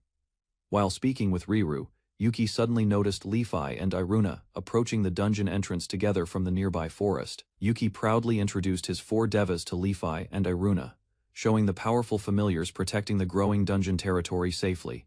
Li-Fi questioned Yuki carefully, worrying the new pets might become more girls joining the already crowded dungeon household unexpectedly. Iruna happily greeted every familiar inside the dungeon, admiring their appearance while becoming excited meeting Yuki's trusted monster companions. Iruna happily hugged Riru, while Yata and Orochi watched silently, surprising Yuki with their calm reactions toward the cheerful girl. Iruna admired Orochi's glossy scales closely, making the giant serpent nervous while accepting her innocent curiosity without resisting afterward. Orochi carried Iruna high above the forest, allowing her excitement to grow while exploring the dungeon surroundings from above safely. Li-Fi laughed proudly after watching Iruna enjoy herself, teasing Yuki while noticing the girl's fearless personality resembled his behavior greatly. While Yuki and Li-Fi argued jokingly, Iruna rode Yata across the sky, enjoying another exciting adventure above the forest together. Li-Fi became worried after Iruna continued flying with Yata, so Yuki rushed outside to watch them carefully from below. Several days later, Yuki spent time playing soccer with Riru outside the dungeon, while enjoying the peaceful afternoon together happily. Li-Fi suddenly joined the game confidently, challenging Yuki directly while preparing herself to block every incoming soccer ball aggressively afterward. Yata quickly supported Li-Fi during the match, flying above the field while carrying the ball beyond Yuki's defensive reach, easily. Yuki complained about Li-Fi's unfair strategy afterward, but she proudly celebrated winning the strange multi-dimensional soccer game against him successfully. Yuki and his familiars challenged Li-Fi and Ryu again, continuing their competitive soccer match across the open dungeon field together. While the others watched comfortably nearby, Li-Fi ordered Ryu protect the goal, despite complaining about joining the exhausting game reluctantly. Li-Fi became serious after Yuki mocked her earlier confidence, declaring she would defeat him completely during the ongoing intense match. Using her incredible strength, Li-Fi launched the soccer ball forward violently, shocking Yuki with the overwhelming speed and force immediately. Orochi suddenly intercepted the dangerous ball midair, saving Yuki unexpectedly, while the powerful shot exploded across the nearby field afterward. Li-Fi complained loudly after Orochi blocked her powerful shot, insisting the incredible attack deserved extra points during their chaotic soccer match. While everyone continued arguing playfully nearby, quiet footsteps suddenly approached the dungeon area from the deep forest without anybody noticing immediately. A mysterious hooded figure slowly walked through the forest, heading directly toward Yuki's dungeon hidden beyond the surrounding trees silently afterward. Later, Yuki calmly explained his daily life as Demon Lord, mentioning visitors often arrived while monsters protected the dungeon from intruders. Although most invaders were defeated quickly by dungeon monsters, Yuki understood certain dangerous individuals could still bypass their defensive traps occasionally. Yuki finally met the mysterious visitor, discovering she was a calm female devil entering the dungeon without triggering any dangerous traps. The visitor introduced herself as Hiloria Laylot, a guardian devil serving secretly within the royal guard as an undercover soldier. Yuki questioned Hiloria carefully, wondering why someone connected to the demon world's king suddenly visited his peaceful dungeon directly alone. Hiloria explained she respected Yuki after hearing how he destroyed the Devil Tribe's schemes inside the Alicia Kingdom successfully before. After gaining Yuki's attention, Hiloria revealed important information about dangerous enemies preparing an attack against the dungeon very soon afterward. Yuki realized Hiloria wanted something valuable in exchange for her warning, carefully listening to her true intentions afterward. Hiloria finally revealed her purpose clearly, proposing an alliance with Yuki against the dangerous enemy, threatening both sides simultaneously. Yuki noticed Layla visiting his room quietly. Her sudden appearance surprised him, while Lefi calmly served tea nearby. Layla from the Horned Sheep tribe became known as the Kijin, who endlessly searched for forgotten knowledge and rare materials. Yuki remembered hearing that Layla disappeared after traveling through dangerous human territories while searching for ancient books and resources. Layla calmly offered snacks while explaining many events changed her life, including her unusual maid outfit and current situation. Layla carefully discussed demon lords with Yuki, hoping to understand his dungeon while continuing her endless pursuit of knowledge. Layla explained the demon world to Yuki, describing how demons controlled territories while political tensions quietly continued growing there. The demon world divided into opposing factions. One supported reform, while extremists valued strength and secretly caused disturbances recently. Yuki became worried after learning both factions already knew about his dungeon and existence, following the Alshur incident recently. Layla suggested Yuki cooperate with reformists. Lefi quietly remembered similar conflicts already existing during her time inside the demon world.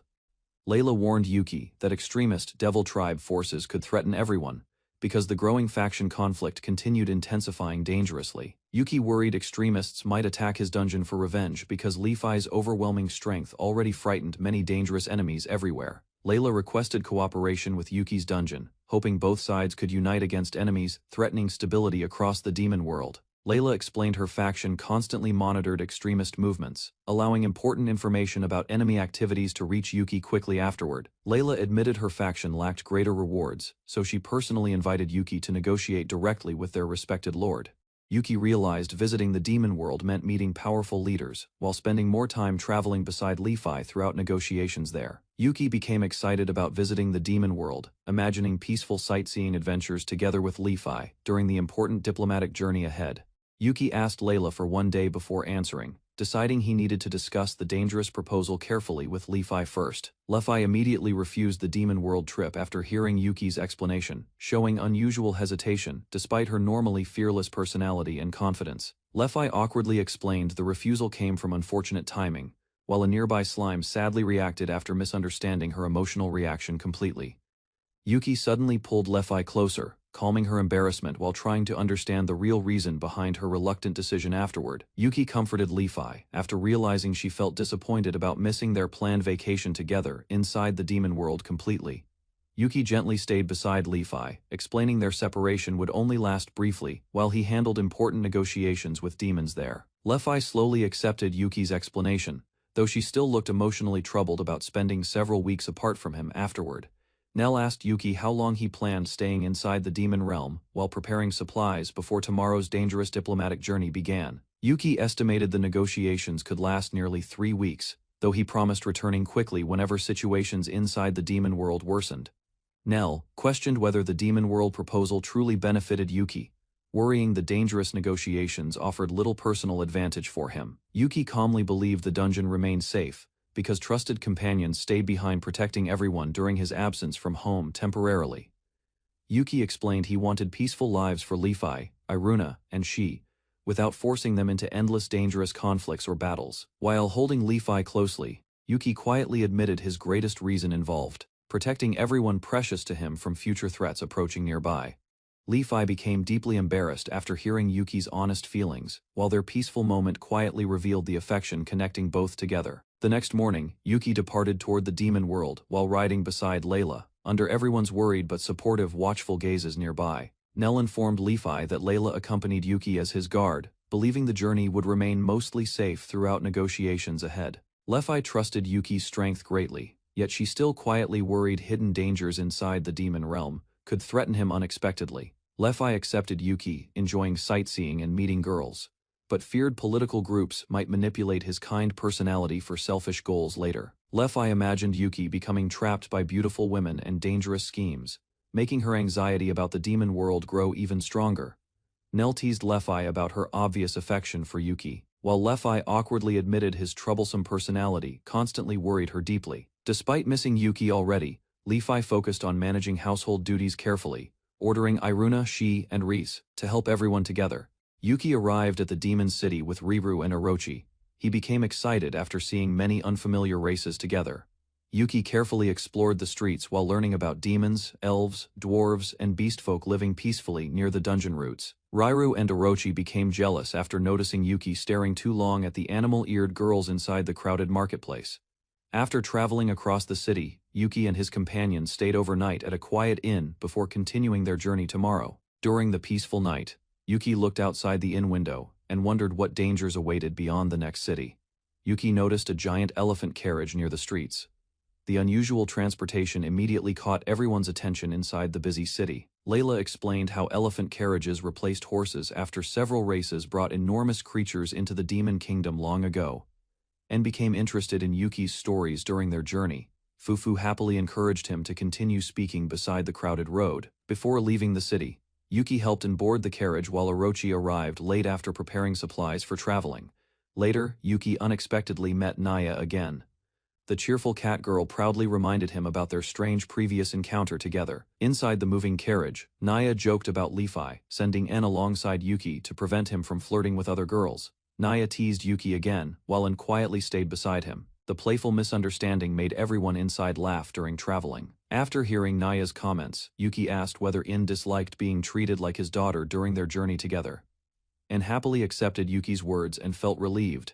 Her gentle smile showed how comfortable she already felt beside him. Naya continued teasing Yuki about En afterward, but the others calmly reminded her their relationship remained deeply important regardless. Mir showed Yuki her adult witch certificate and explained witches used magical wands to better control their powerful magic. Yuki became surprised after hearing Mir was already considered an adult despite her small appearance and childish personality beside everyone. Mir confidently explained witch adulthood depended on age instead of appearance. Yuki slowly accepted the strange rules within demon society. After learning Mir was 15 years old, Yuki accidentally made insensitive comments that embarrassed her during the carriage ride afterward. Ruenu immediately comforted Mir by praising her appearance. The teasing atmosphere disappeared while everyone continued traveling toward the distant castle. While resting inside the carriage, En suddenly covered Yuki's eyes closely, making him confused by her unusual affectionate behavior there.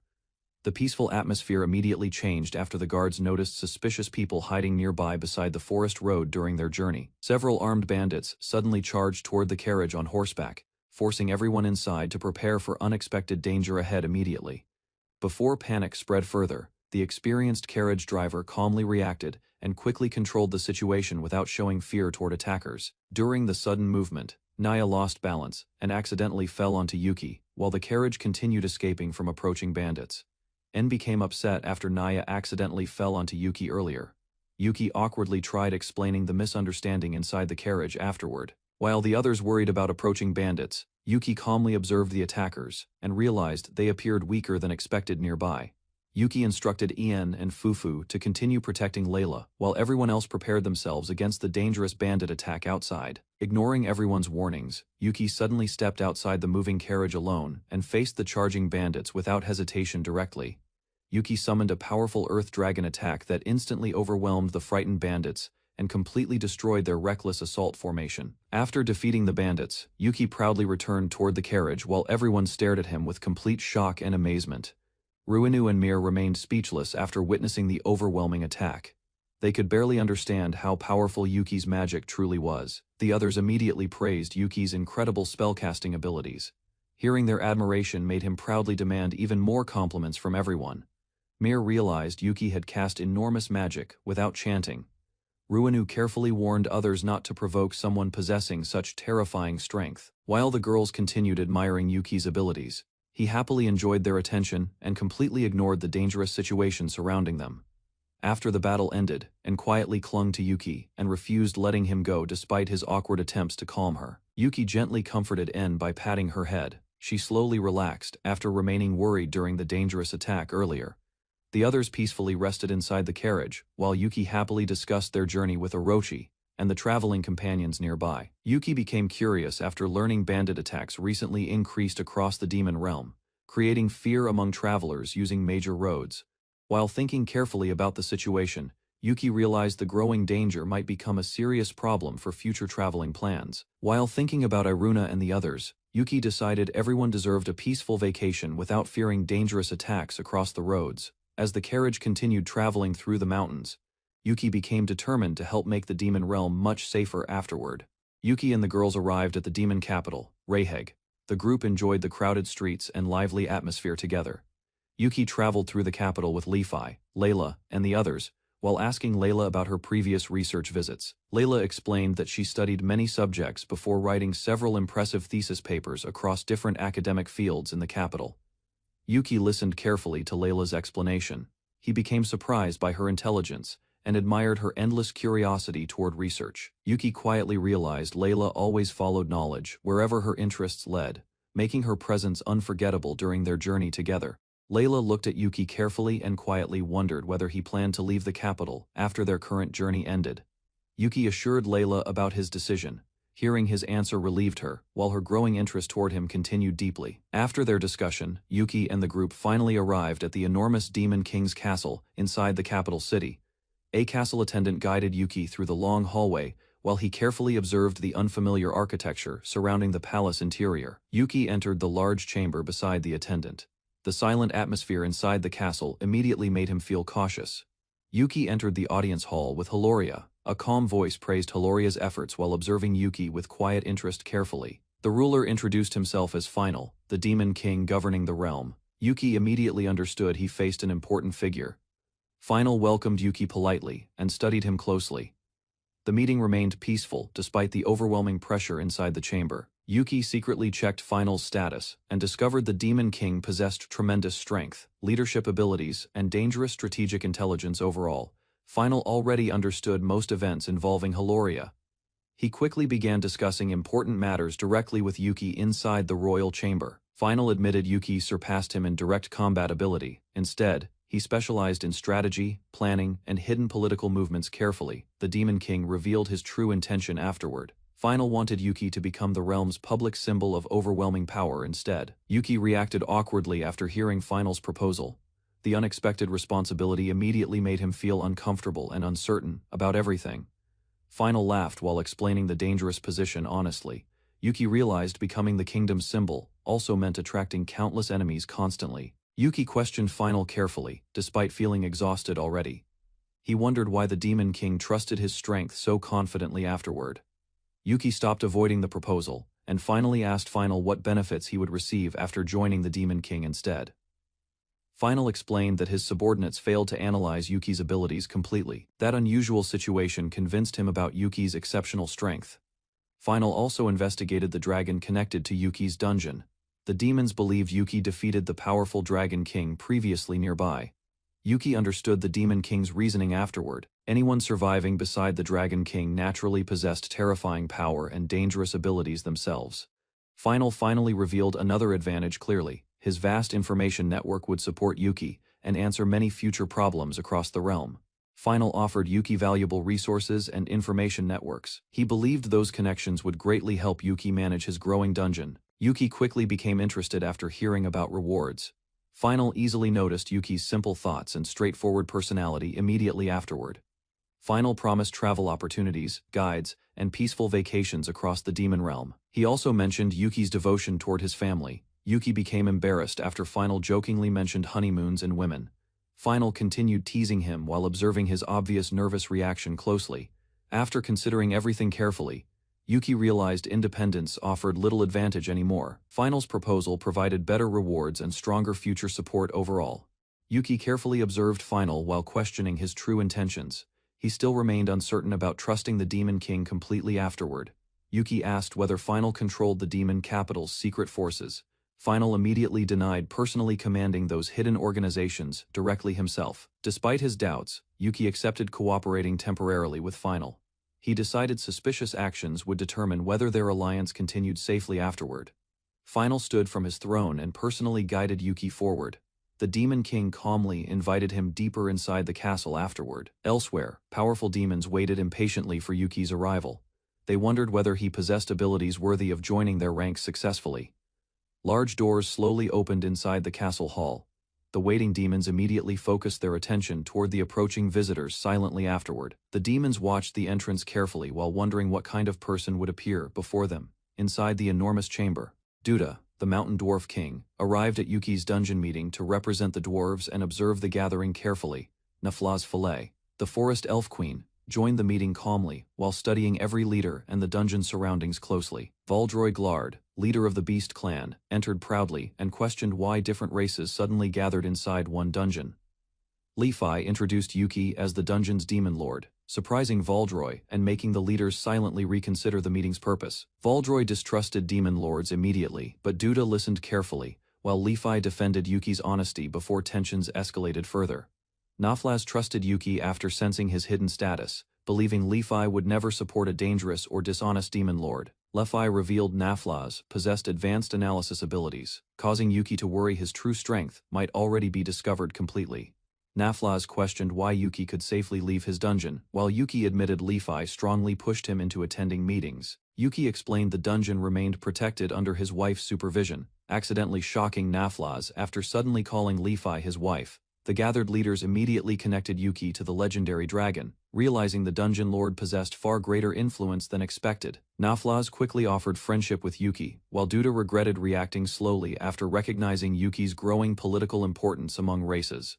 Valdroy laughed at Lefi's overwhelming influence, while Lefi calmly encouraged everyone to become closer allies with Yuki. Afterward, Valdroy declared true friendship required strength and mutual respect. Believing warriors should first understand each other through direct battle, Valdroy raised his voice confidently before the meeting, preparing to challenge Yuki openly and test the demon lord's abilities personally. Ignoring the tense atmosphere completely, Valdroy enthusiastically proposed a match against Yuki, hoping battle would reveal his true character immediately. Lefi calmed the tense leaders gracefully, announcing the official meeting could finally begin after everyone accepted Yuki's presence peacefully. After the gathering ended, Lefi explained the races would cooperate together, creating stronger connections between Yuki and the allied leaders. A representative praised Yuki's gift from the elves, explaining the item proved the entire elf race trusted him completely. Yuki learned the gifted elixirs pleased both dwarves and elves, while quietly concluding beastmen solved problems through strength alone. Sometimes, the leaders officially planned a four-species alliance, preparing future military cooperation between races and the demon lord's growing faction. Yuki questioned whether military cooperation appeared dangerous, but the alliance believed future battles against demons made trusted allies necessary. Although relieved by everyone's support, Yuki remained worried about protecting Lefi, and the others from future dangers ahead. Wanting additional safety, Yuki handed En a special magical necklace designed for emergencies and difficult situations outside the dungeon, and received the mysterious item quietly, while Yuki explained the equipment would help her safely return to the dungeon any time. Yuki revealed the necklace functioned as a one-use teleportation tool, activating immediately after and poured magic power into the artifact. Yuki explained the teleportation necklace required En's original katana power, while quietly complimenting her appearance afterward warmly and sincerely. En insisted on staying beside Yuki during dangerous situations, but Yuki still prioritized protecting everyone from unexpected threats carefully. Yuki prepared additional teleportation necklaces for Layla and Fufu, ensuring more companions could safely escape emergencies whenever necessary later. After receiving the necklace happily, Fufu thanked Yuki quietly and teased him by mentioning Lefi with playful embarrassment afterward gently. Fufu quickly admitted she only joked with Yuki, while the quiet nighttime atmosphere made the awkward misunderstanding feel heavier afterward. The next day, Yuki reviewed an official contract confirming support, mercenary work, and rewards from the Demon World King afterward. Layla handled negotiations confidently beside Lefi, securing many additional rewards while Yuki watched their overwhelming bargaining abilities silently nearby. While walking through town later, Layla advised Yuki to trust and depend on his companions more than before moving forward. Yuki admitted Layla managed negotiations better than him, deciding future discussions and agreements should mostly remain under her responsibility afterward. During a quiet meal together, Yuki jokingly avoided arguing with Layla, already understanding her sharp personality and negotiation experience completely. While eating peacefully with Layla and En, Yuki suddenly noticed two hooded visitors quietly entering the restaurant from outside nearby. The mysterious visitors approached slowly, while Yuki continued talking casually, unaware somebody familiar had already recognized him immediately inside afterward. One hooded girl stared directly toward Yuki, silently, causing him to notice her unusual attention and growing nervousness during the meal. Yuki carefully observed the smaller hooded girl, slowly realizing her appearance and presence reminded him of someone from long ago strangely. After lowering her hood slightly, the young girl revealed an emotional expression that immediately shocked Yuki beyond his expectations completely. The girl suddenly called Yuki Oni-san, leaving him speechless while everyone nearby became confused by the unexpected reunion happening there. Nell noticed Ronia's camouflage failed inside the crowded room. Yuki realized the church item exposed her true identity completely. Ronia Lucidol quietly revealed herself as a mid-devil magician from the royal court, making Nell increasingly nervous beside Yuki. Yuki calmly explained that he met Ronia earlier in the capital, while Nell struggled explaining their sudden connection properly. Nell introduced Yuki and Ronia as friends. Ronia silently observed him carefully, still unfamiliar with ordinary social interactions nearby. Nell reassured Yuki that Ronia misunderstood conversations often, though she genuinely tried communicating better with unfamiliar people recently. Ronia explained her communication problems calmly, while Yuki compared her behavior to Layla, making the atmosphere less uncomfortable afterward. Layla introduced a small girl named N to everyone nearby, revealing that the child was actually her daughter unexpectedly. Nell froze completely after hearing Layla's shocking statement, struggling to process the sudden revelation about Enden's true identity immediately. Nell suddenly realized N was Lefi's child too, leaving her stunned while trying understanding the complicated family relationship properly. Yuki casually confirmed the situation, causing Nell's imagination to spiral wildly while questioning Lefi and Yuki's relationship history afterward. Yuki explained that En was Zion's human form, created partly from Lefi's materials, making her connected closely to Lefi afterward. Nell finally understood En's strange existence, though Yuki remained confused about weapons somehow possessing completely human appearances naturally beside everyone. During dinner, everyone discussed Yuki's unpredictable behavior calmly, while Ronia defended him, believing unusual situations always followed naturally around Yuki somehow, and quietly praised Yuki as a good person, leaving everyone surprised, because even she rarely reacted emotionally during conversations before. Nell suddenly handed Yuki a mysterious letter addressed toward the beloved demon lord, immediately drawing everyone's curiosity around the crowded table. Yuki received an overwhelming love letter from Errol, embarrassed. He accepted Nell's help, replying carefully without causing unnecessary misunderstandings afterward. Yuki questioned Nell's sudden appearance there, while she decided revealing confidential information to him would probably remain acceptable and safe. Nell explained their mission involved investigating criminals, causing disturbances inside the capital, because trustworthy demon world agents remained unavailable nearby. Yuki wondered whether Nell's group lacked members since they operated directly around the hero's battlefield, despite dangerous conditions surrounding everyone constantly.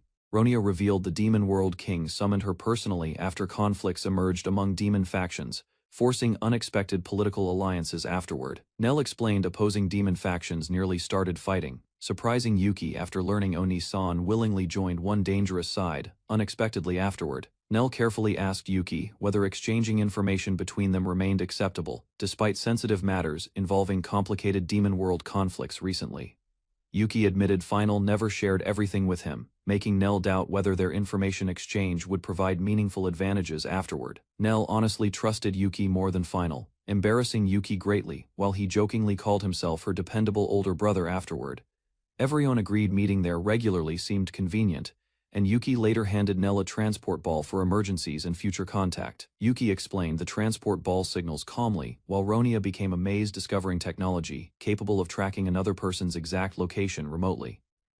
Nell noticed a ring on Yuki's finger and asked curiously whether Lefi had given him the magical accessory recently afterward. Yuki happily revealed he married Lefi already, answering casually without realizing the shocking impact his statement created around Nell immediately. Nell's mind completely froze after hearing about Yuki's marriage, leaving her overwhelmed while staring blankly toward him in disbelief afterward. Yuki worried about Nell's strange reaction, but she quickly avoided, explaining herself while still struggling processing the sudden marriage revelation internally. Nell finally congratulated Yuki sincerely about marrying Lefi, though Yuki noticed her unusually complicated expression afterward during their quiet conversation. Suddenly, a massive attack shattered the building violently. Yuki immediately reacted while protecting everyone from collapsing debris around them instantly. Yuki called on urgently as dark energy appeared nearby, causing everyone inside the damaged room to prepare themselves cautiously afterward. Yuki discovered untransformed into a sword again, astonishing Nell while they investigated the mysterious attack originating from outside nearby streets. Outside the destroyed building, a giant reptilian monster wandered through the ruined street, revealing itself as the source behind everything. Nell recognized the giant undead monster immediately, reminding Yuki about the same terrifying creature previously appearing inside the capital incident earlier.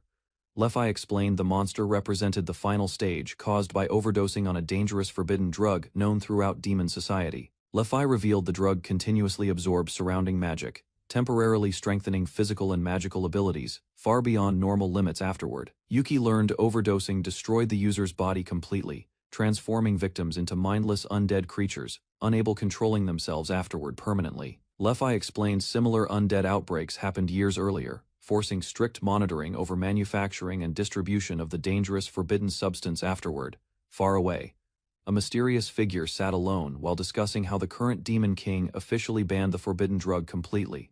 Yuki, Nell, and Lefi inspected the damaged building carefully, while discussing the strange creature's regeneration and abnormal strength. Yuki suspected the creature gained dangerous abilities from drugs, while Nell complained their discussion sounded completely ridiculous and careless. Lefi remembered defeating a similar monster years earlier, making Yuki realize the current threat was far more serious. Yuki understood normal attacks would fail, but Lefi explained the creature still carried human weaknesses, despite mutation.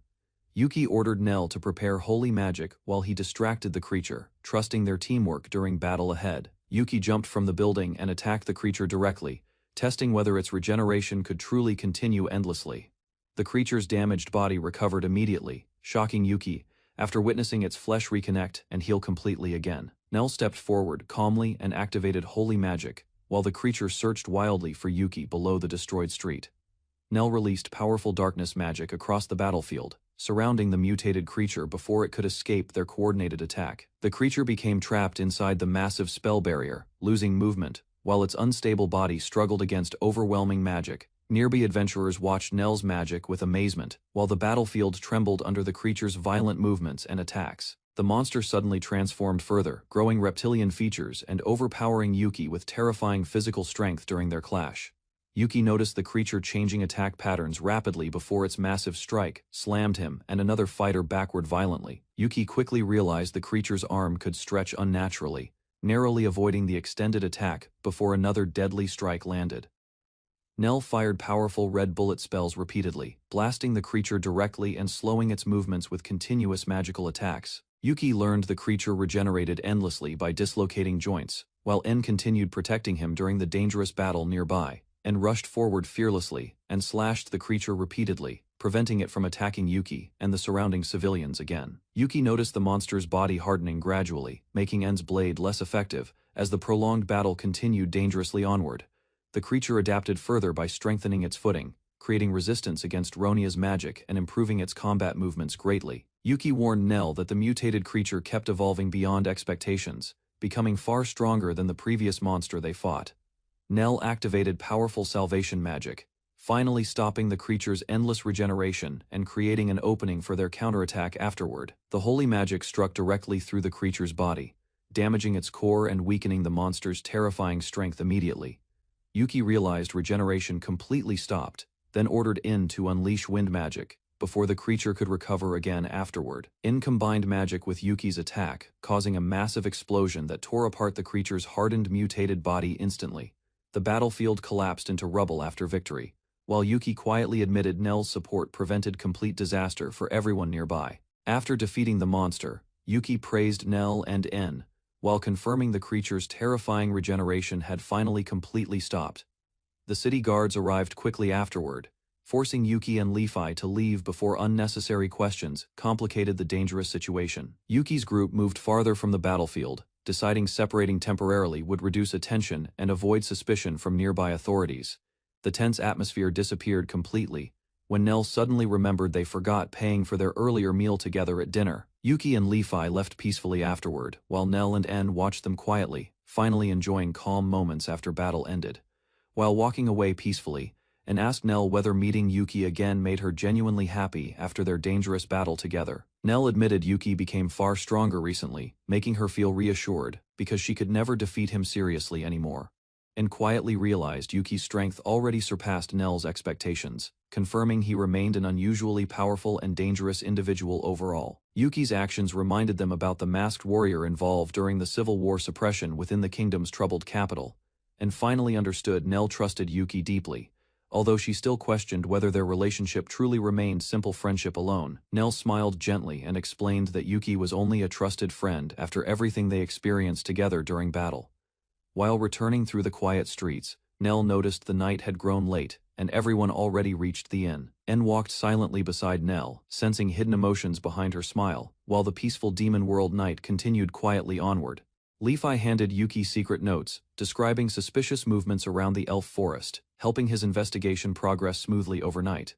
Yuki thanked Levi after promising misleading information would distract invading humans, protecting nearby elves from immediate conflict, temporarily. While reading further, Yuki discovered titles connected to the Dragon King, realizing dangerous enemies were approaching their dungeon. Levi revealed she already suspected the mysterious warrior's identity, though missing evidence prevented confirming everything earlier for Yuki. After examining abilities carefully, Levi admitted her ancient powers weakened recently, limiting how much information she could observe. Levi admitted she hoped maintaining contact with Yuki would continue peacefully, even beyond official matters involving both territories together. During their discussion, Final received an urgent report from a hooded subordinate about recent movements involving Demon Lord Yuki. The report explained Yuki met the human hero before defeating enemies connected to the dangerous forbidden medicine experiments recently. Final learned the human hero entered the demon realm accidentally, meeting Yuki while pursuing completely unrelated objectives there unexpectedly. After surviving the battle, Yuki and the hero encountered an artificial undead, gaining valuable information about hidden enemy activities. Final decided Yuki could handle the hero group alone, because their real target involved another dangerous demon faction nearby. After reviewing reports carefully, Final realized artificial undead forces were delaying invasion plans while preparing attacks against Reich territory. To avoid suspicion, Final ordered special operation units deployed secretly while normal activities inside the region continued without interruption. Levi understood avoiding reckless battles prevented larger conflicts, while Final analyzed every report carefully before making strategic decisions afterward. Carefully, Ant's preparations finished quietly. Final planned another hidden operation, hoping to uncover the enemy's next dangerous movement before disaster occurred. Levi carried Yuki through the night sky while pretending confidence. Although she secretly struggled remembering the correct direction completely, Yuki reminded Levi their peaceful walk unexpectedly became exhausting travel after she continued flying far beyond familiar territory unnecessarily. Eventually, they arrived before a glowing pavilion hidden deep inside the forest, surrounded by strange magical light during midnight. The mysterious structure awakened old memories inside Yuki, reminding him about important moments connected with Iruna and Riru previously. Standing quietly beside Levi, Yuki explained he once visited the place while working nearby together with Iruna and Riru. Yuki guided Levi toward the pavilion, explaining the dragon's oath required a sacred place known only by ancient dragons. Inside the glowing pavilion, Yuki formally asked Levi whether she would continue walking beside him through every future hardship. Levi accepted sincerely, promising to remain beside Yuki throughout life, while supporting him during peaceful days and dangerous struggles together. After finishing the dramatic vow awkwardly, Yuki embarrassed himself completely, while Levi stared nervously at his strange formal performance. Although Yuki tried ending the ceremony casually, Levi still wanted honest feelings directly from him before leaving the pavilion together. Under the moonlight, Yuki and Levi exchanged heartfelt vows, promising to remain together through every hardship and peaceful moment. After hearing Yuki's honest promises, Levi laughed softly while realizing many of his wishes matched her own feelings completely. Yuki nervously suggested completing the oath properly, causing Levi to blush after understanding his meaning immediately beside him silently. Both embarrassed themselves afterward, laughing together while tightly holding hands beneath the glowing stars surrounding the ancient pavilion peacefully tonight. Finally, Yuki and Levi shared their first kiss quietly beneath the moon, sealing the dragon's oath together forever. The next morning, Yuki woke happily inside the castle, still remembering the peaceful night he shared together with Levi. Li-Fi noticed Yuki looked unusually energetic after yesterday's important events, quietly teasing him while entering his room early afterward. Trying to hide embarrassment, Yuki admitted he simply enjoyed an incredible dream, though both already understood the real reason completely. Their conversation shifted toward yesterday's succubus incident, making Yuki question why Li-Fi already knew every important detail beforehand immediately. Smiling calmly, Li-Fi explained later, while asking Yuki for a personal favor, involving an important matter she trusted him with. To Yuki's complete surprise, Li-Fi politely requested he participate inside the upcoming fighting tournament, held within the demon realm soon. Li-Fi surprised Yuki by demanding tournament participation, leaving him confused about sudden competitive preparations ahead inside demon territory. During festival celebrations, Li-Fi explained the alliance meeting and warned Yuki about increasingly dangerous competitors arriving this year. Yuki accepted Li-Fi's request carefully, while she expected him defeating powerful demons and gaining recognition throughout demon lands. Although nervous, Yuki prepared mentally for brutal battles, trusting Li-Fi's confidence regarding his overwhelming strength against elite warriors. Li-Fi began explaining opponents and battle styles, while exhausted Yuki realized intense training awaited him afterward inside dungeon. Yuki felt overwhelmed after joining Li-Fi's preparations, realizing the tournament environment seemed strangely relaxed, despite dangerous expectations ahead. 2 days later, the capital became crowded with visitors, merchants, and warriors arriving early for upcoming alliance celebrations together. Walking through busy streets, Yuki noticed excitement everywhere, while Enchan quietly observed the enormous crowds surrounding the marketplace area. Yuki relaxed slightly after hearing everyone enjoying the festival atmosphere, though tournament pressure still remained heavily inside him. Watching his companions happily exploring together, Yuki hoped returning later with everyone would create peaceful memories beyond upcoming battles. Yuki excitedly guided Enchan and Nell through crowded festival streets, hoping everyone could enjoy peaceful moments before upcoming tournaments. Enchan quietly explored games and food stalls beside Yuki, gradually becoming happier while experiencing lively festival activities together there. Yuki bought 3 grilled meat skewers, wanting his companions enjoying delicious festival food before continuing exploring crowded streets afterward. Yuki suddenly noticed Nell visiting nearby stalls alone. Surprising him after briefly separating from their small traveling group earlier, Nell happily carried several meat skewers while Yuki watched nervously, realizing her enormous appetite exceeded his expectations during festivities. Nell happily discussed delicious meat skewers with Enchan, quickly forming friendship while exploring lively festival streets beside Yuki together. Nell explained wanting peaceful relations between races, while Yuki quietly hoped future alliances could prevent unnecessary conflicts throughout kingdoms.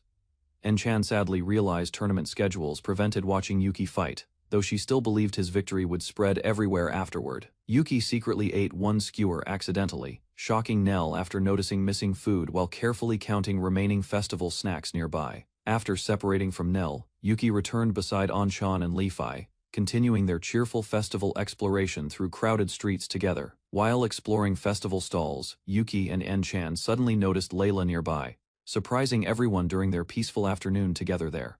Emu rushed toward Layla emotionally, relieved seeing her safe again after apparently spending long periods separated from each other. Layla calmly explained teaching Emu previously, while Yuki learned their relationship resembled close siblings from earlier workplace experiences together. After hearing Yuki describe Emu like family, Emu reacted loudly, embarrassed by unexpected comparisons made publicly during their reunion there. Enchan became confused seeing Layla dressed like maid, then innocently questioned whether Yuki secretly already had children nearby. Emu misunderstood Yuki completely, accusing him of mistreating Layla after seeing maid clothes and hearing confusing explanations earlier there. Layla calmly defended Yuki immediately, while shocked Emu learned the feared demon lord acted surprisingly respectful toward everyone nearby. Yuki worried about Emu's strange accusations, but Layla patiently explained her younger sister simply cared excessively about future consequences, and calmly corrected Emu's misunderstanding, explaining she was Layla's close friend, instead of Yuki, and Layla's hidden child together. Although confused about demon lords, Emu trusted Ian's explanation, and slowly realized Yuki never treated Layla badly afterward. Layla apologized gently for Emu's accusations, explaining Yuki saved her life and deserved respect instead of misunderstanding from others.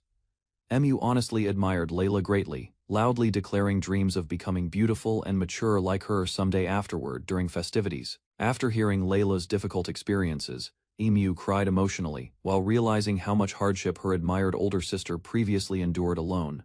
Emu sadly learned Layla would never return to the Magic Institute, leaving their former life together permanently behind afterward there. Layla calmly explained, choosing Yuki's side willingly, preferring freedom and meaningful research over restrictive institute environments from before. Emu promised helping Layla sincerely, proudly accepting responsibilities after hearing important instructions from elders regarding future matters ahead together. Yuki worried Layla abandoned her family forever, but she calmly explained Horned Goatkin naturally followed personal curiosity everywhere freely. Suddenly, Yuki remembered Ryu and considered suggesting returning home carefully after discussing Layla's situation and separated families together afterward. Layla explained Ryu escaped home previously before humans captured her, making worried parents likely searching desperately everywhere for their missing daughter.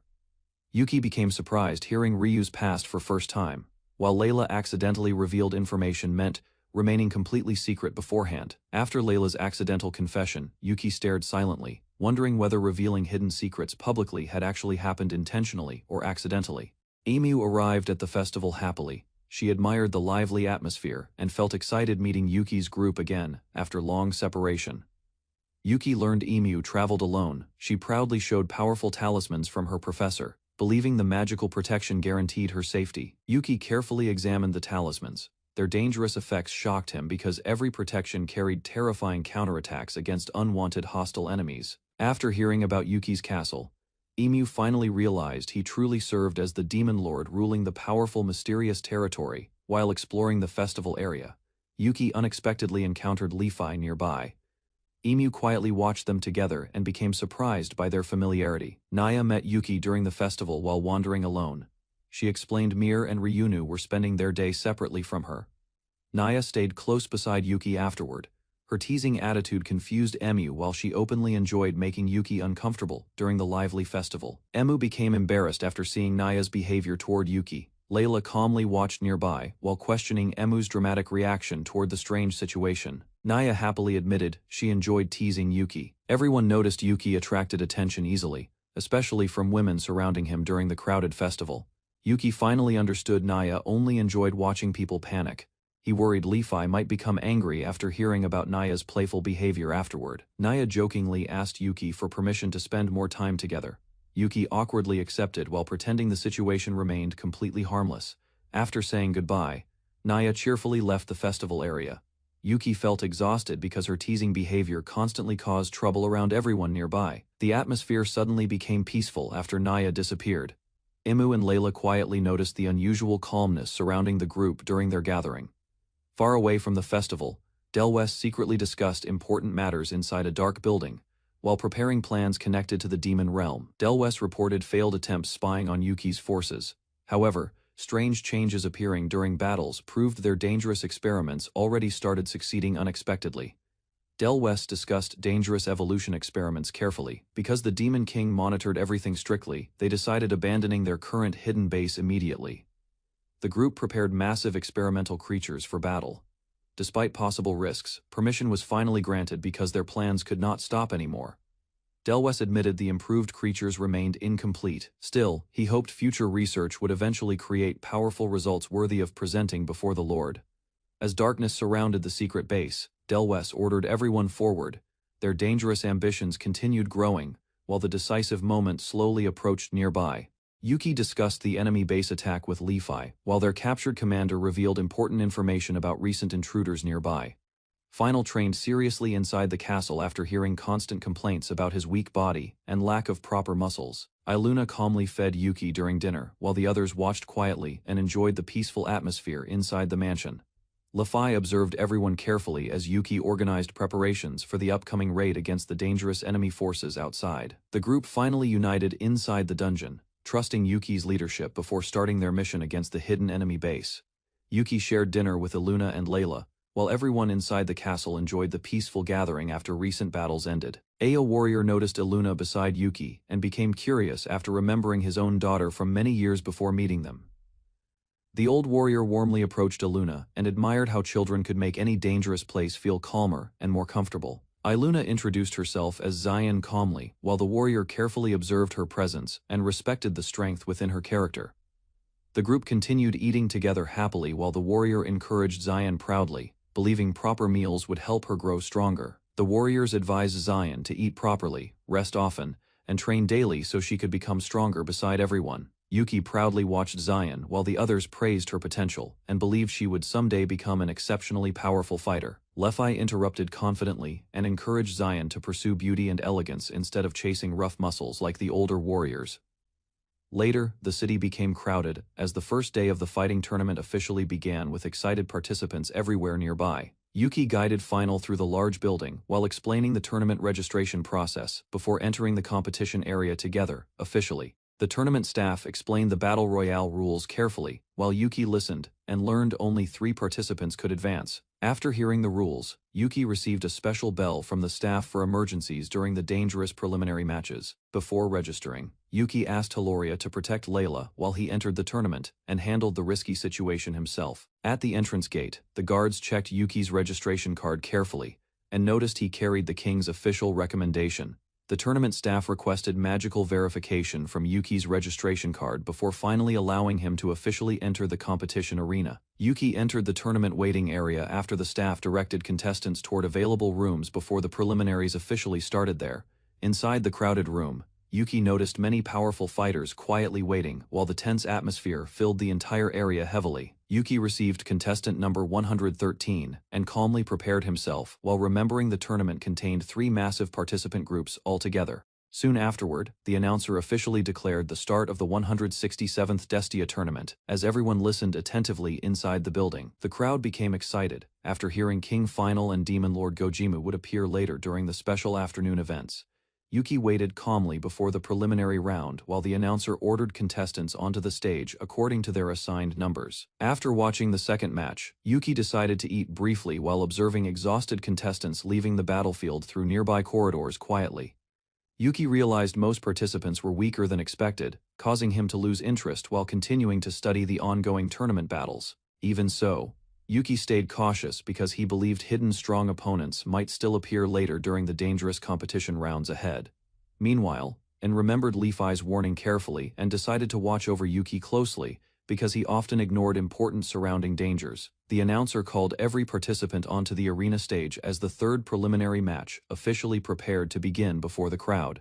The third preliminary battle finally started inside the massive arena. While countless spectators watched the violent competition with excitement everywhere, Yuki stood calmly among the fighters, while several contestants suddenly sensed overwhelming pressure surrounding the battlefield area around them immediately. Using destructive pressure, Yuki instantly defeated many nearby opponents without moving seriously, leaving unconscious fighters scattered across the arena floor afterward. After displaying his terrifying power publicly, Yuki decided to leave the arena, reunite with Layla for a peaceful meal together.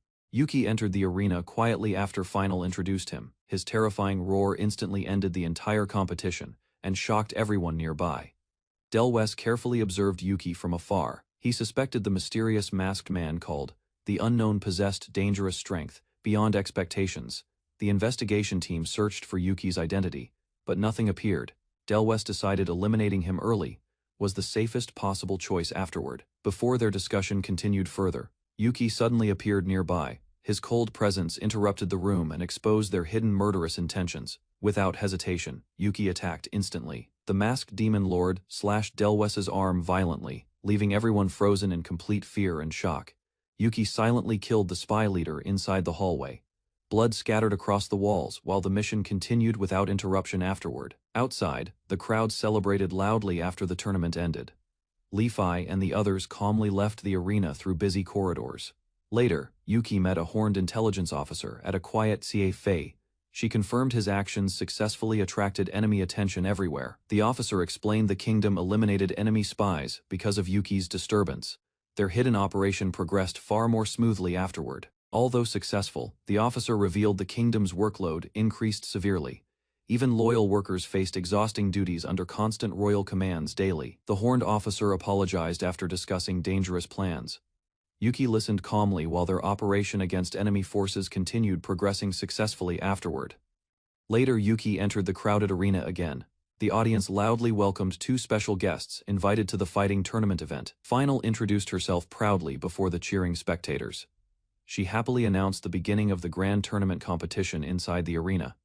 The audience immediately became excited after seeing Final appear. Meanwhile, Yuki quietly watched the overwhelming reactions from nearby spectators around him. One noble proudly introduced his only son before the crowd. He hoped the tournament atmosphere would become even more exciting afterward. Final introduced Yuki before the crowded arena. The audience learned he destroyed an entire preliminary match using only one terrifying roar. A masked participant named Gojim entered confidently afterward. The excited spectators welcomed him loudly as the tournament atmosphere intensified around everyone. Gojim proudly encouraged every fighter to enjoy the festival. His fearless attitude quickly energized the entire crowd watching inside the massive arena. While the audience celebrated Gojim enthusiastically, Yuki carefully observed him. He sensed something unusual because Gojim's status remained completely hidden from detection. After the introduction ended, Final quietly approached Gojim personally. Their serious expressions suggested they shared a long and complicated history together before. Final and Gojim reunited after many years apart. Their sharp words immediately revealed the bitterness still remaining between both powerful demon lords. Despite their insults, Final calmly faced Gojim confidently. She explained only fearless companions ever dared speak honestly before her throughout history. Gojim mocked Final's blind trust toward loyal followers. The tense atmosphere between them intensified as dangerous memories resurfaced from their shared past. Final defended her companions without hesitation afterward. Gojim criticized the suspicious backgrounds surrounding her subordinates and questioned their hidden intentions repeatedly during discussion. Suddenly, Li-Fi approached the arguing demon lords nearby. Gojim furiously shouted after hearing Final's comments insult the comrades he deeply respected. Before the match officially began, Final requested a final handshake between herself and Gojim before the audience watching nearby carefully. Although smiling calmly, Final and Gojim exchanged threatening remarks while shaking hands. Their rivalry remained intense despite the public ceremony outside. The following day, the tournament organizers announced Yuki's first opponent. The crowd immediately became excited for the upcoming main battle event. Palgro proudly entered the arena after repeated appearances in previous tournaments. Meanwhile, Yuki gained attention for winning using only his roar. Palgro mocked Yuki arrogantly before their fight started. However, Yuki calmly insulted him back, leaving the large warrior visibly furious afterward. As the battle started, Palgro rushed toward Yuki aggressively. The massive warrior promised to crush his mysterious opponent immediately inside the arena. Palgro attacked with tremendous force, aiming directly for Yuki. However, Yuki calmly prepared his sword while avoiding a fatal counterattack carefully. Before anyone understood the situation clearly, Yuki moved instantly. His swift strike completely overwhelmed Palgro's attack within a single unexpected moment afterward. Final watched the battlefield in complete shock afterward. Even the audience struggled understanding how Palgro suddenly collapsed despite launching his powerful attack first. Standing calmly above the defeated warrior, Yuki quietly held his sword. The arena remained stunned after witnessing his unbelievable strength during battle. After defeating Palgro effortlessly, Yuki stepped onto his opponent's head. The furious audience immediately started booing his disrespectful behavior afterward loudly. Ignoring the crowd completely, Yuki casually raised his middle finger. His mocking attitude shocked the spectators watching. After a fierce match, Yuki, a blonde-haired young demon lord, became the center of attention. His bold actions shocked the audience and left a strong impression. Back in the waiting room, Yuki decided to summon one of Finar's subordinates.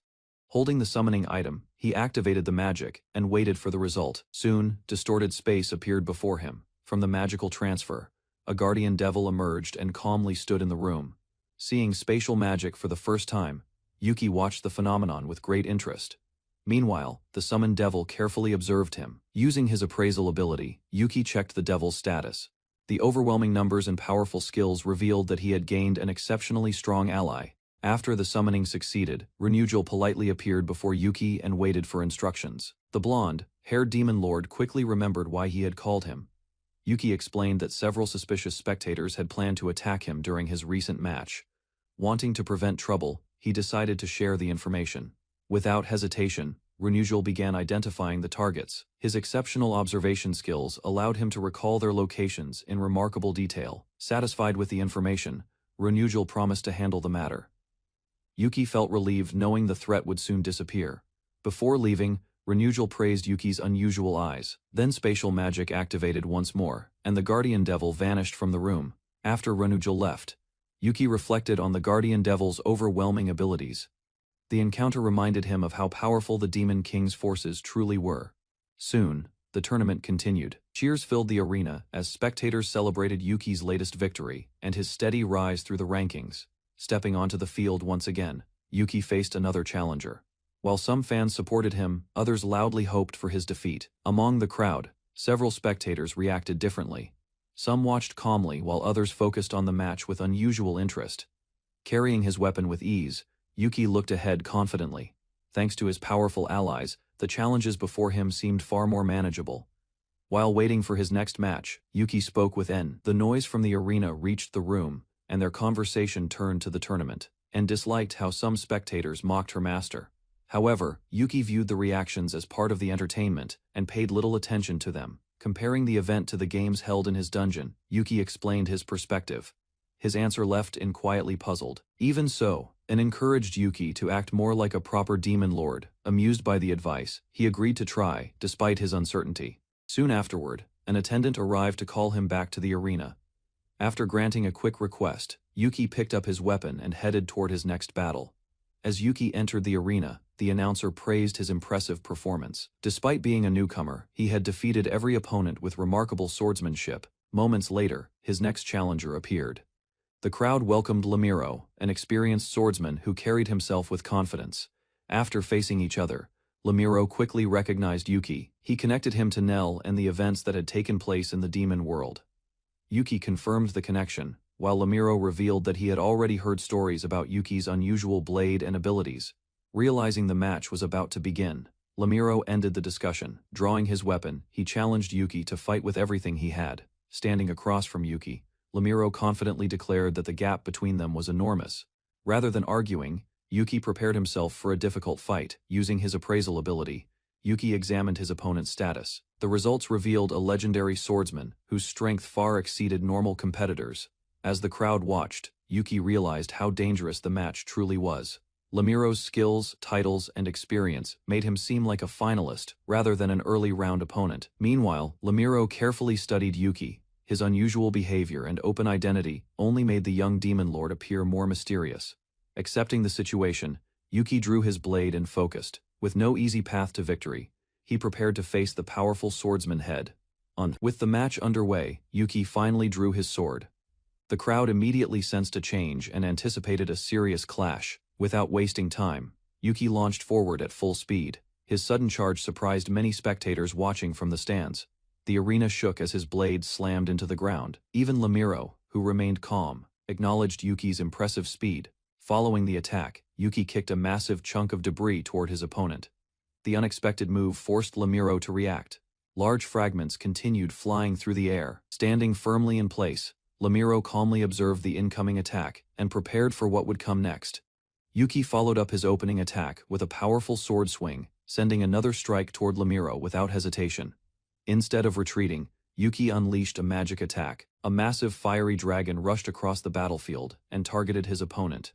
Facing the incoming spell, Lemiro remained calm. With precise movements, he cut through the magical attack and continued advancing. Witnessing the impossible sight, Yuki was stunned. Even so, he quickly regained focus as the battle entered an even more dangerous stage.